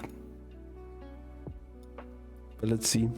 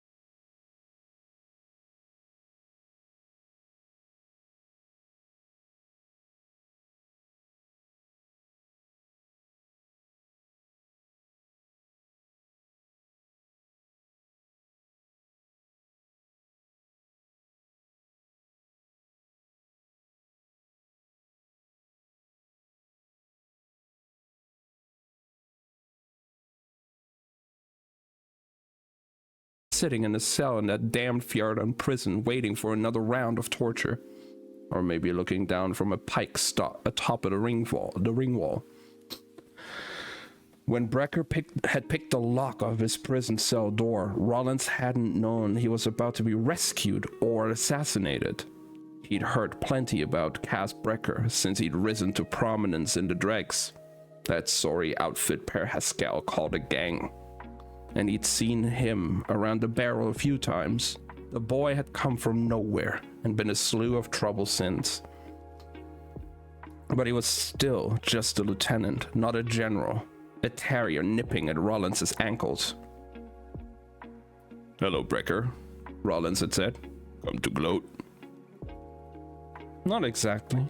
You know me?" Rollins had shrugged. "Sure, you're the little skiff who keeps stealing my customers." The look that passed over the boy's face then had taken Rollins aback. It was hatred. Pure, black, long, simmering. What have I ever done to this little pissant? But in seconds, the look was gone, and Rollins wondered if he'd imagined it altogether. "What do you want, Brecker?" The boy had stood there, something bleak and mad in his eyes. "I want to do you a favor." Rollins noted Brecker's bare feet and prison clothes, the hands shorn of his legendary black gloves. A ridiculous affectation. You don't look like you're in a position to do anyone favors, kid. I'm going to leave this door unlocked. You're not stupid enough to go after Boyul Bayur without a crew to back you. Wait for your moment and get out. Why the hell would you help me? You weren't meant to die here. Somehow it sounded like a curse. I owe you, Brecker. Rollins had said the boy as the boy exited his cell, hardly believing his luck. Wait, what? Brecker had glanced back at him, his dark eyes like caverns. Don't worry, Rollins. You'll pay. And apparently the boy had come to collect. He stood in the middle of Rollins' opulent office, looking like a dark blot of ink, his face grim, his hands resting on a crow-handled walking stick. Rollins wasn't surprised to see him exactly. Word had it that the exchange between Brecker and Vanek had gone sour, and that Vanek had eyes on the Slat and the rest of Kaz Brecker's haunts.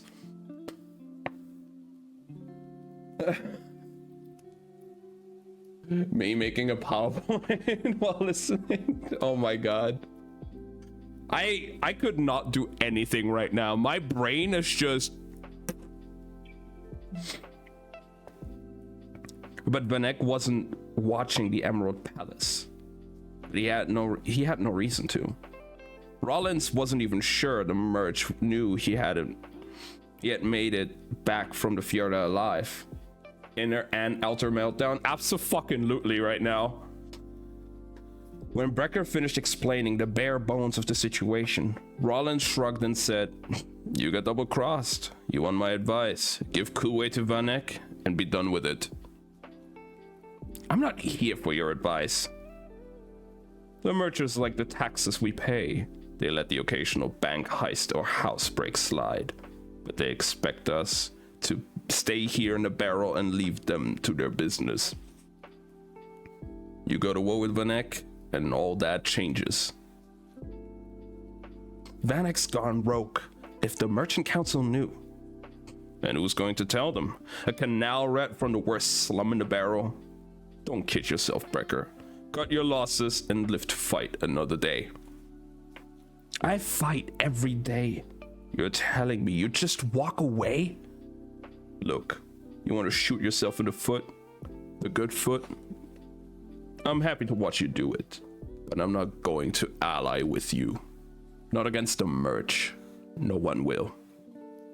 You're not courting a little gang war, Brecker. You'll have to Statvatch, the Kerch army and its navy arrayed against you.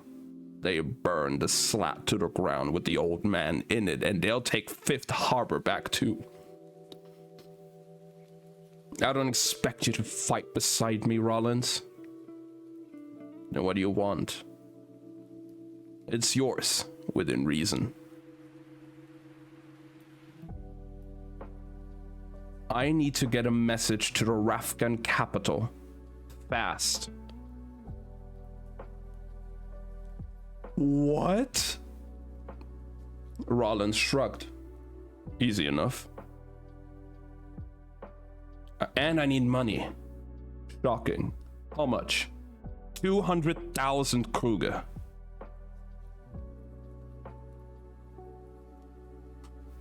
Rollins nearly choked on his laughter. Anything else, Brecker? The Lance of Emeralds? A dragon who craps rainbows?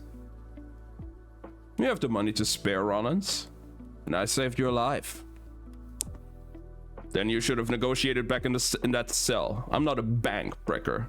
And even if I were, given your current situation, I'd say you're a pretty poor credit risk.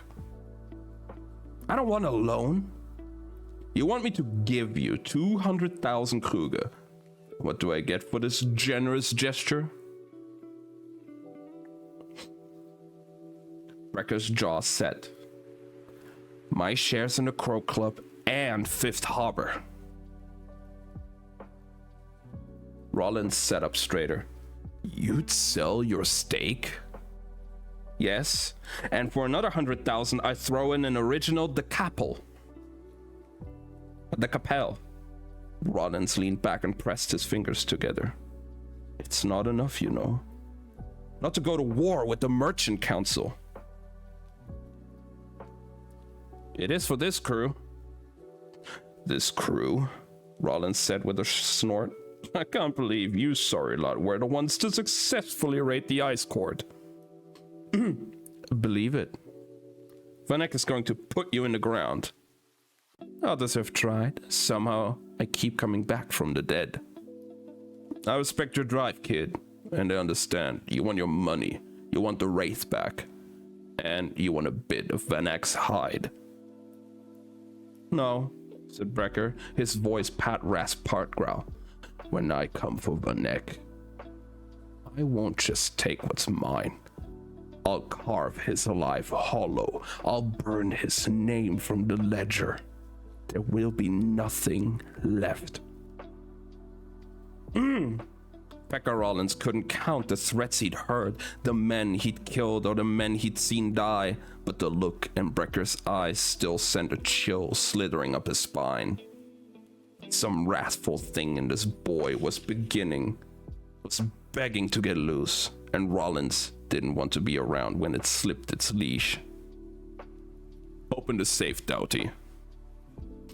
Rollins doled out the cash to Brecker, then had him write out a transfer order for his shares in the Crow Club and the gold mine that was Fifth Harbor. When he held out his hand to shake out the deal, Brecker's grip was knuckle-crushing. You don't remember me at all, do you? The ape boy asked. Should I? Not just yet. The black thing flickered behind Brecker's eyes. The deal is the deal, said Rollins, eager to be done with this strange lot. The deal is the deal. When they'd gone, Rollins peered through the big glass window that overlooked the gambling floor of the Emerald Palace. An unexpectedly profitable end of the day, Doughty. Doughty grunted agreement, surveying the action taking place at the tables below. Dice, cards, macker's wheels, fortunes won and lost, and a delicious slice of it all. Of all, it came to Rollins. What's with those gloves he wears? The bruiser asked. A bit of theater, I suspect. Who knows? Who cares? Rollins watched Brecker and his crew moving through the crowded gambling hall. They opened the doors to the street, and for a brief moment, they were silhouetted against the lamplight in their masks and capes. A cripple trailed by a bunch of kids in costumes, some gang. Brecker was a wily thief and tough enough. Pekka supposed inventive too. But not like those poor stooges at the Ice Court, Vanek would be ready for Brecker. The boy was going into a real battle. He didn't stand a chance. Rollins reached for his watch. It had to be about time for the dealers to change shifts, and he liked to supervise them himself. Son of a bitch, he exclaimed a second later. What is it, boss? Rollins held up his watch chain. A turnip was hanging from the fob where his diamond-studded timepiece should have been. This little bastard. Then a thought came to him. He reached for his wallet. It was gone. So was the tie pin, the Kelch coin pendant he wore for luck, the gold buckles on his shoes. Rollins wondered if he should check the fillings in his teeth. He picked your pocket? Doughty asked incredulously. No one got one over on Pekka Rollins. No one dared. But Brecker had, and Rollins wondered if that was just the beginning. Doughty, he said. I think we'd best say a prayer for Jan Vanek. You think Brecker can best him? It's a long shot, but he's not careful. If he's not careful, I think that Merch might walk himself right into the gallows and let Brecker tighten the noose. Rollins sighed. We better hope Vanek kills that boy. Why? Otherwise, I'll have to. Rollins straightened the knot of his pinless tie and headed down to the casino floor. The problem with Cass Brecker could wait to be solved another day. Right now, there was money to be made.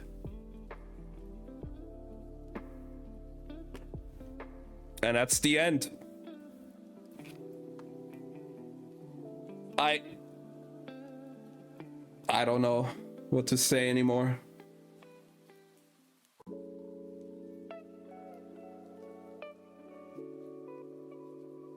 What the fuck?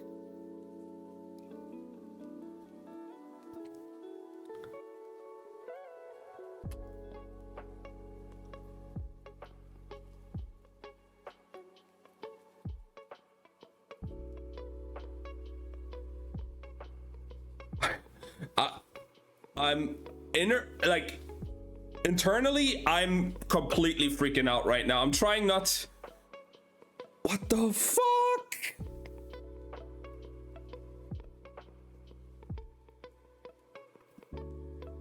Improv an epilogue about Mary Sue. Yeah, actually, they're taking all that money and everything they've just gotten from Pekka Rollins to hire Mary Sue to get therapy.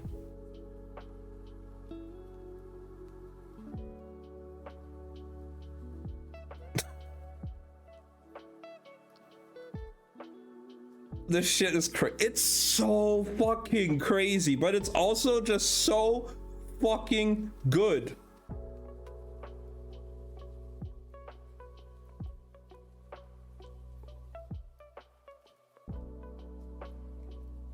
What the fuck is Cass doing? He just wants fucking war at this point, man. What the hell is wrong with this guy?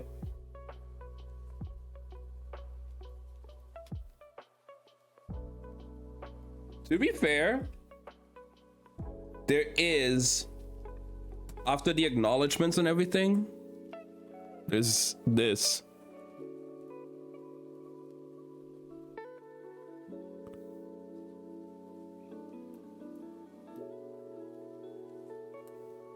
Very good book. It's really good. And I hope I'll probably try and get into town at some point this week. And when I'm in town, I'm trying to get my hands on Crooked Kingdom. Wanted to read that. Originally, yes, because I didn't think this book would be so fucking crazy. Now, the Crooked Kingdom is next. I don't care. Fragile Rings of Power can wait. That trilogy was over. That's like just a few years in the future. We can wait. This one? Nah. Nah. Nah.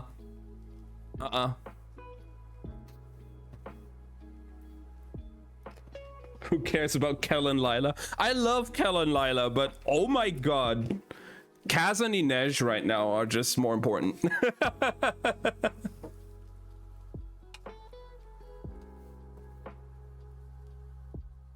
Can you believe? Like, trust me. This trilogy was amazing. And I'm super hyped that they're actually making a follow-up trilogy, a sequel trilogy. But like, no. He gave it away by looking at her. Yeah, that's super crazy. For someone like Cass to slip up like that, that's ridiculous.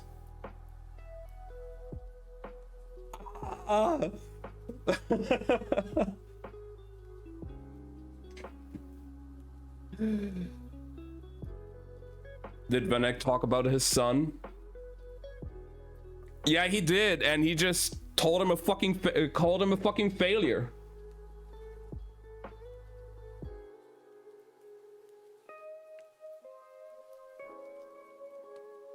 Yeah. That was all there.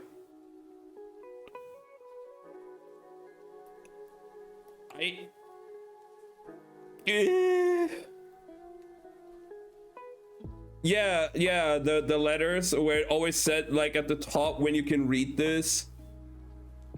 if you can read this, because he knew he can't read it. It's just mocking him.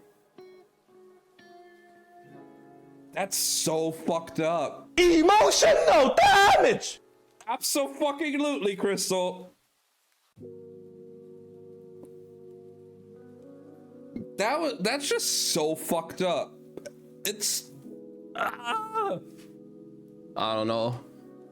Shall we read that like Red Venko chapter as well at the very end here?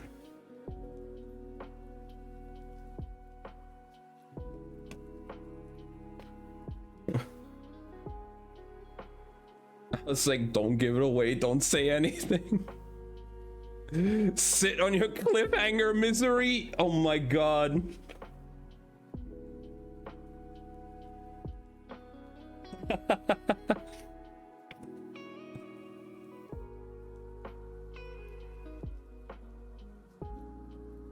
but like,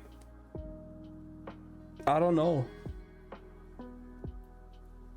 I almost fooled you into thinking there was no cliffhanger. Yeah, you almost had me, Slothy. Almost had me there.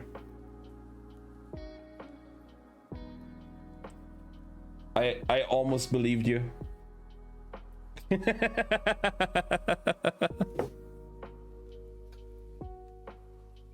Oh man.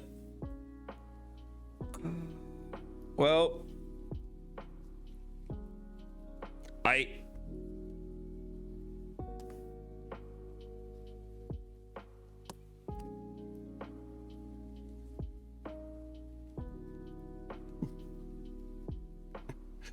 what's going on, Slothy?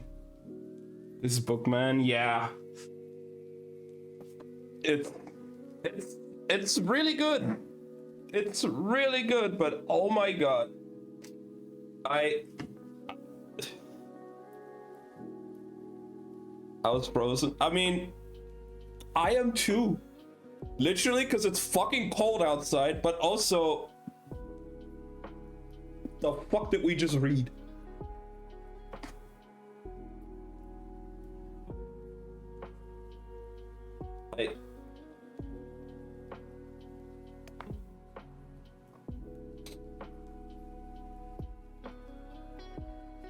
I'm gonna go into town this week. Yeah, the fact that you went to Pekka out of all the people just to go for Inesh, that's fucking crazy. Oh my god. Yeah, no, we're going into town this week. We have to get Crooked Kingdom. Hopefully they have it. I have 2 bookstores in town I can go to. Hopefully I can get my hands on it.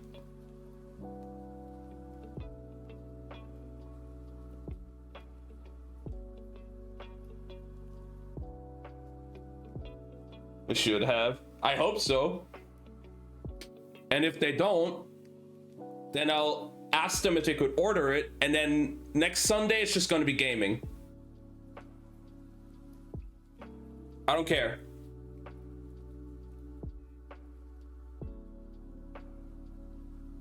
Yeah, no, that ending was crazy.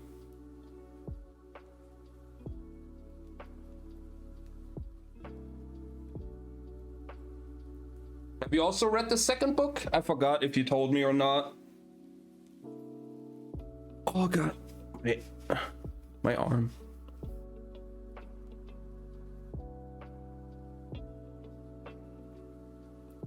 But like, I read the second book. Hello.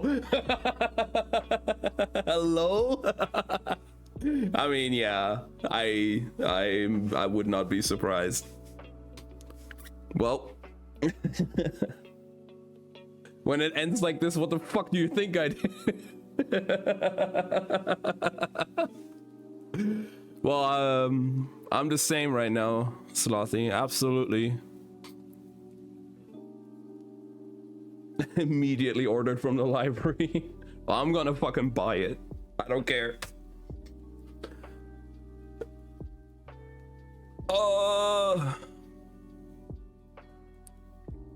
Second book made you cry? Oh god.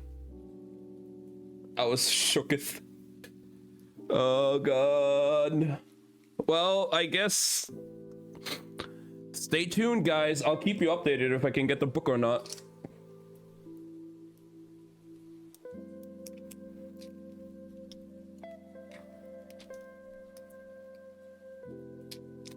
The kidnapping Ash, yeah.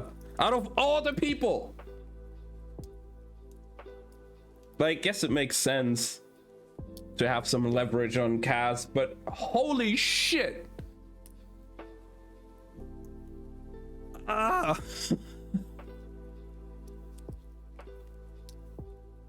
Oh my fucking god. I can't believe it.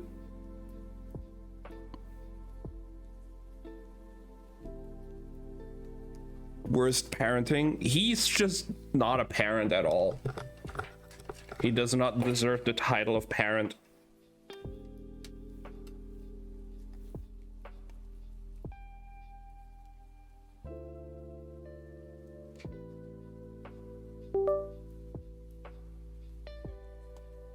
He does not deserve that title.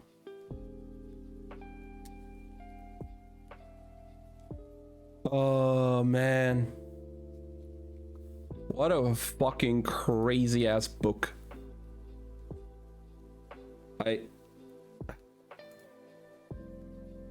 Wow. 19 slides now. Let's go. Making progress. I was still scared for Nina. Yeah.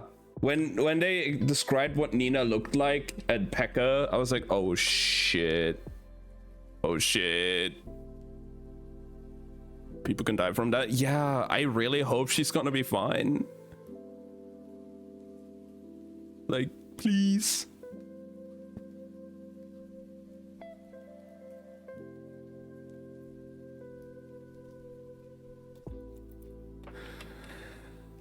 But holy fuck.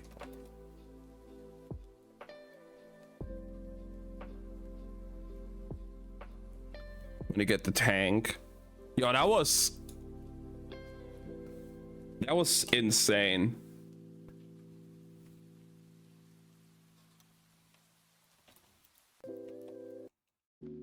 Oh. What did I just? Okay.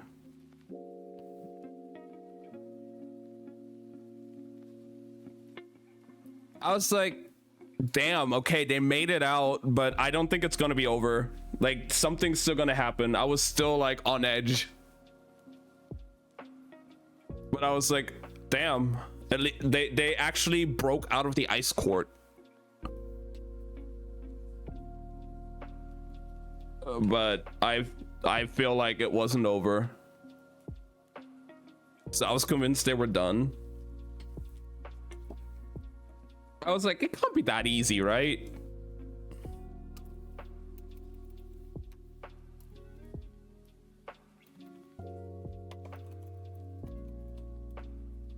And then Brum shows up and I'm like, Nani? Masaka? Right? I mean, I felt like Brum had to show up again at some point.